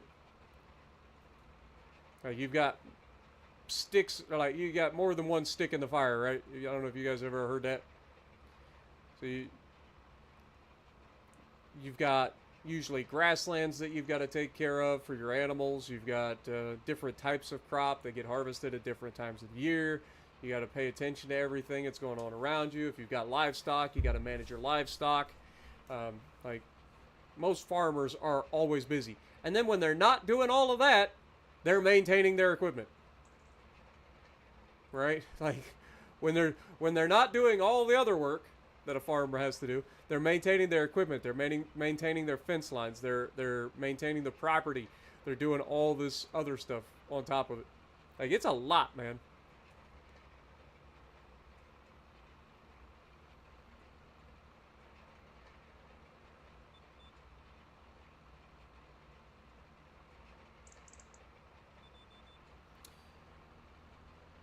How much is, like, if you hit all 5 torpedoes with Louisiana, or all 6 torpedoes with Louisiana, and you have Joseph Reeves, how much damage is that?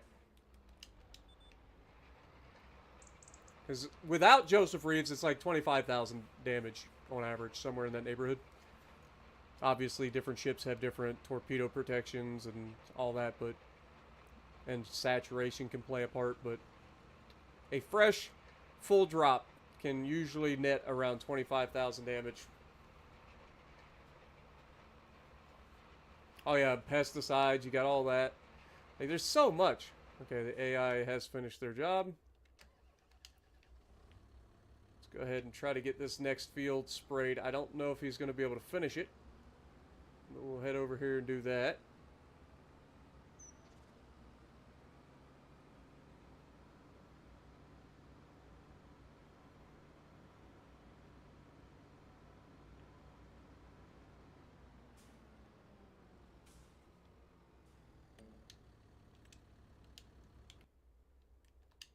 All right.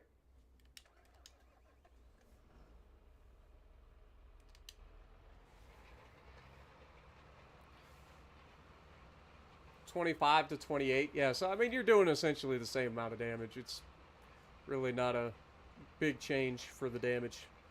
Plus, the other thing about buffing the damage output with your planes is you're only using those planes, what, every minute and a half, 2 minutes? So buffing your heals keeps you in the fight longer. Buffing your guns, reload with Hoshino, helps you to get more damage out because you're using your guns all the time. Like every 30 seconds. Or less, actually, but generally speaking.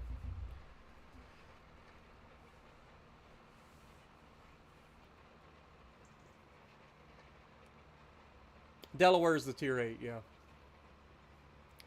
You got Connecticut, the tier 6, Delaware, the tier 8, and Nebraska?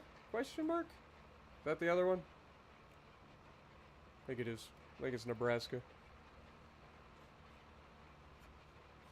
And then, of course, Louisiana's legendary tier.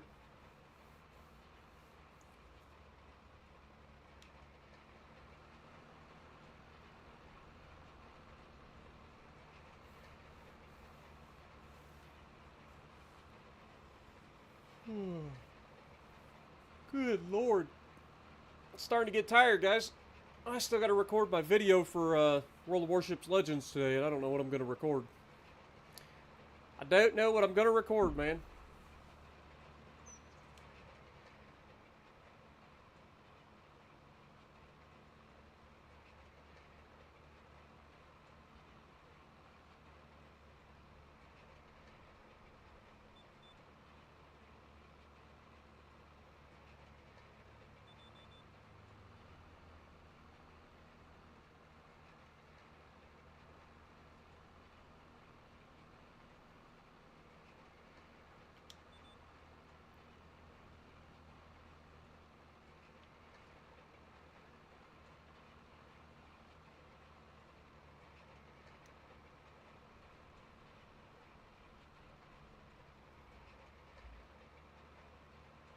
Ah, it's all good, Rogue.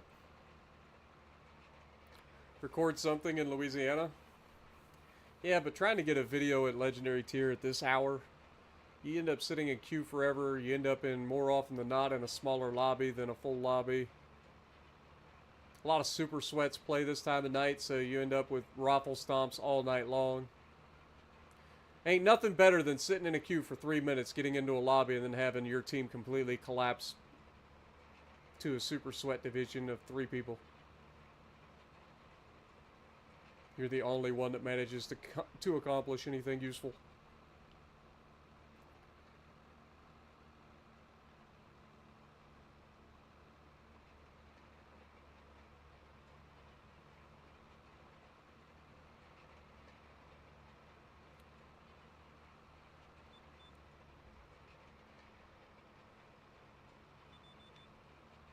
I just end up recording when I get done streaming, so I don't really have a reason other than that for record or when I play the game. I tend to stream for a few hours, jump off stream, and then go in and record my World of Warships stuff.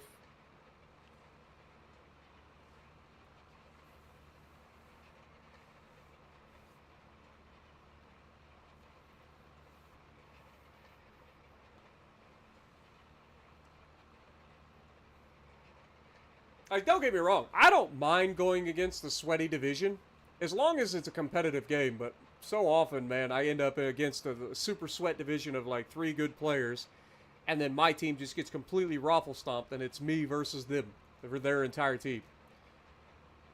It's just like, we're not exactly on even footing here.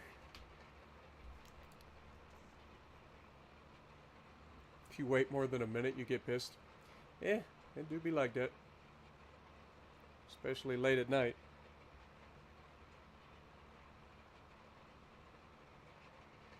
Played your California this week. First game was a Kraken. Nice. Yeah, California's pretty good, man.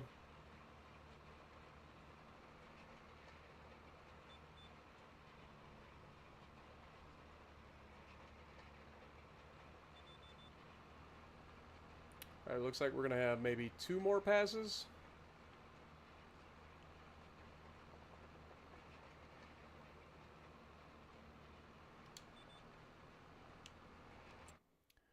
Check on the AI, see if he's done with his field yet. Hopefully he was able to get that field done. Well, he's still going. Looks like he's doing the, what do you call it, the headlands now. Hopefully he had enough spray to get that field done. Then we'll have to fill it up, come up here and do these 2 fields.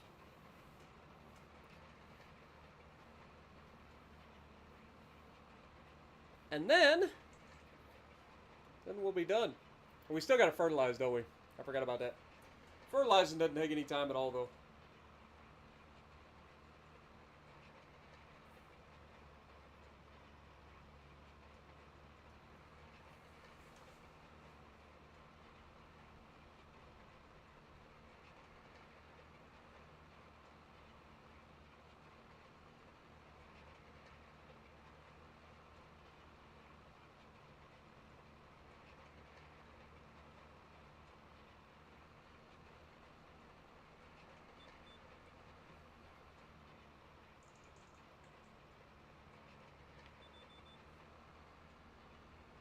I was gonna say, I'm pretty sure he's talking about the California.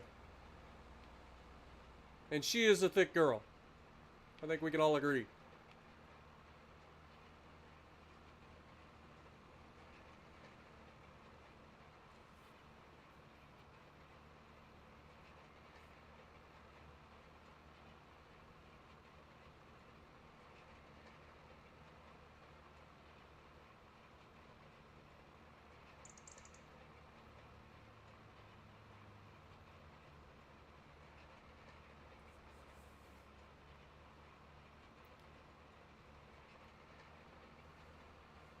Pretty sure it just popped up that he was either done or out of stuff, so gonna have to check that. But we're about done with this field.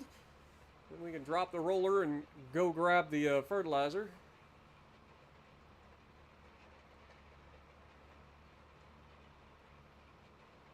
As Shakira said, those hips don't lie, right?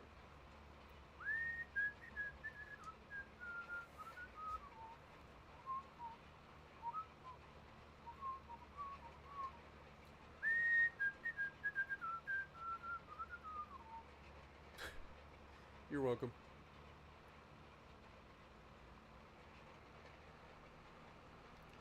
All right, roll it up.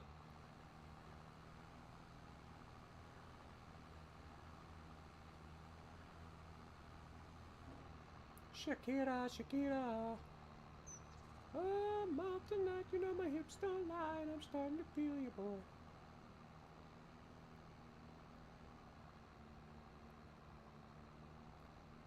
All right, we'll pull this down this road.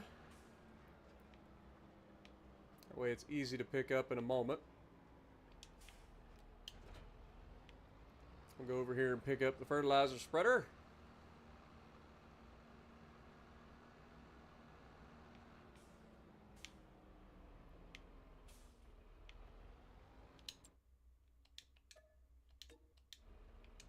Boy, that almost went perfectly wrong.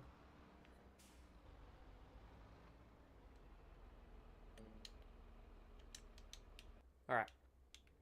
Yeah, so we've... tool is attached incorrectly. Whoopsie. Yeah, AI doesn't like it to be on the front for some reason. Tell me the tool is attached incorrectly. What do you know, AI?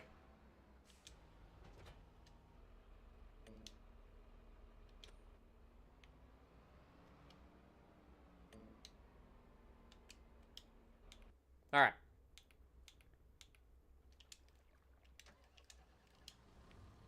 Almost finished it.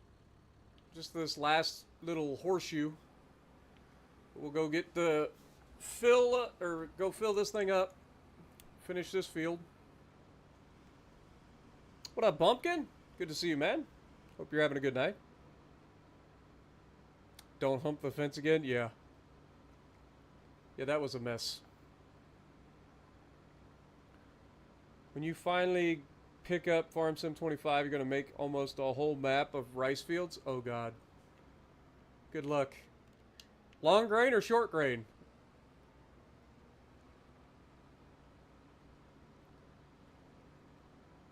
If you do the short grain rice and have to harvest it with those little tiny harvesters, woo, you're going to have to own like 60 of them. You'll have a whole fleet of those harvesters. Good news is they're not that expensive, but good Lord.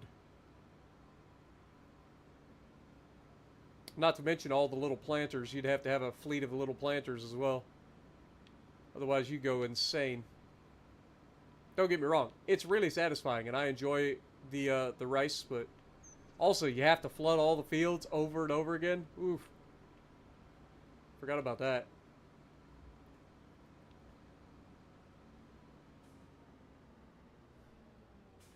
Can I make can I make $50 million doing only rice? What does a $50 million rice, like wet rice field look like? You imagine the amount of equipment and stuff you would have just to keep you from losing your mind?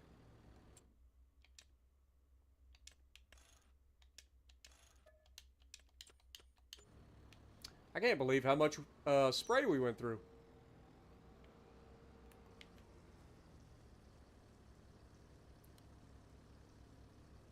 We had the two that were there and originally. We finished those off.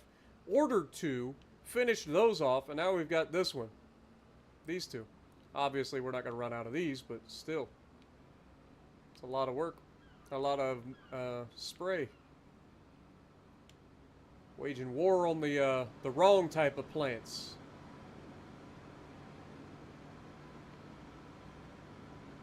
It's like, if you don't make me money, you be gone. Going to be a mix of both. That makes sense.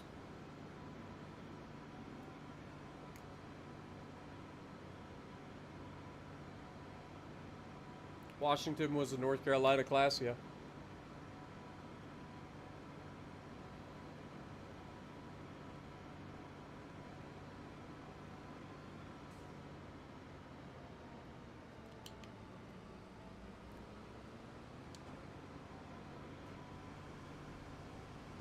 Alright, let's go here. I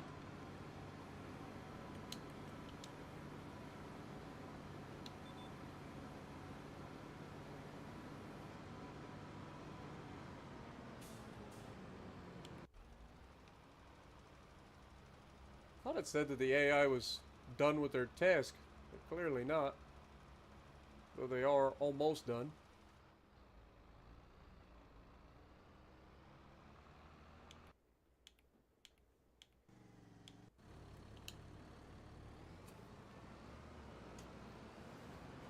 What up, X-Player? Welcome to the stream. Appreciate you dropping in, man. Hope you're having a good night.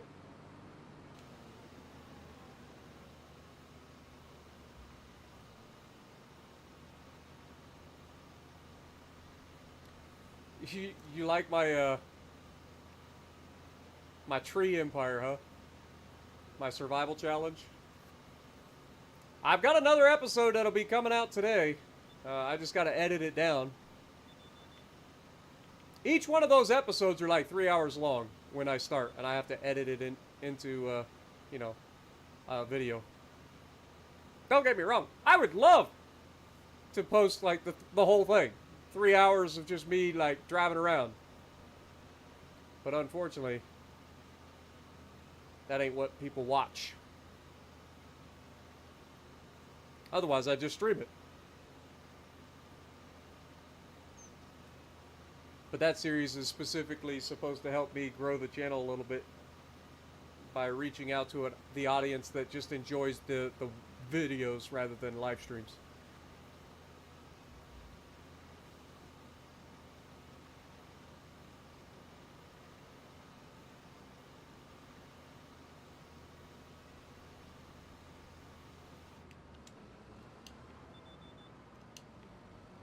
Alright, this field has been sprayed.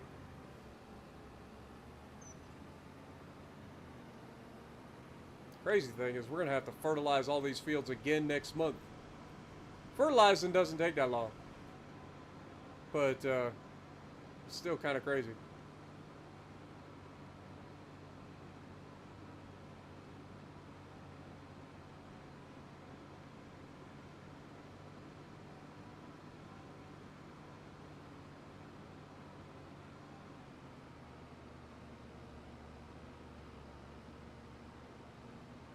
Dude, we've used half a tank of fuel just doing the work that we've been doing.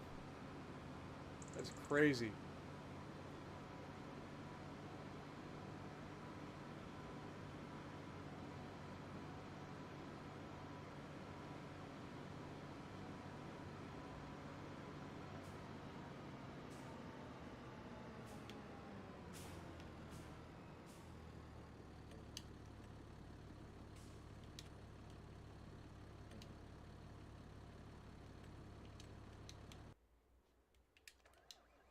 Turn this thing on, get it turned around, head over to the next field.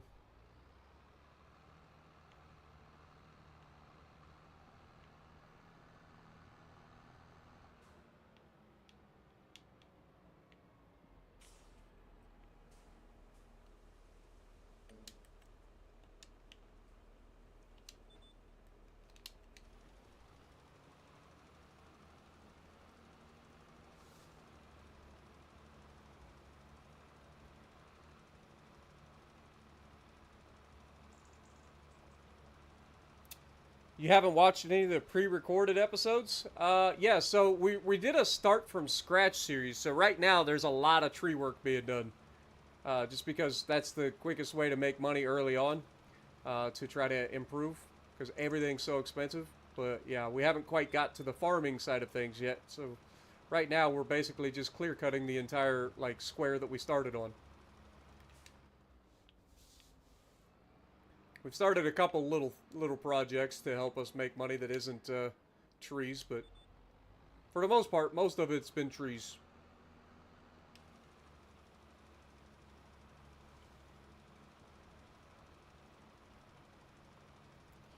Fun fact about Battleship 56, it's the only battleship to sink another battleship in one-on-one surface engagement.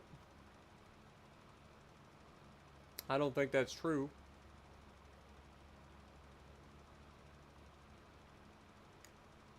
Are you talking about like the only U.S. battleship to do so?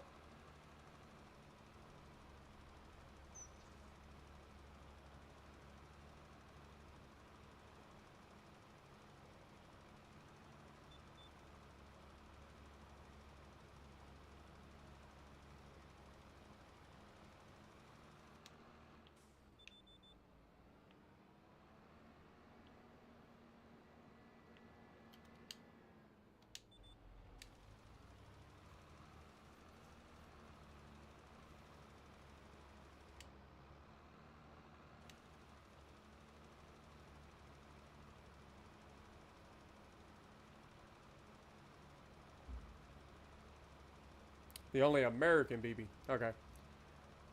I was gonna say, technically, I mean, we sank a lot of ships at Guadalcanal. Or not Guadalcanal, but what was the other one?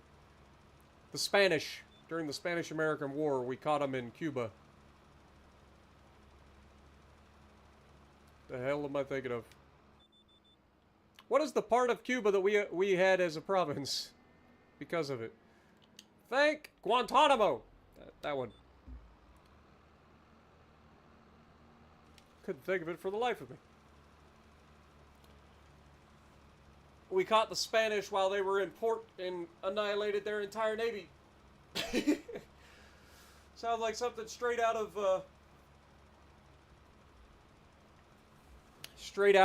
Ultimate Admiral, to be honest, but no, it actually happened. And fun fact is that the American commander that was on board was appalled at our terrible accuracy, given the fact that the ships were stationary and they should have been easy to hit. His name, you may recognize, was none other than William Sims, our accuracy commander for battleships in World of Warships Legends. And he ended up coming up with the plan to outfit all of our U.S. combat ships with stereoscopic rangefinders for the first time. And that drastically improved their capabilities later on. But, yeah, there you have it.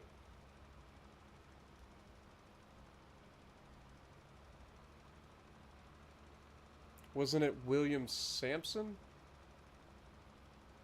I'm just talking about, I don't know who was in charge of the whole thing. I'm just saying that William Sims was present. And that he then saw, after seeing like how horrendous the accuracy was, because it was something like 13% or something like that was the accuracy. It was appalling. And they were stationary, they were moored. They weren't moving. And we still couldn't hit them. Because they were still using coincidence rangefinders.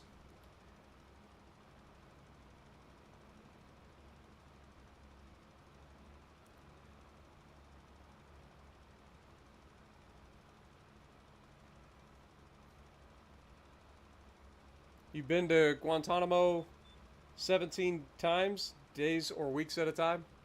Nice.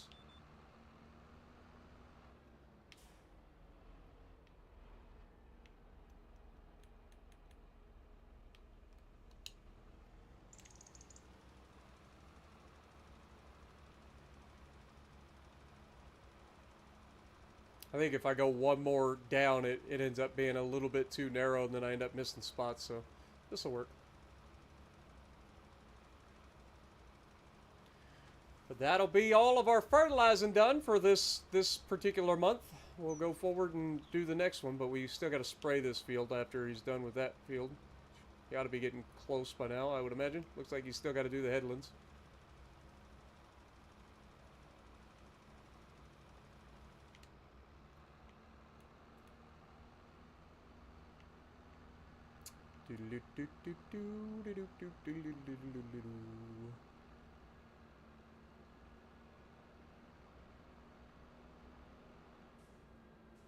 Alright, so we're done with this. We're done with the rollers. Take these back down to the bottom. Go ahead and drop this rot here. Put it on the front.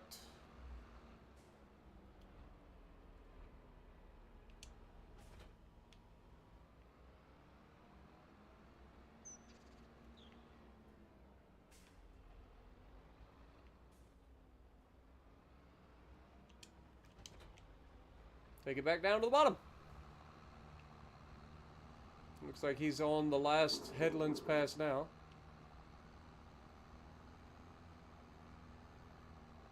So we should be good there.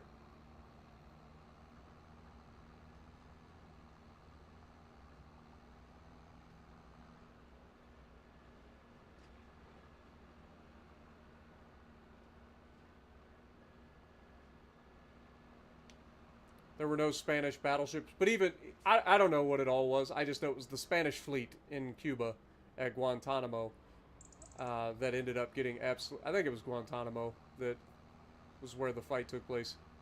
But either way, the American Navy obliterated their entire fleet while they were sitting in port.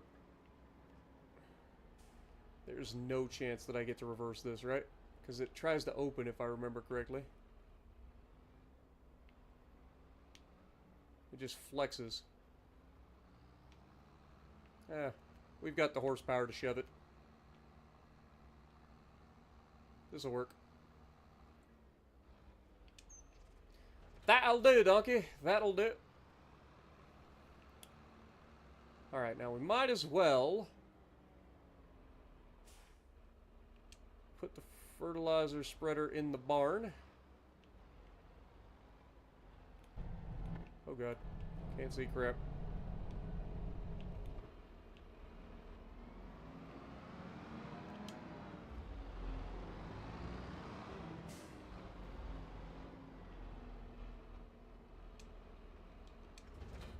Put that there. Right on time.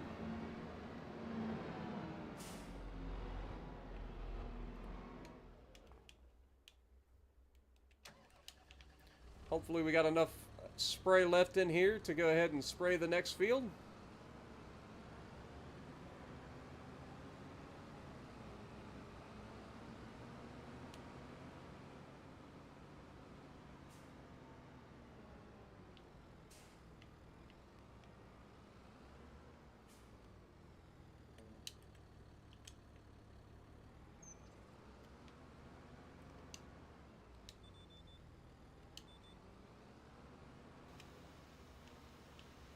And off to the races we go. The Bay of Pigs. Wasn't that during, like Kennedy? Wasn't the Bay of Pigs like the whole situation that like sparked before or after or part of the Cuban Missile Crisis? I don't know. I'm just, y'all, it's late. I don't know. My brain ain't working.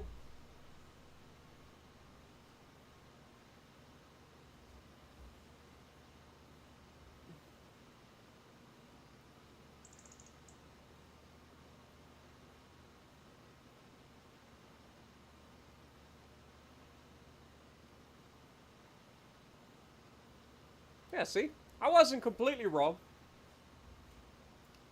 I knew that that was the thing. Like, I knew William Sims was the guy that pushed forward later on after the battle with the Spanish and how horrendous our accuracy was during that battle, despite the ships not even moving.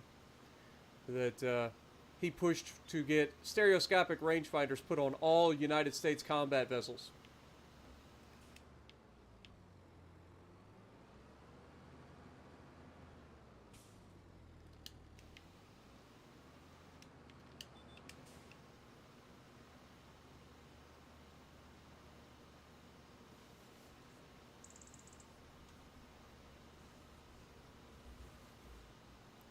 That was CIA. The battle with Spain was Santiago de Cuba.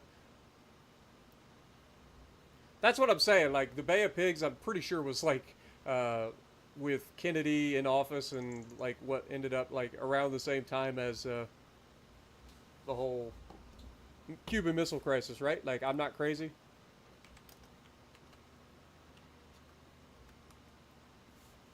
Let me.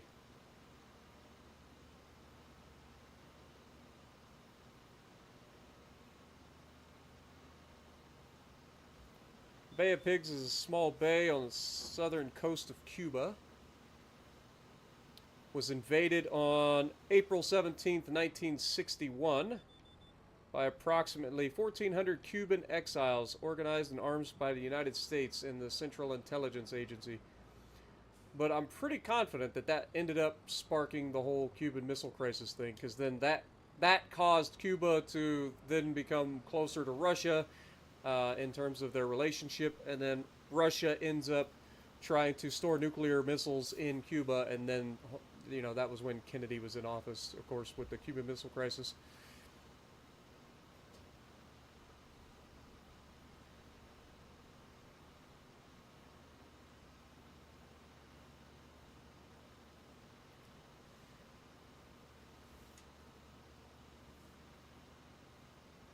The United States has a history of sticking their nose where it doesn't belong and then getting, like, all kinds of problems because of it. It is a thing. Why do I get the feeling that we're going to get almost all the way done with this field and run out of friggin' spray and have to go all the way across the map to get spray just to come back here and finish like a little chunk? You guys get that feeling? I'm getting that feeling right now. Just have I got a feeling I'm going to be disappointed.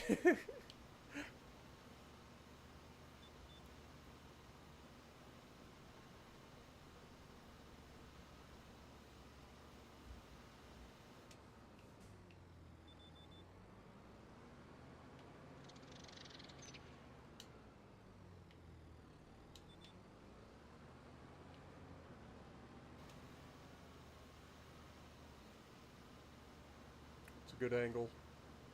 There we go. There's a good angle. All dirty, but it's a good angle.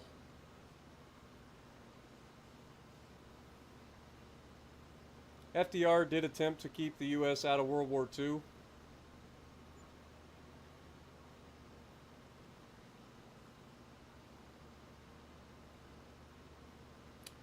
I mean, there was a lot going on that forced the U.S. into it, but the deciding factor in the end was the attack on Pearl Harbor. But I mean, to be fair, the U.S. was never truly not part of the war. Like, a lot of people seem to think the U.S. didn't, like, we just came in at the end and now we declare ourselves the victors because of it. Like, the United States was the primary, like, driving force for supplying the Allies for the entire duration while they were just, like, complaining that we weren't part of it. Like, we were given weapons and everything, the Lend-Lease program and all that stuff. I mean, we armed the Soviets, we armed everybody, right? Like, even when we weren't part of the war, we were part of the war. We were going against the blockades and stuff, trying to get supplies through to the Allies, like the British and whatnot. Kept everybody on their feet. But But everybody likes to say the United States didn't do enough or whatever. It's like, motherfucker, the United States was the one that actually kept the Allies in the fight until we got drugged into fighting. Right? Like, once we were brought into the fight, like, things changed real quickly.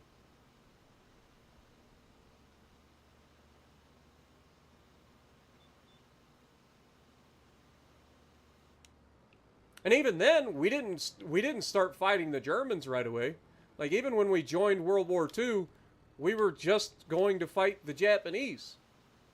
But then Hitler, once the Americans said that they were joining the war, Hitler decided to go ahead and give the okay for U-boats to start sinking American transports, and then that caused us to go to war with Germany.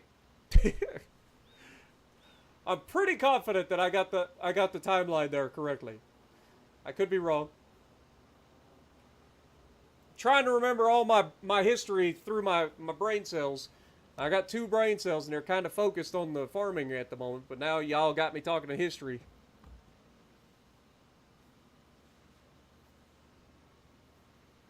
I mean, the U.S. wasn't completely on their own in the Pacific. The British were there. The Dutch were there to help. Like, there was allies there. It wasn't just the U.S. that were on their own in the Pacific. But the U.S. was the major player in the Pacific, yes. But, I mean, you had Australians there. You had, like, the Indians. I mean, the British Raj is what they were called. But the British Raj, you had the Australians, like the Commonwealth, the Dutch. I mean, there was a lot of people that were helping in the Pacific. But again, I'm okay admitting that. But there's a lot of people that don't like to admit that the United States was a lot more instrumental in the victory in World War II than just coming in at the end and winning. Everybody likes to bring up that. They're like, well, the United States didn't come in until the victory was already assured. It's like, I think you're taking some liberties with history. All right? The United States was involved from the get-go, sending weapons and food and everything, supplies of all sorts to all the allies to help fight the Germans and the Japanese. Like, it was a thing. But no, they'd be like, oh, but the United States was neutral. They didn't get involved. It's like, you know why the United States was neutral, right? Like, we didn't want to fight. We are more than happy to sit back and watch and sell you guys weapons to fight each other. That's just the way the U.S. is. Plus, we had this thing going on at the time. It was, you may have heard of it. It's called the Great Depression. We just came out of that. Like there was a whole lot going on that kept America sidelined, right? Like we had a lot going on our side too. And the public was not wanting to go to another great war in Europe, right? The last thing we wanted after World War I was to go back and fight in another great war, or Europe's war as it was called. But it's funny to me, how many people look back in history and go, well, the U.S. should have done more. And then nowadays they're like, the United States should stay the crap over there. Why they got to get involved in everything? It's like, well, it's a lose-lose, right? If we don't get involved, you guys get your butts kicked. We get involved, you guys bitch that we're involved. Make up our minds. What up, Andrew? How's it going? Spitfire, good to see you. Mexico participated in the Pacific too. Yeah, exactly. But there were a lot of allies. That's what I'm saying. Like, it wasn't just the U.S. in the Pacific. There were a lot of allies, and don't even forget about the Philippines. I mean, look at what they had to endure. The United States left the Philippines to die. Initially. We were always going to go back and recapture it, but initially we withdrew from the Philippines and let the Japanese commit some atrocities in the Philippines. Like, the Japanese were not good people. Like, I think a lot of people forget, because, history gets kind of lost in translation over the years. People tend to look at history through rose-tinted glasses at times, but I think a lot of people idealize the Japanese based on modern Japan and how they've changed over to being more peaceful and all of that. They don't want to hurt anybody. They want to, you know, just take care of their own, and you know, they've suffered enough at the hands of their rulers, you know. But yeah, like the Japanese were not good people during World War II and prior to World War II. And there's no looking at that any other way. Like the amount of like just straight up atrocities that the Japanese committed across Asia, Russia. The Japanese weren't exactly thrilled with Russia either. Like they literally invaded both China and Russia and put a lot of people in concentration camps and treated those people like absolute, like, it is horrific. If you haven't actually like studied what the Japanese did during World War II, everybody talks about the Germans and their war crimes, man. You should do a little bit of digging on the Japanese. Oh, yep, that's what I thought. I need it to be this one. Yeah, there we go. That's the one we need. But yeah, it was horrific, man. The Japanese were not good people during World War II.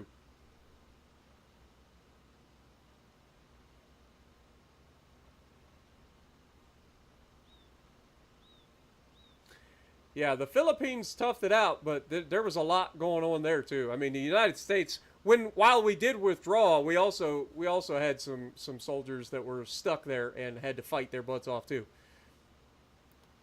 There's so many crazy stories about the Philippines, like legitimately crazy stories, and how the Philippine resistance and the Americans worked together to fend off the Japanese until the main American force came back and retook the Philippines. And then Guam, like that whole thing, like the island hopping campaign that the United States and the Allies pulled off to drive Japan out and back to their homeland, that is absurd. It just is. There's no other way to put it. It's absurd. Every single island that the Japanese were on, the fighting was just ridiculous. Like, they didn't give up anything. They fought for every single island that they were controlling right to the very end. And if there's one thing that you can say about the Japanese, like, they don't give up. They will keep fighting.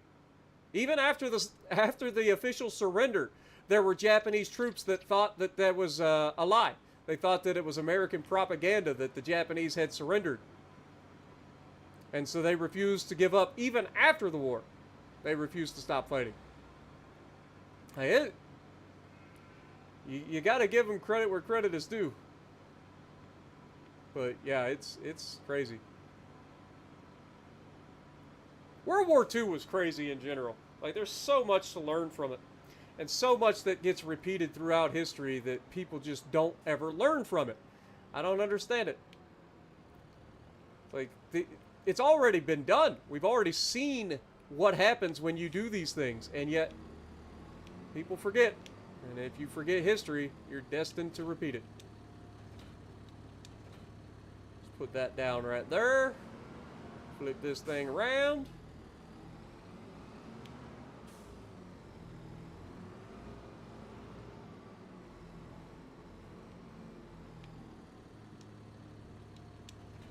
Drop that there. Shut her down. Let's go forward time. Should have enough stuff done that we can go ahead and save. What up, Daniel?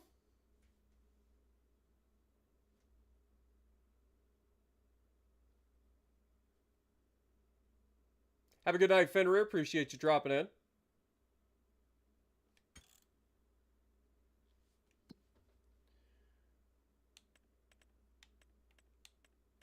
What was I doing? Productions. All right, so Taylor's got plenty of fabric.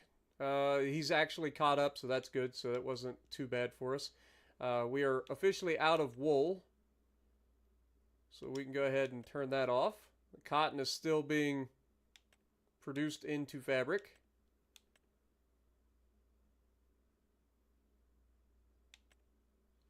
Sawmill has plenty of wood. Oil mill has plenty of rice. Water there, no problem. These guys have plenty of water, plenty of...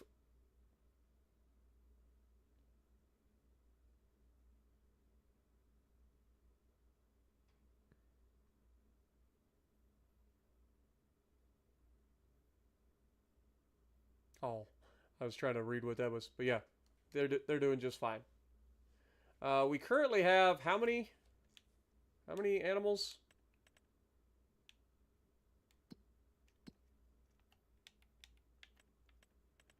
I think this is what we've got. So, all right, so we have 30 goats currently.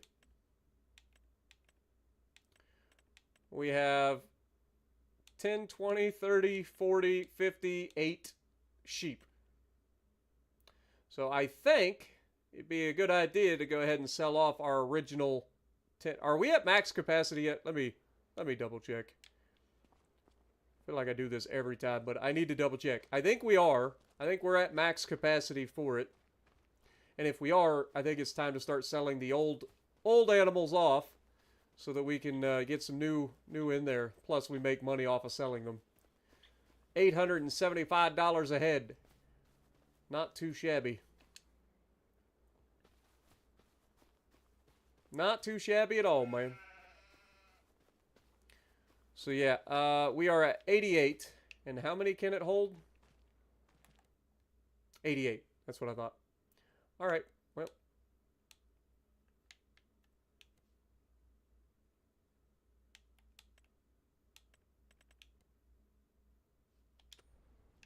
Perfect. Well, in that case, we go in here. We take these 10 that are the oldest, and we go ahead and sell them off. Pretty sure they're at their... Oh, wait. Do we have to wait till 36 months? Maybe we have to wait till 36, because I think these can get to 1,000, right? Like, I'm pretty sure that these would get to $1,000 a head. I think we got to wait till 36 months. So they're not quite there yet. We'll just wait. I want to wait till they're at least 36 months. I think at 36 months they sell for $1,000 a head. I think. At least I think that's how it was in Farm Sim 22.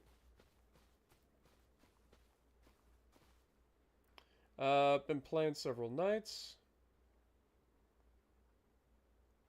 Goat's milk for sale? Yeah, we'll be selling the goat's milk when it's at its highest price, which I think I said was, July? February. Oh, yes!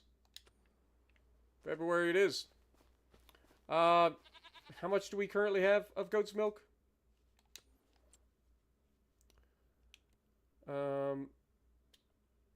It doesn't tell me how much I have, does it? Total capacity.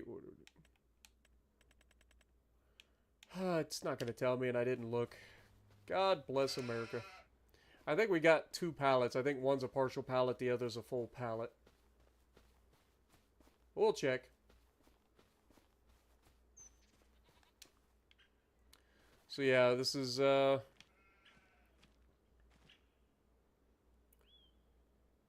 full pallet. This is a partial pallet, yeah, so I mean, it's $5,000. It's really not that big a deal. We'll hold off for now. I'm not going to worry about loading that. I'm not going to worry about it at the moment. We'll be fine. Boy, we're almost out of money, though, ain't we? Alright. Let's go forward into March. Then we'll drop the fertilizer on all the fields real quick. And then we'll go into April and do our selling. And then we'll call it a night. After we start paying back our loan.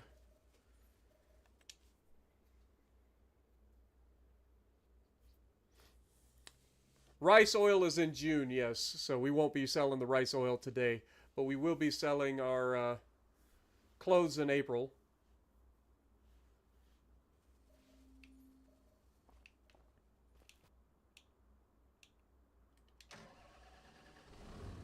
Alright, let's go ahead and grab our fertilizer. We'll have to fill it up. That's going to be expensive, but is what it is. Got to do it. This should be the last major expense before harvest, so shouldn't be too bad.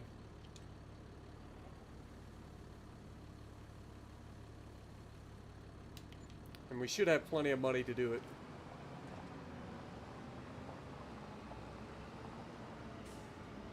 But our cotton fields are coming up, looking mighty fine.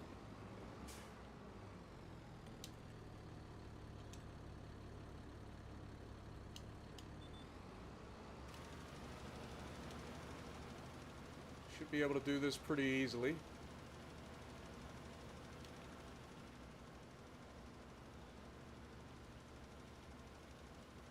I gotta remember, don't let me forget now. If we go to use the big tractor in a field for any reason while they're planted, we have to change tires. Otherwise, we're gonna destroy our crop. Because we did change the tires on the big tractor to try to help it with its turning circle, and it didn't seem to help.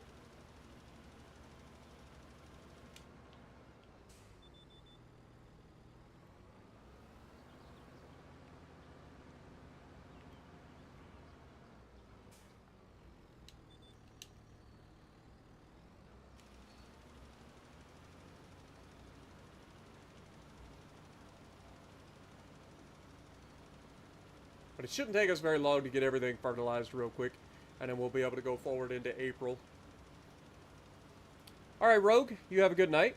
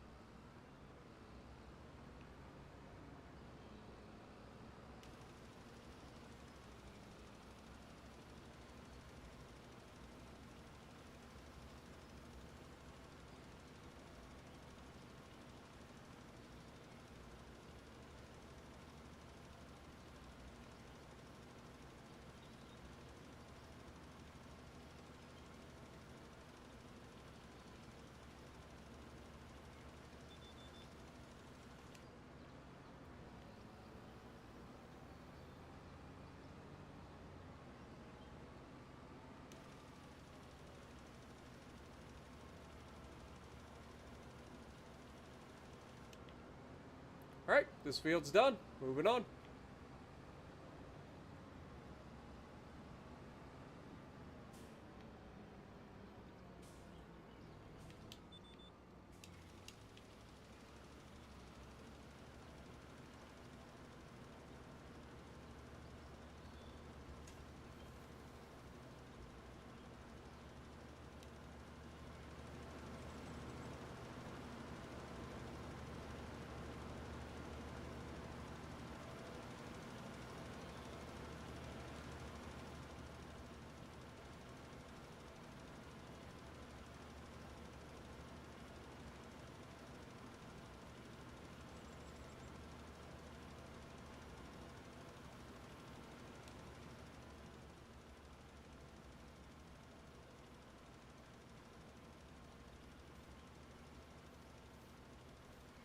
Alright, Nuts, appreciate you, man. You have a good night.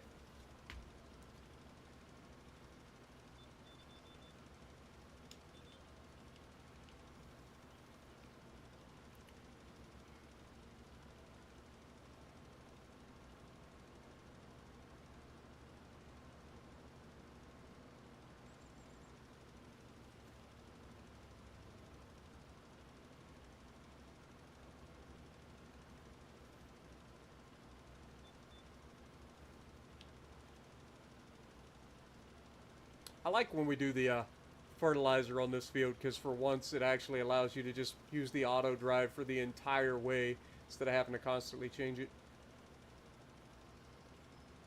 At least until you get to the down and backs anyway. Oh, I lied. It apparently stops right here.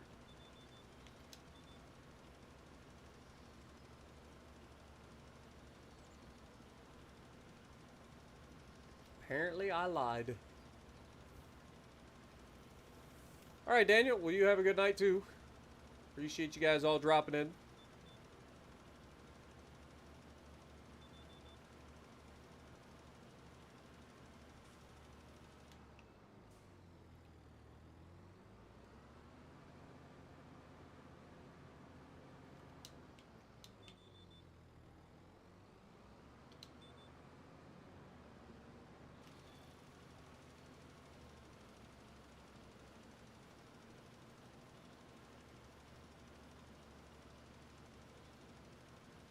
We should have enough fertilizer to finish this field and the bottom field. Then we'll have to fill it up, go up to the top, and do those 2 fields, and then we'll be ready to go forward and make some money. And then spend all the money as usual.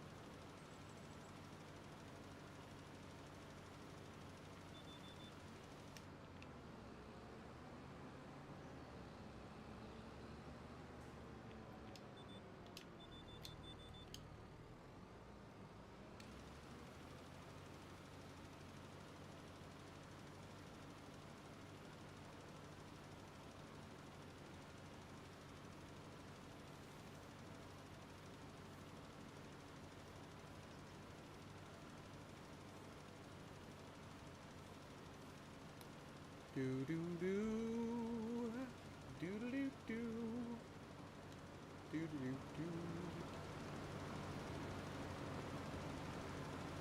Just me and my little tractor fertilizing the fields. Try not to cause a problem so we get better yields.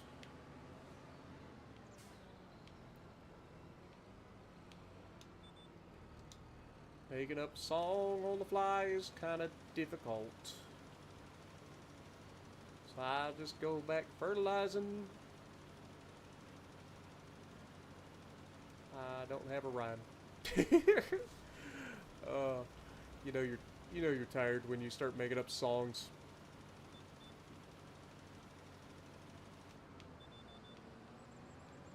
As my financial advisor, please don't spend. No. We're paying off the loan. That's what I meant by spending it. We gotta start paying on the loan. Oh, almost forgot. We didn't do this part. That'd been bad. I would have missed a whole chunk of the field.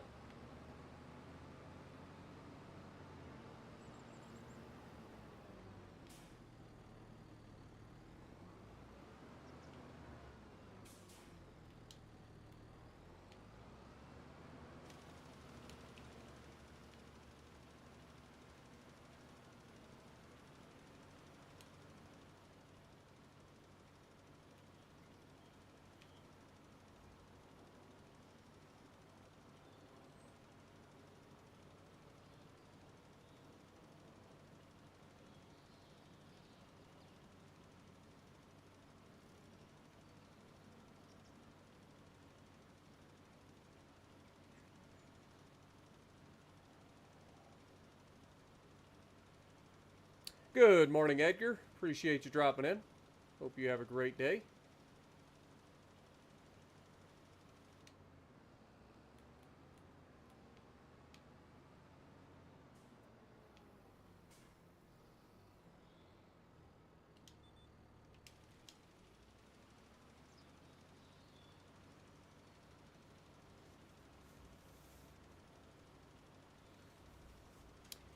Yeah. That's kind of the goal for the time being, because we're gonna try to get the all the loan paid off before the end of the month here.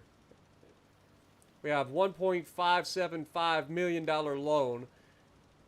And it's going to take us somewhere in the neighborhood of three years to pay that off. So we're just trying to make sure that we try to make enough money to make sure that that happens. So we're going to be curtailing the spending in lieu of paying off the loan.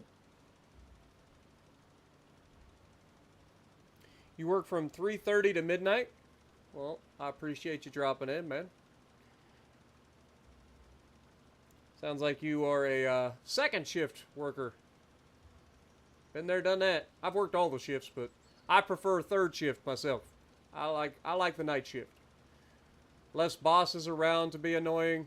Not as hot during the summer. Still gets hot, but not as hot as second shift. Second shift's miserable. First shift, you come in, it's kind of cool, and then it heats up by the time 11 or 12 o'clock comes around. It gets hot. Second shift, you come in, it's hot all day. You get there, it's hot. You leave, it's hot. Third shift, you come in, it's a little warm when you get there, and then it cools off.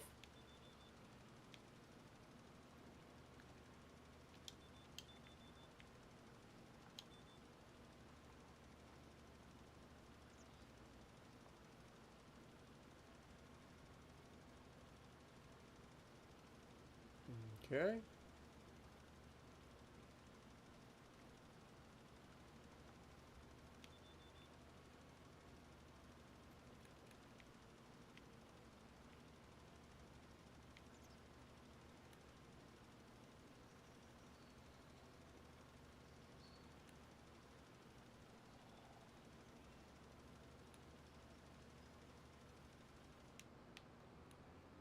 Perfect.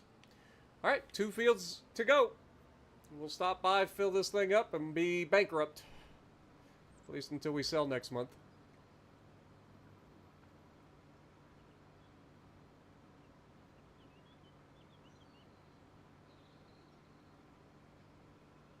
You have no supervisors after the first hour of your shift? That's the best, man. Don't get me wrong. It's not that I don't like supervisors and bosses. It's just that they tend to screw everything up. Like, everything's running just fine. Why you got to come around and mess things up?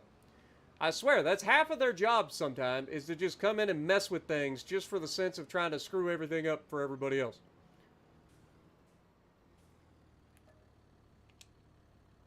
Alright, do we have enough money to fill this thing up? Oh, $2,000 left in the bank. Look at us go. It's almost like we planned it. We didn't, but it's almost like we did. Darn it. It looked like it fit. Just crashed into my cherry trees. Also, we got some early bloomers on the cherry trees. Not all the cherry trees, well, I guess they are starting to bloom. Where am I going? I got this little hole right here. But they'll be in full bloom next month. It's going to be beautiful.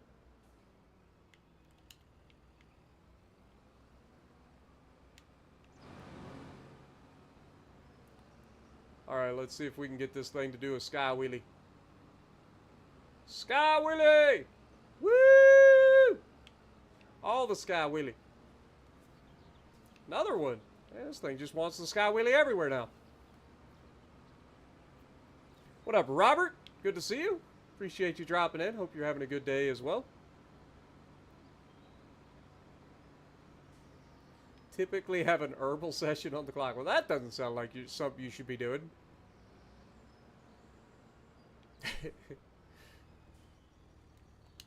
Now I sound like a supervisor. Wait. Hello?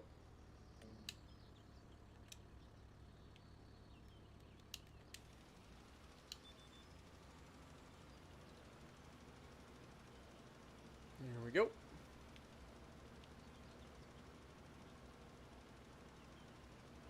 Good to hear it, Robert. Appreciate you dropping in, man.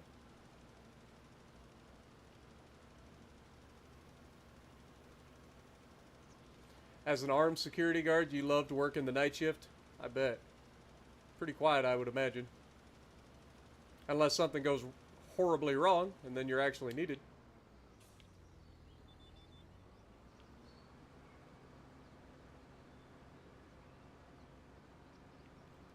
Just feel like night shift folks are a lot chiller than the rest. You know? Even when I would have to like deliver molds and stuff when I worked night shift, so I would load up the mold truck and take it. Even when I would do that, I feel like when you got to wherever you were delivering, they were usually a lot more chill than if you were delivering for day shift or delivering during second shift.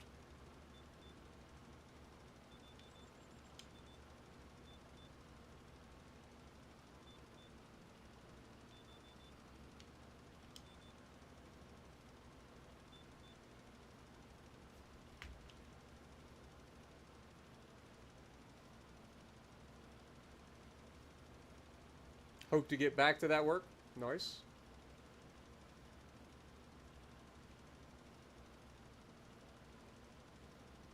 Job is pretty boring for the most part. Yeah, I get that. A lot of jobs are. A lot of jobs are pretty boring. But as long as they pay the bills, do what you gotta do, right?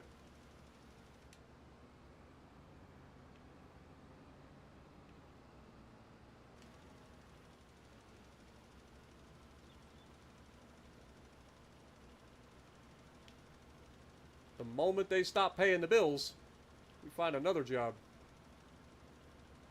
At least that's the way I see it.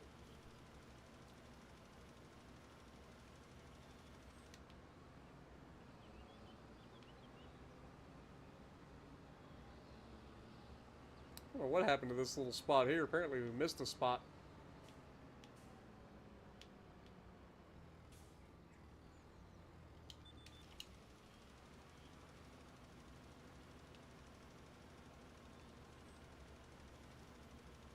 Almost done. I appreciate that, Robert. Appreciate it very much.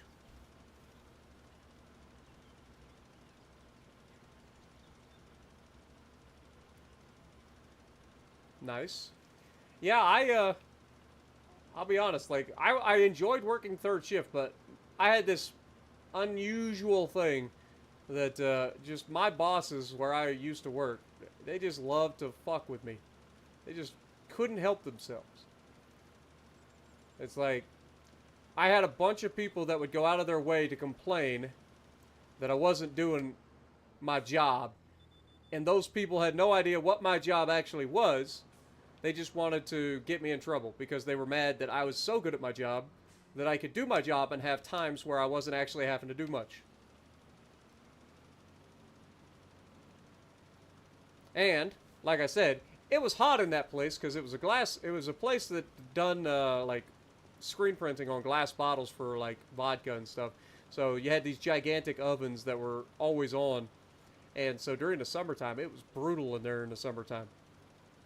So, if I didn't have anything to do because I already filled up the front and I had all the back cleaned up and I would do my job, I'd do more than my job because I would always end up doing more than any other third shifter that drove forklift ever did. But I would load and unload trucks and stuff, help the day shift guys out so that when they come in, they didn't have they would set drop trailers and stuff for me. I'd get all that stuff unloaded. I do all of that work. And then I gotta have like my bosses come in the middle of the night randomly and then complain that I'm sitting in the air condition because I've done all the work that I needed to do for the moment. Nobody ever ran out of materials. Nobody ever had an issue with me not pulling stuff from the back. I would give breaks to people all the time, or I would help out the brake relief. I'd go around and give breaks. I would unload trucks. I would keep the lines running.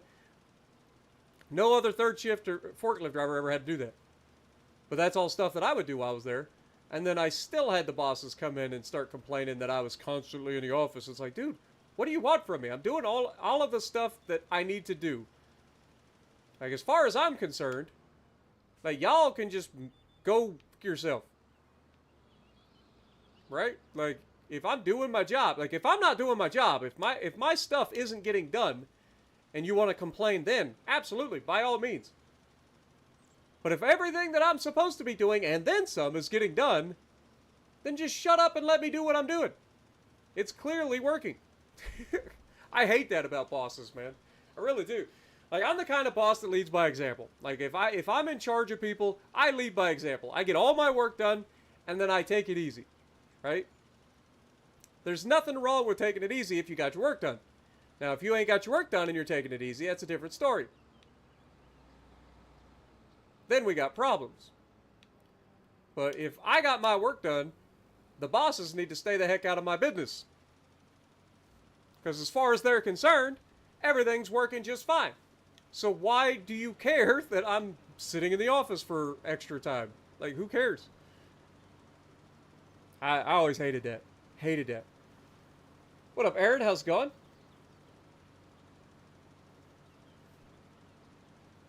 Oh, yeah, for sure.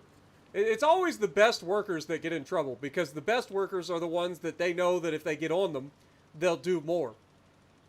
Whereas bad workers, they don't give a crap about, because bad workers aren't going to do anything even if you do tell them to, to do something more. It's just the way it is. And it's been that way every factory I've ever worked at. It's like, the harder you work, the more work you end up having to do, because then they start giving you all the work from all the people that are slacking. I don't get paid more for doing all that extra work. But yeah, that's one of the worst things about working for a company. Especially factories, man. Factories are the worst. I've worked excavating, I've worked construction, I've worked in factories. Factories are the worst. And I've worked in the factories the most.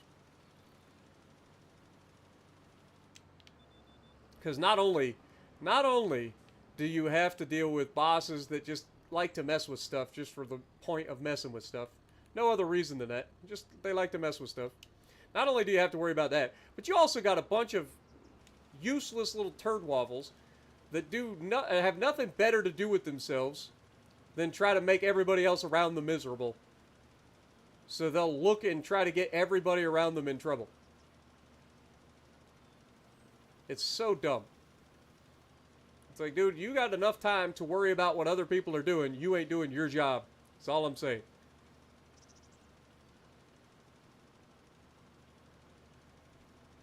And these would be the same mother truckers that be crying because they behind on the line and need help. And then I come over and have to help them. Same mother truckers. I can't keep up. This is impossible. Meanwhile, I come over there as a forklift driver. I don't even run the lines. Come over as a forklift driver, help them get caught up, and then send them to break, and I don't get behind while I'm on break. Not only do I not get behind while I'm on break, but if they're behind when I give them the break, I get them caught up. It's not hard to work in a factory. You just got to work. Like, if you do the same thing every day for 8 hours a day, you get pretty good at it, right? You would think. But some of these people, man, they just got no work ethic. They got no work ethic, and then they wonder why they suck at everything.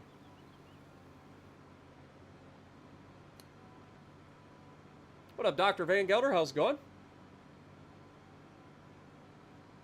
You're a machinist? Take blocks and sheets of metal and make them into slightly smaller versions. Nice. Dude, I couldn't do that. I've seen how that stuff works, and my mind is blown with all of like the CAD and all that stuff. Like, I can't do that.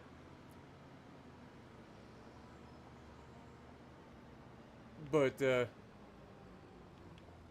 and then I don't know if you're getting into like the CNC side of things, or if you actually like have to do stuff on the like lathe manually and all that stuff. If you're an old school machinist or like modern CNC machinists. No, not that there's anything wrong with those people either. I don't want people getting upset with me for that. But just in general, like, got the old way of doing things and then the new way of doing things.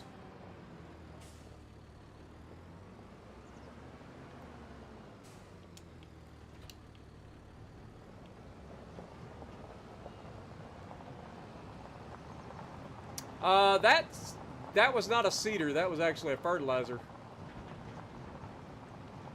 We already planted the fields. We just fertilized them.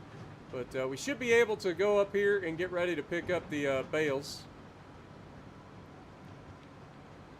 I think they should be finished fermenting by now. So we'll have to cut them loose.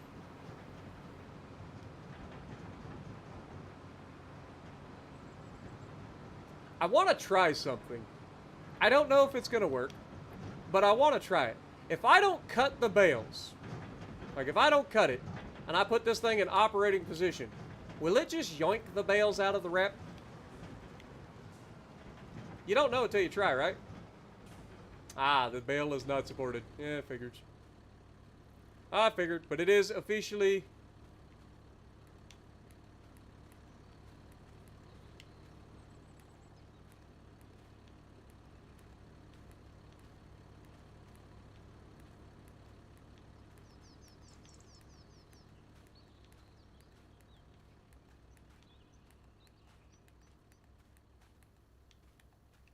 Perfect.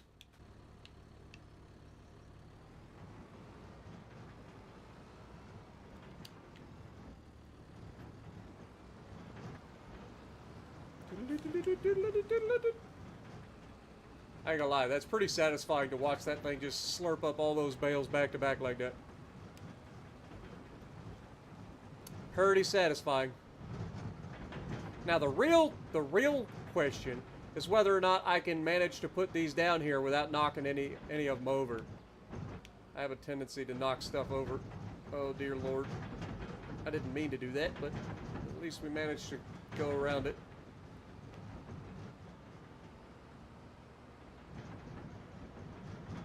Alright, so we get down here. Well, you get down the fiddle and you get down the bow. Kick off your shoes and you throw them on the floor. Dance in the kitchen till the morning light. Louisiana Saturday night. My brother Phil and another brother Jack headed for the beer and a possum in a sack. 16 kids in the front porch light. Louisiana Saturday night. Well, you get down the fiddle and you get down the bow. Kick off your shoes and you throw them on the floor. Dance in the kitchen till the morning light. Louisiana Saturday night.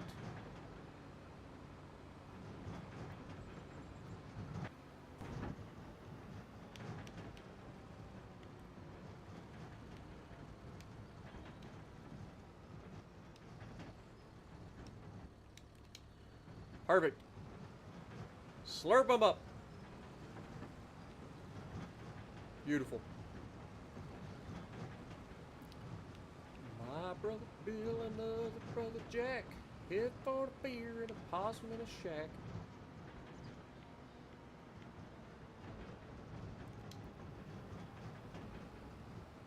Now where do I put the partials? Or do I just leave them on the trailer for this time, and then next time I go to pick up... No, because I'll need them when we go to do the thing. So this is what happens every time. You know what? Let's see, we're going to end up with 3 cuts. So we'll have 3 full. So we want these partials to be about here. Yep, about here. Alright, unload bales, swing them over this direction this time, put them down there. Boop. Alright, that's the bales picked up. We'll put all the full bales down this end and then all the partial loads further up. Just to make it look a little bit neater. Try not to crash into them this time. Crash into them every single time. Every single time I get a little bit too reckless and I knock them all over. Every time.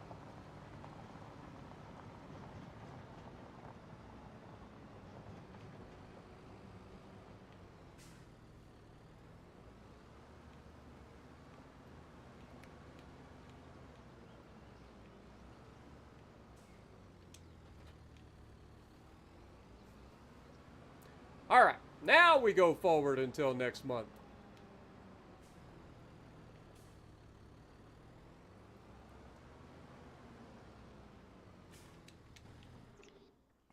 Let's go ahead and save. What up, Yedem? How's it going? Do I have the anchorage? I do. Also, welcome back, Jacob. No CAD, only old school. I hear you there, man. Mills and lathes. And benders, probably. And, what do you call them? Shears. Cut plate. Did we check? Like, you got all of the stuff you need? Yeah, you got plenty of water, plenty of food? We're out of food. Why are we out of food? Dang it. Are they going through this much food now? It's like every 2 months? It's like, look at the little goats. So cute.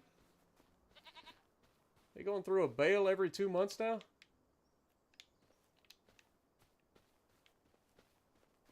Might have to put some grass aside on the next. There you go. Now you got food. If only the meadow would regrow. That'd be nice. Alright. We need to check this. Should be fine, but check it anyway.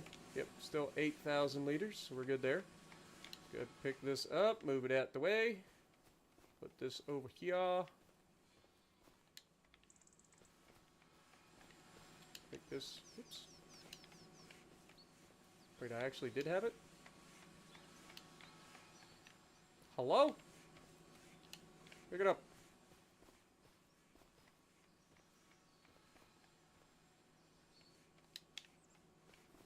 Anything else?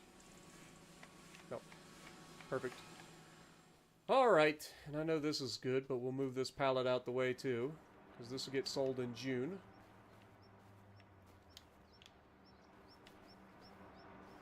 Yep. Plenty of rice in there. Wait, did it have another pallet that is going to spawn? It should be. Spawn it! Thank you. Starting to get quite a bit of rice oil here. Can't wait to sell that off. That ought to be a decent amount of money. Deal with giant belt grinder. Yeah. 80-inch wide belts and good lord. 15-foot long. Yeah, you doing some big stuff. All right. Well, it's time to go into April. Let's do it.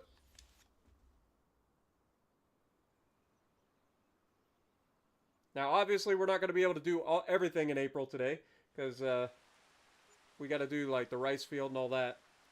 But what we can do is sell off all of our stuff.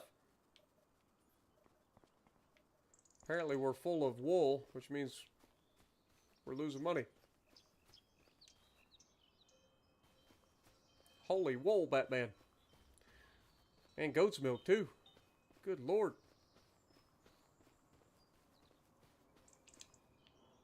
Okay, how much? Yeah, this bale's almost gone already. That's crazy. We're going through a bale a month. So we need to have 12 bales a year. Just put this over here on top of this. Alright, well, let's set the goat's milk off to the side. This stuff will be sold. That was not a full pallet of goat's milk. I grabbed the wrong ones.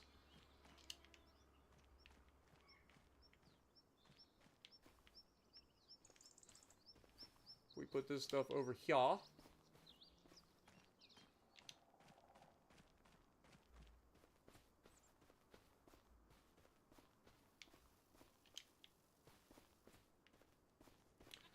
And then, where's my trailer? Right there. Okay, we'll load the wool on the back of the trailer. I guess that's the front of the trailer. Wool on the back.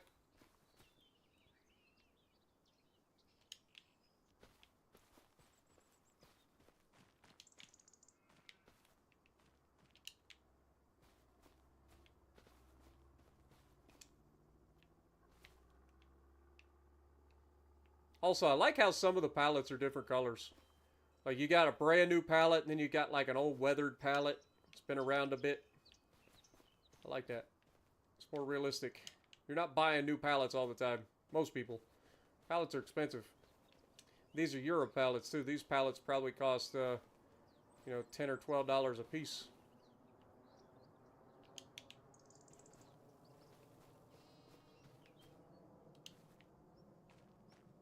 Where like cheap American pallets, like standard pallets we call them, they cost about $6 to $8 a piece. If they're older, like used pallets, but they're still in good condition, they might go for $4 to $6.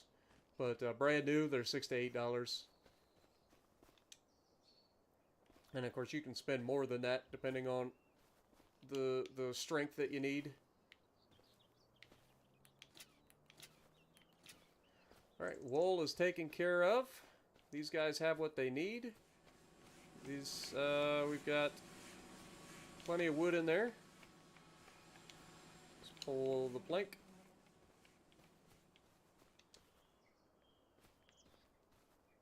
Put these right up against this.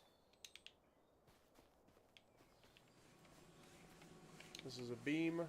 Pull the beam out, put it over here.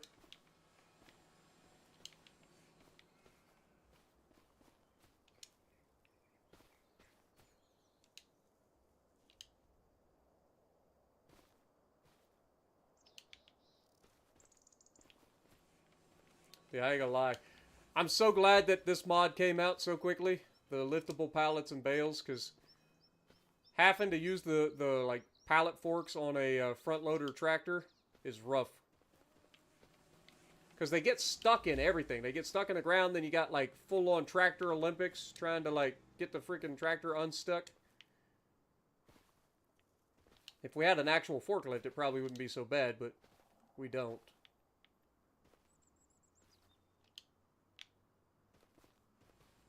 Just loading everything on the trailer. What else do we need to load on the trailer? I know this is all going. We got the wool that'll go to the spinnery. And then we'll have all this wood getting dropped off at the playground, because we're headed that direction anyway.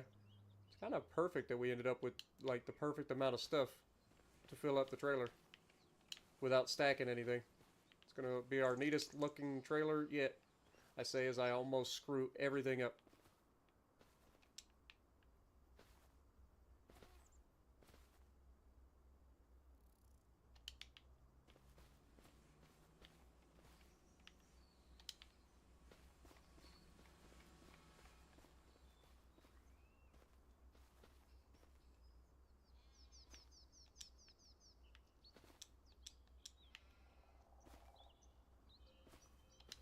Perfect. Strap them down.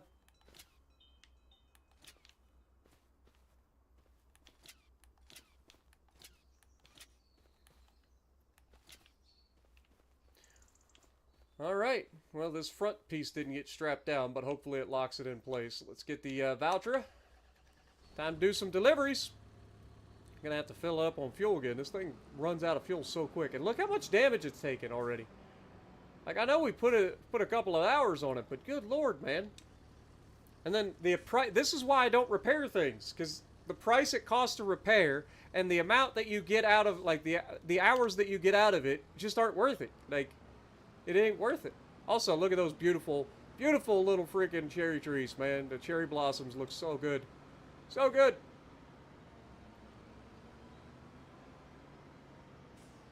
All right, let's pick this up. We'll head up, drop the wool off.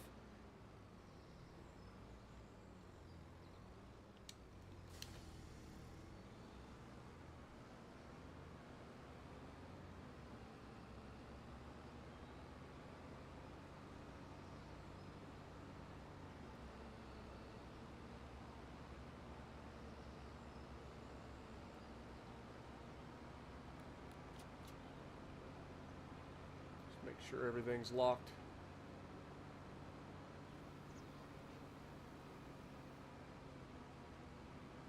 Also, we'll go down between the two fields so that I can start the flooding process for the rice field, because we will need that.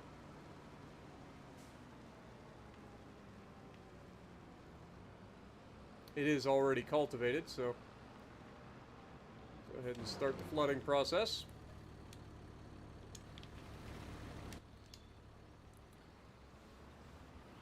Because Because April is when we plant our rice. What up, Ivan? How's it going?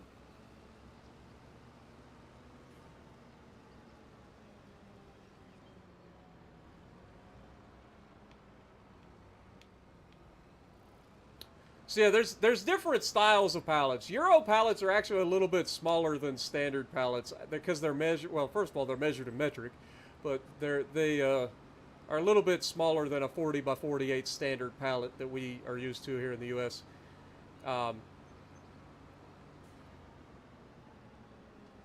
If there's one thing I can talk about, I know pallets.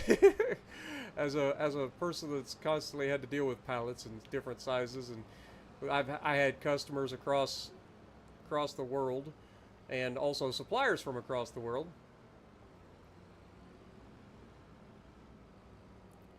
All right, boop. All right, let's get into our productions. So, spinnery should be able to turn this back on. It'll make a little bit of fabric. We didn't end up making all of our cotton into clothing, which means how much clothing do we actually have? I mean, we still got 21 pallets roughly. If we wait just a little bit, we'll get that extra pallet, so yeah, I think we'll do that. We'll take this, drop it off at the playground. Technically, I'm not a truck, so I should be able to go right across this bridge, no trouble. Even though I would most likely be too heavy for this bridge, too.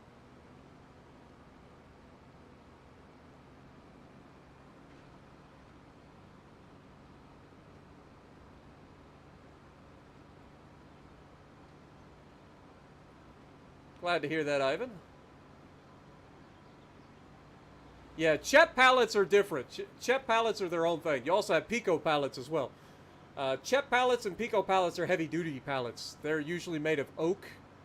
They're like a hardwood, like an actual hardwood instead of like pine or something along those lines. But yeah, Chet pallets and Pico pallets are insane. Those are heavy-duty pallets.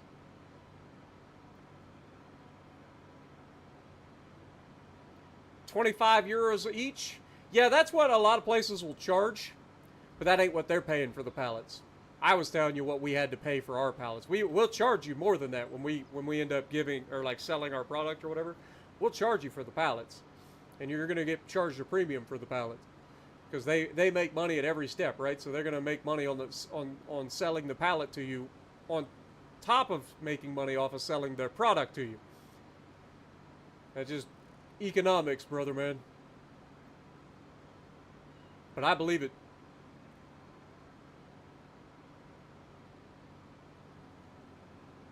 But yeah, usually if you're buying pallets in bulk, you're not paying €25. You'll be paying, you know, here in the U.S. a Euro pallet. I just realized there's another fire tower all the way up there on top of the mountain. But in the U.S., generally speaking, a Euro pallet's going to cost a little bit more than a standard pallet. Standard 40 by 48. There's also different size pallets, right? Like, I'm just talking about the standard Euro pallet is something like, I don't know, it's smaller than a 40 by 48. I can't remember the exact millimeters that it goes in because they measure it in millimeters. It's like 3,300 millimeters by something or another. It's like 44 by 33 or something like that. I forget what it is. But anyway, yeah, so we would buy everything in bulk because we're having to put thousands of pallets out, right? So everything's bought in bulk. And we actually had, they were Euro style pallets, but they were built in the US for us specifically. Because a lot of our customers, because it's like bottles for booze of one kind or another, it's food grade stuff. So most of the time our customers will pay the extra to get brand new pallets so they ain't got to worry about like contamination and that sort of thing. But we also reused pallets quite a bit. I think it's the next one. I think I did this same thing last time. I want to go up this one. I really like this place on the left, though.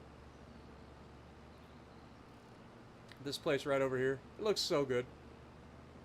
That red roof back there, the nice little driveway, the fence to above the cliff, old shacks. Like, I like that place.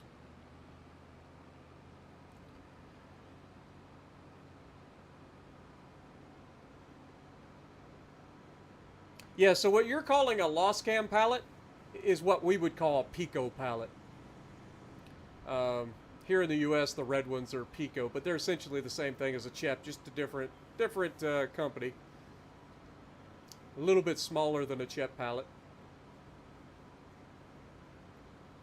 But yeah, the blue CHEP pallets, they're a bitch, man. When I was sorting pallets, because there's the other reason that I know the different pallet sizes and stuff, is because I used to sort pallets. And one of the things that we had to do when we were sorting by hand was throw these pallets around that have been sitting outside and stuff, and they're soaked through, and they're heavier. I mean, those CHEP pallets, when they're not even loaded, like if they're dry, they're 75 pounds a piece because they're a heavy duty pallet. 75 pounds a piece.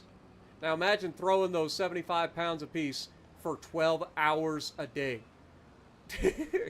Now, obviously, not everything was CHEP, but there was quite a few of them. All right, let's go ahead and do this. Boop. $38,000. We'll take it.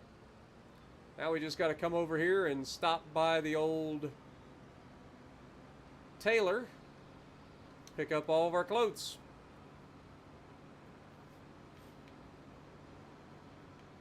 We may speed up time a little bit just to get that extra pallet.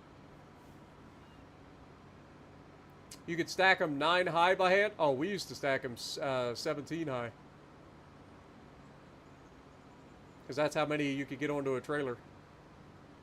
Right? You'd stack them 17. I think I would on the CHEP, I could get 11 by hand, like just tossing them up there. Because at some point you're just tossing them on top. But yeah, I think it was 11 total that I could do by standing on the floor. But obviously, if you did one stack 8 high and then the next stack 9 high, that's 17. So then you would end up combining those 2 stacks, putting them on the trailer. Okay, this is our... I think I came in the wrong side. But this is our clothing tailor dude.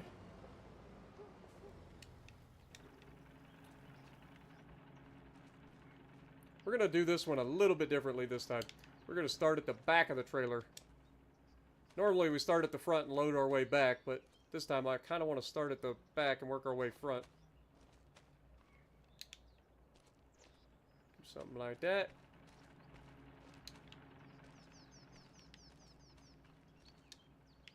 $20 pallets. 21 if we wait for that extra one.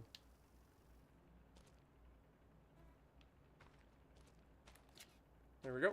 Now that those are in place, we should be able to just throw these on, no problem.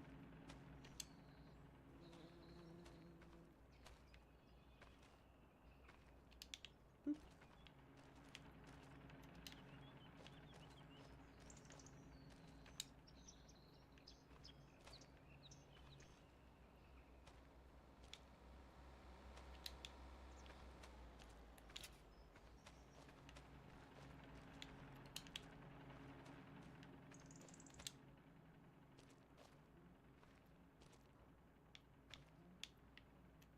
Again, I'm not going to worry about trying to make it look pretty.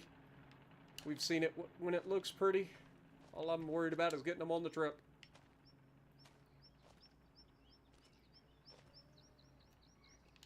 No!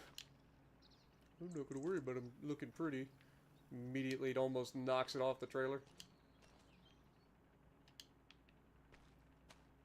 And then proceeds to fix it because I'm worried about it looking pretty.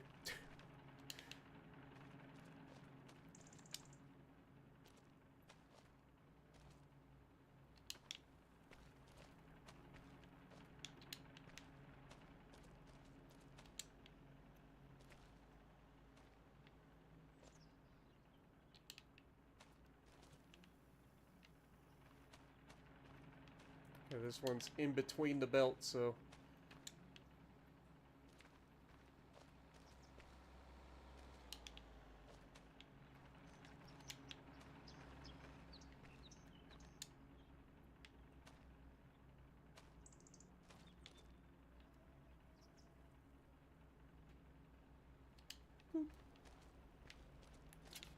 There we go.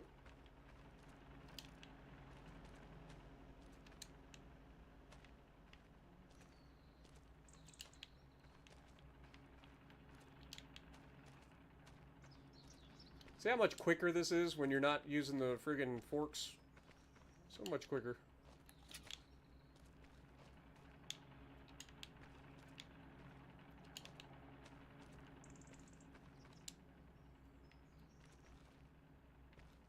Make everybody motion sick by moving too fast.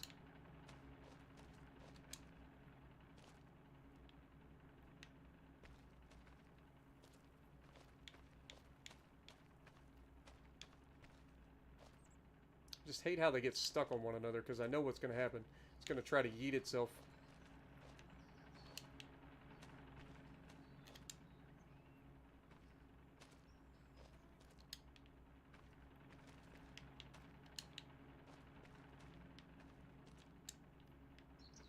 Oops. Missed my jump. There we go.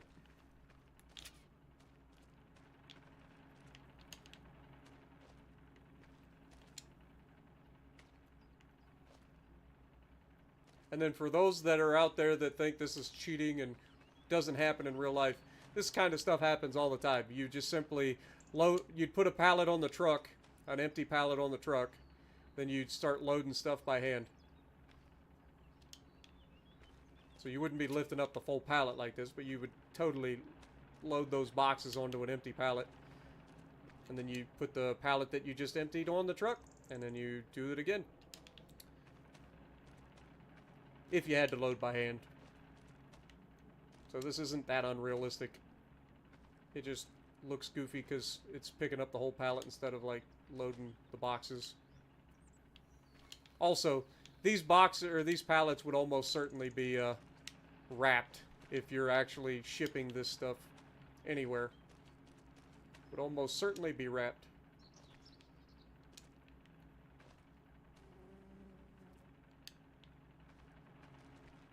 I feel like we have more pallets than we had.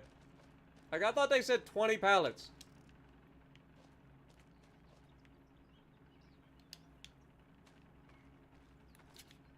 Am I crazy? Okay, looks like they're done spawning. I feel like we got more than 20 pallets here.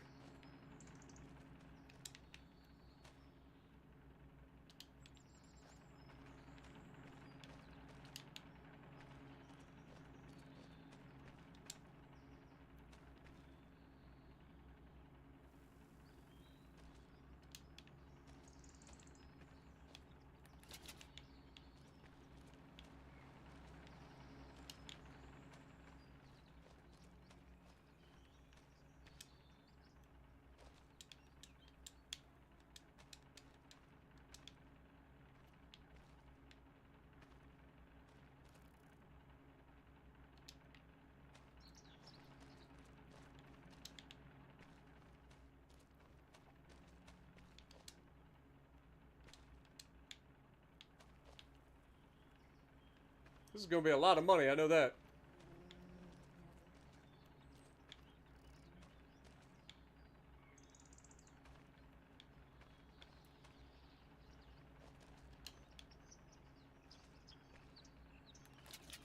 Perfect.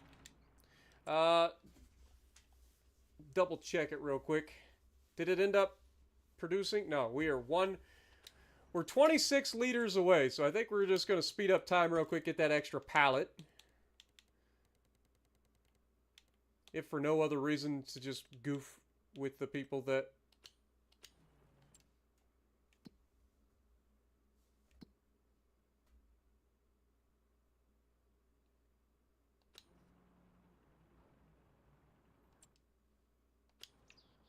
There it is. Settings. Back down to real time, please. Grab this one pallet. This is just for all you OCD folks out there that like everything to be nice and even. Damn, I just jumped from the ground straight up to the top. That was first. We'll put a gap here so that it's right over top of a belt. Just to make sure. There we go. All right, that's our clothing. Now, who's buying it? Is it the warehouse again? I think. If we go prices and go to... Oh, clothes are right there. Who's buying? Highest price is actually in May this year? So we got to wait till next month? I thought it sold in April.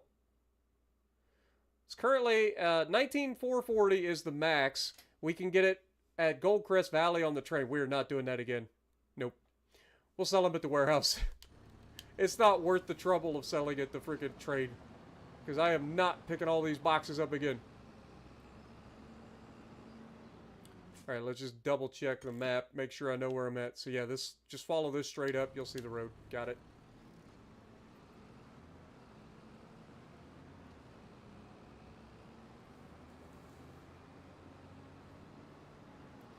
Yeah, you don't pick up the pallet with the boxes on it. I'm saying that you would put an empty pallet on the trailer and pull each one of these boxes and then stack it on the empty pallet on the trailer. And then you would take the pallet that you just emptied and then move that to the trailer. And then do it all over again. And that's how you would load it if you had to load it by hand if you didn't have a way to do it. But like I said, generally speaking, these pallets would not be unwrapped. Like, this would have to be wrapped because these boxes would end up all over the place if you were strapped, because you're not strapping them down normally. You just put them in a trailer and let the truck driver take it where he's going to go. But normally a trailer would have sides on it. This doesn't. So you would end up with a mess is what you'd end up with. You'd open the back door and then just be boxes everywhere as far as the eye could see.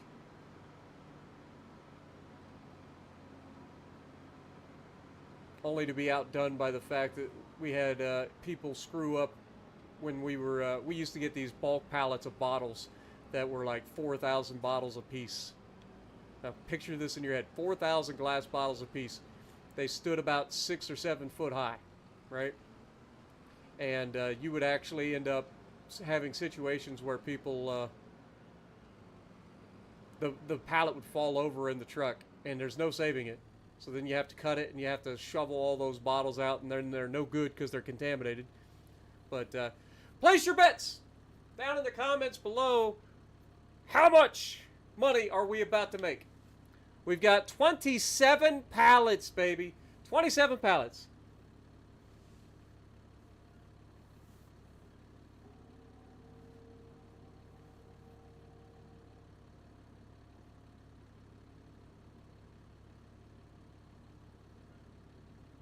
And it also depends on what's in the pallet.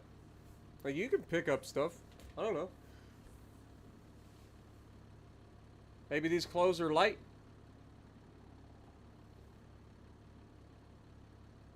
How much? How much, guys? Come on. Give me some guesses in the chat. How much we about to make? Is my financial advisor still around?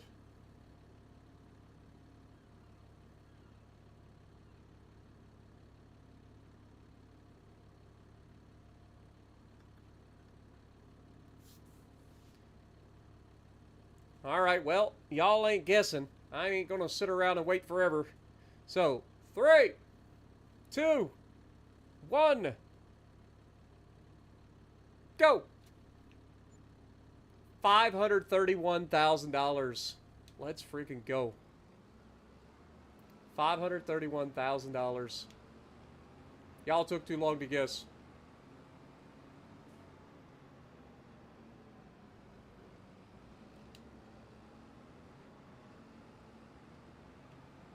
Oh, I've seen that stuff firsthand. I don't know what you guys are talking about. I've seen that stuff firsthand.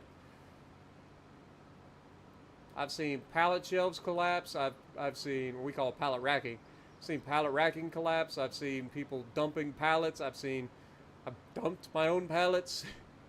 Like, it happens.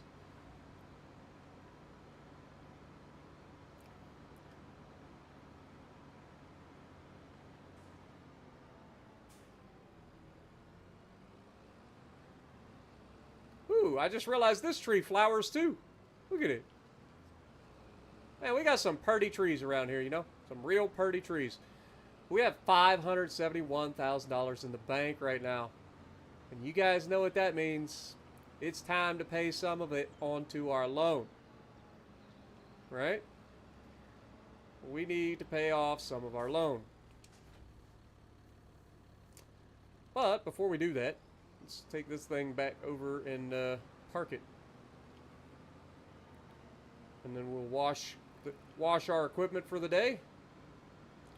And then we'll figure out how much money we want to set aside for the loan.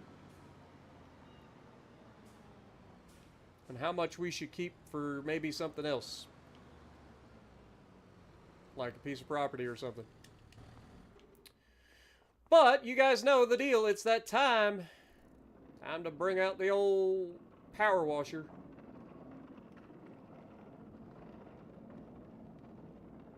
I think if I come right here, I can spray off my Fent.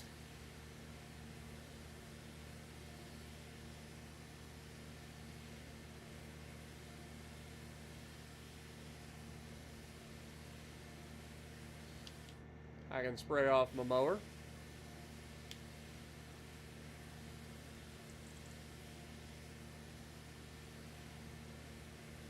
Well, this mower doesn't like to clean up very quickly.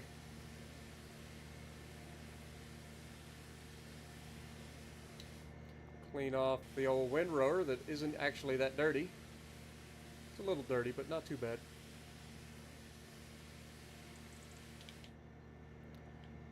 Baler. Dude, we used a lot of equipment today, man. Used a lot of equipment.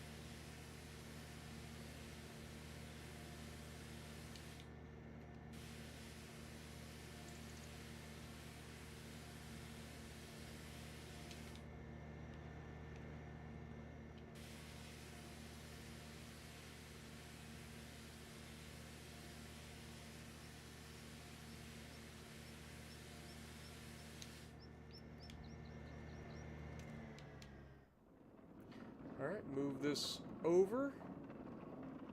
We'll get our spreaders.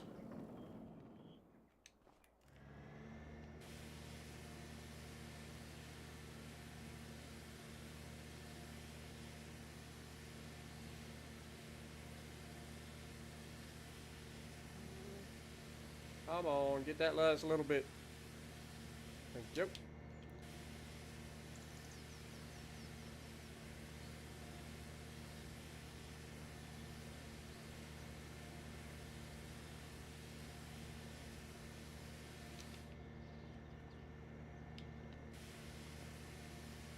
And spray down the fertilizer spreader.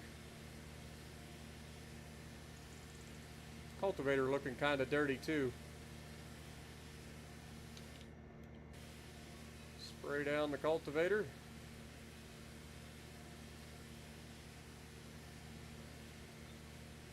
I don't know if we'll be able to spray the cedar off from here or if we're going to have to move it again. Oh, come on! I stopped! Dadgummit. It's alright.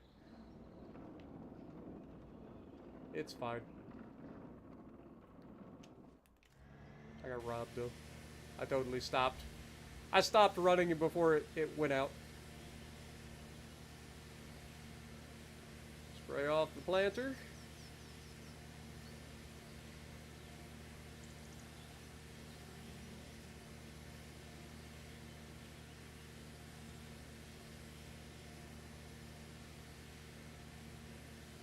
Working at the spark wash. Yeah, I know where you're going with that. You guys always trying to get me singing. Working at the car wash, yeah.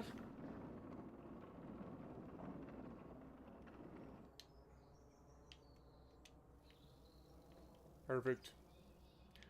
All right, so our equipment's nice and clean. Go ahead and turn those lights out.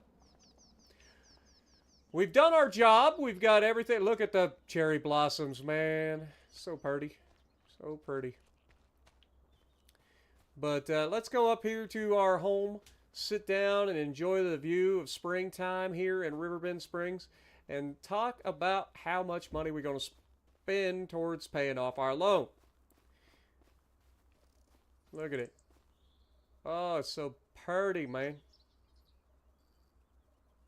All right. Let's go ahead and look at our loan. So currently, financials are not looking particularly good. Right? We have $1.5 million in debt. Oh, look, we're talking about spending or paying off our loan, and Mr. Paramedic is coming in.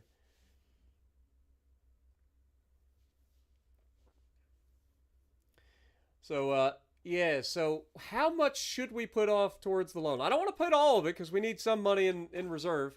But I'm thinking, like, let's check here real quick. Is there anything in here? Not really.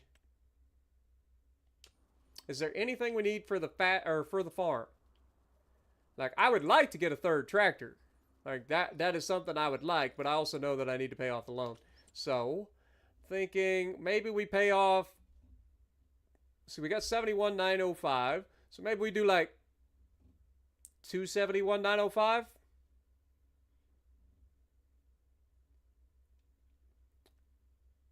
Or we do like 275,000. That would put us at $1.3 million left to pay off.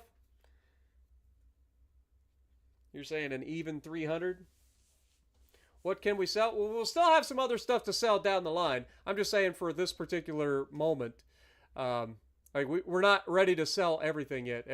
Different things sell at different months. But yeah, I'm thinking we put like, we get rid of the 575. So we want to make it, I'm thinking 275. That's what I'm thinking. Bring us down to a nice cool $1.3 million that we have left. That's what I'm thinking.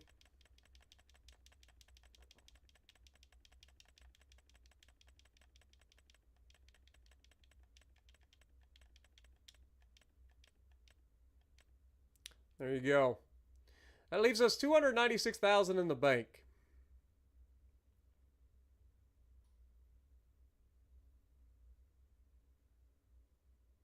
You know what? I think we can pay off more than that. Let's do another 100 grand.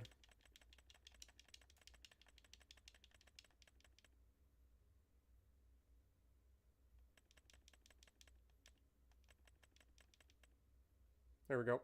And then I screwed it up again. That gets us down to $91,000 in the bank. We will have other stuff to sell, but most of our expenses is done for the year. That's the good news. But we will have, like, what else? What else will we have to sell? We've got the goat's milk that'll be selling in June, I think is what we said, or July, one of the two. We've got the rice oil that'll sell in June or July. We've got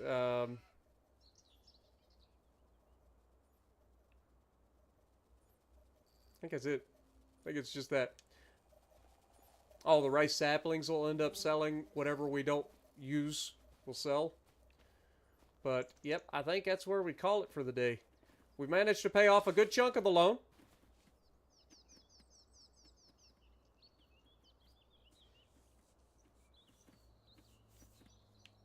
Paying banks back hurts. Yeah, for sure. But you know what hurts even more? Paying the bank and then not having anything come out of your loan. You're just paying them the same amount every year for nothing. Nothing in return. So that hurts even more. This is actually a forage harvester. I just realized that. Didn't we talk about getting into poplar? Didn't we talk about getting into poplar?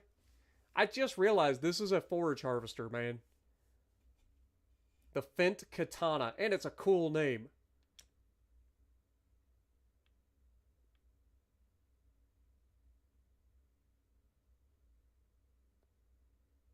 I know we were talking about it. But we're not there yet. These things are absurdly expensive. This thing is 53% off. It's $216,000. That same harvester, the Fent Katana, is $469,000 normally. But we don't really need that. We can use this. This mounts on the front of the other thing. Right, there's a little thing.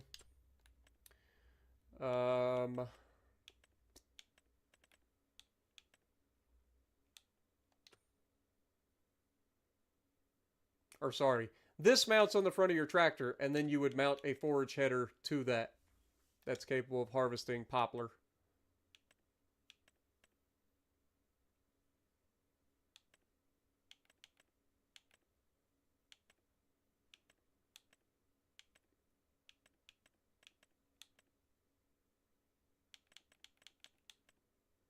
Is that the only one? This is the only header that harvests poplar? Dude, that's a 2-meter working width. Lord have mercy. That'd be awful.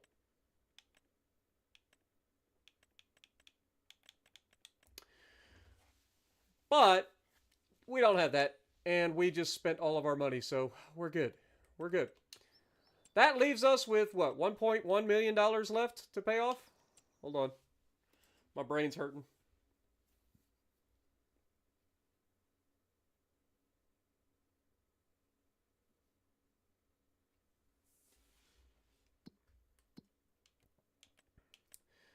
So yeah, we have a total loan of $1,095,000 left to pay off. So I feel like we paid quite a bit. We did a good job today at reducing our total income, or our total, yeah, we reduced our total income, that's for sure, but reduced our total loan. So we're that much closer to being a free farm. And finally, working at a profit for once. But anyway, that's where I'm going to end it. Thank you guys so much for hanging out with me. I hope you guys enjoyed. Don't forget, if you guys do enjoy these series, make sure you guys punch that like button for me if you haven't already. And if you like what I'm doing, I always see like this is like redundant, but if you like what I'm doing, punch the like button, leave a comment below, subscribe to the channel if you haven't already, and as always, I will see you in the next video.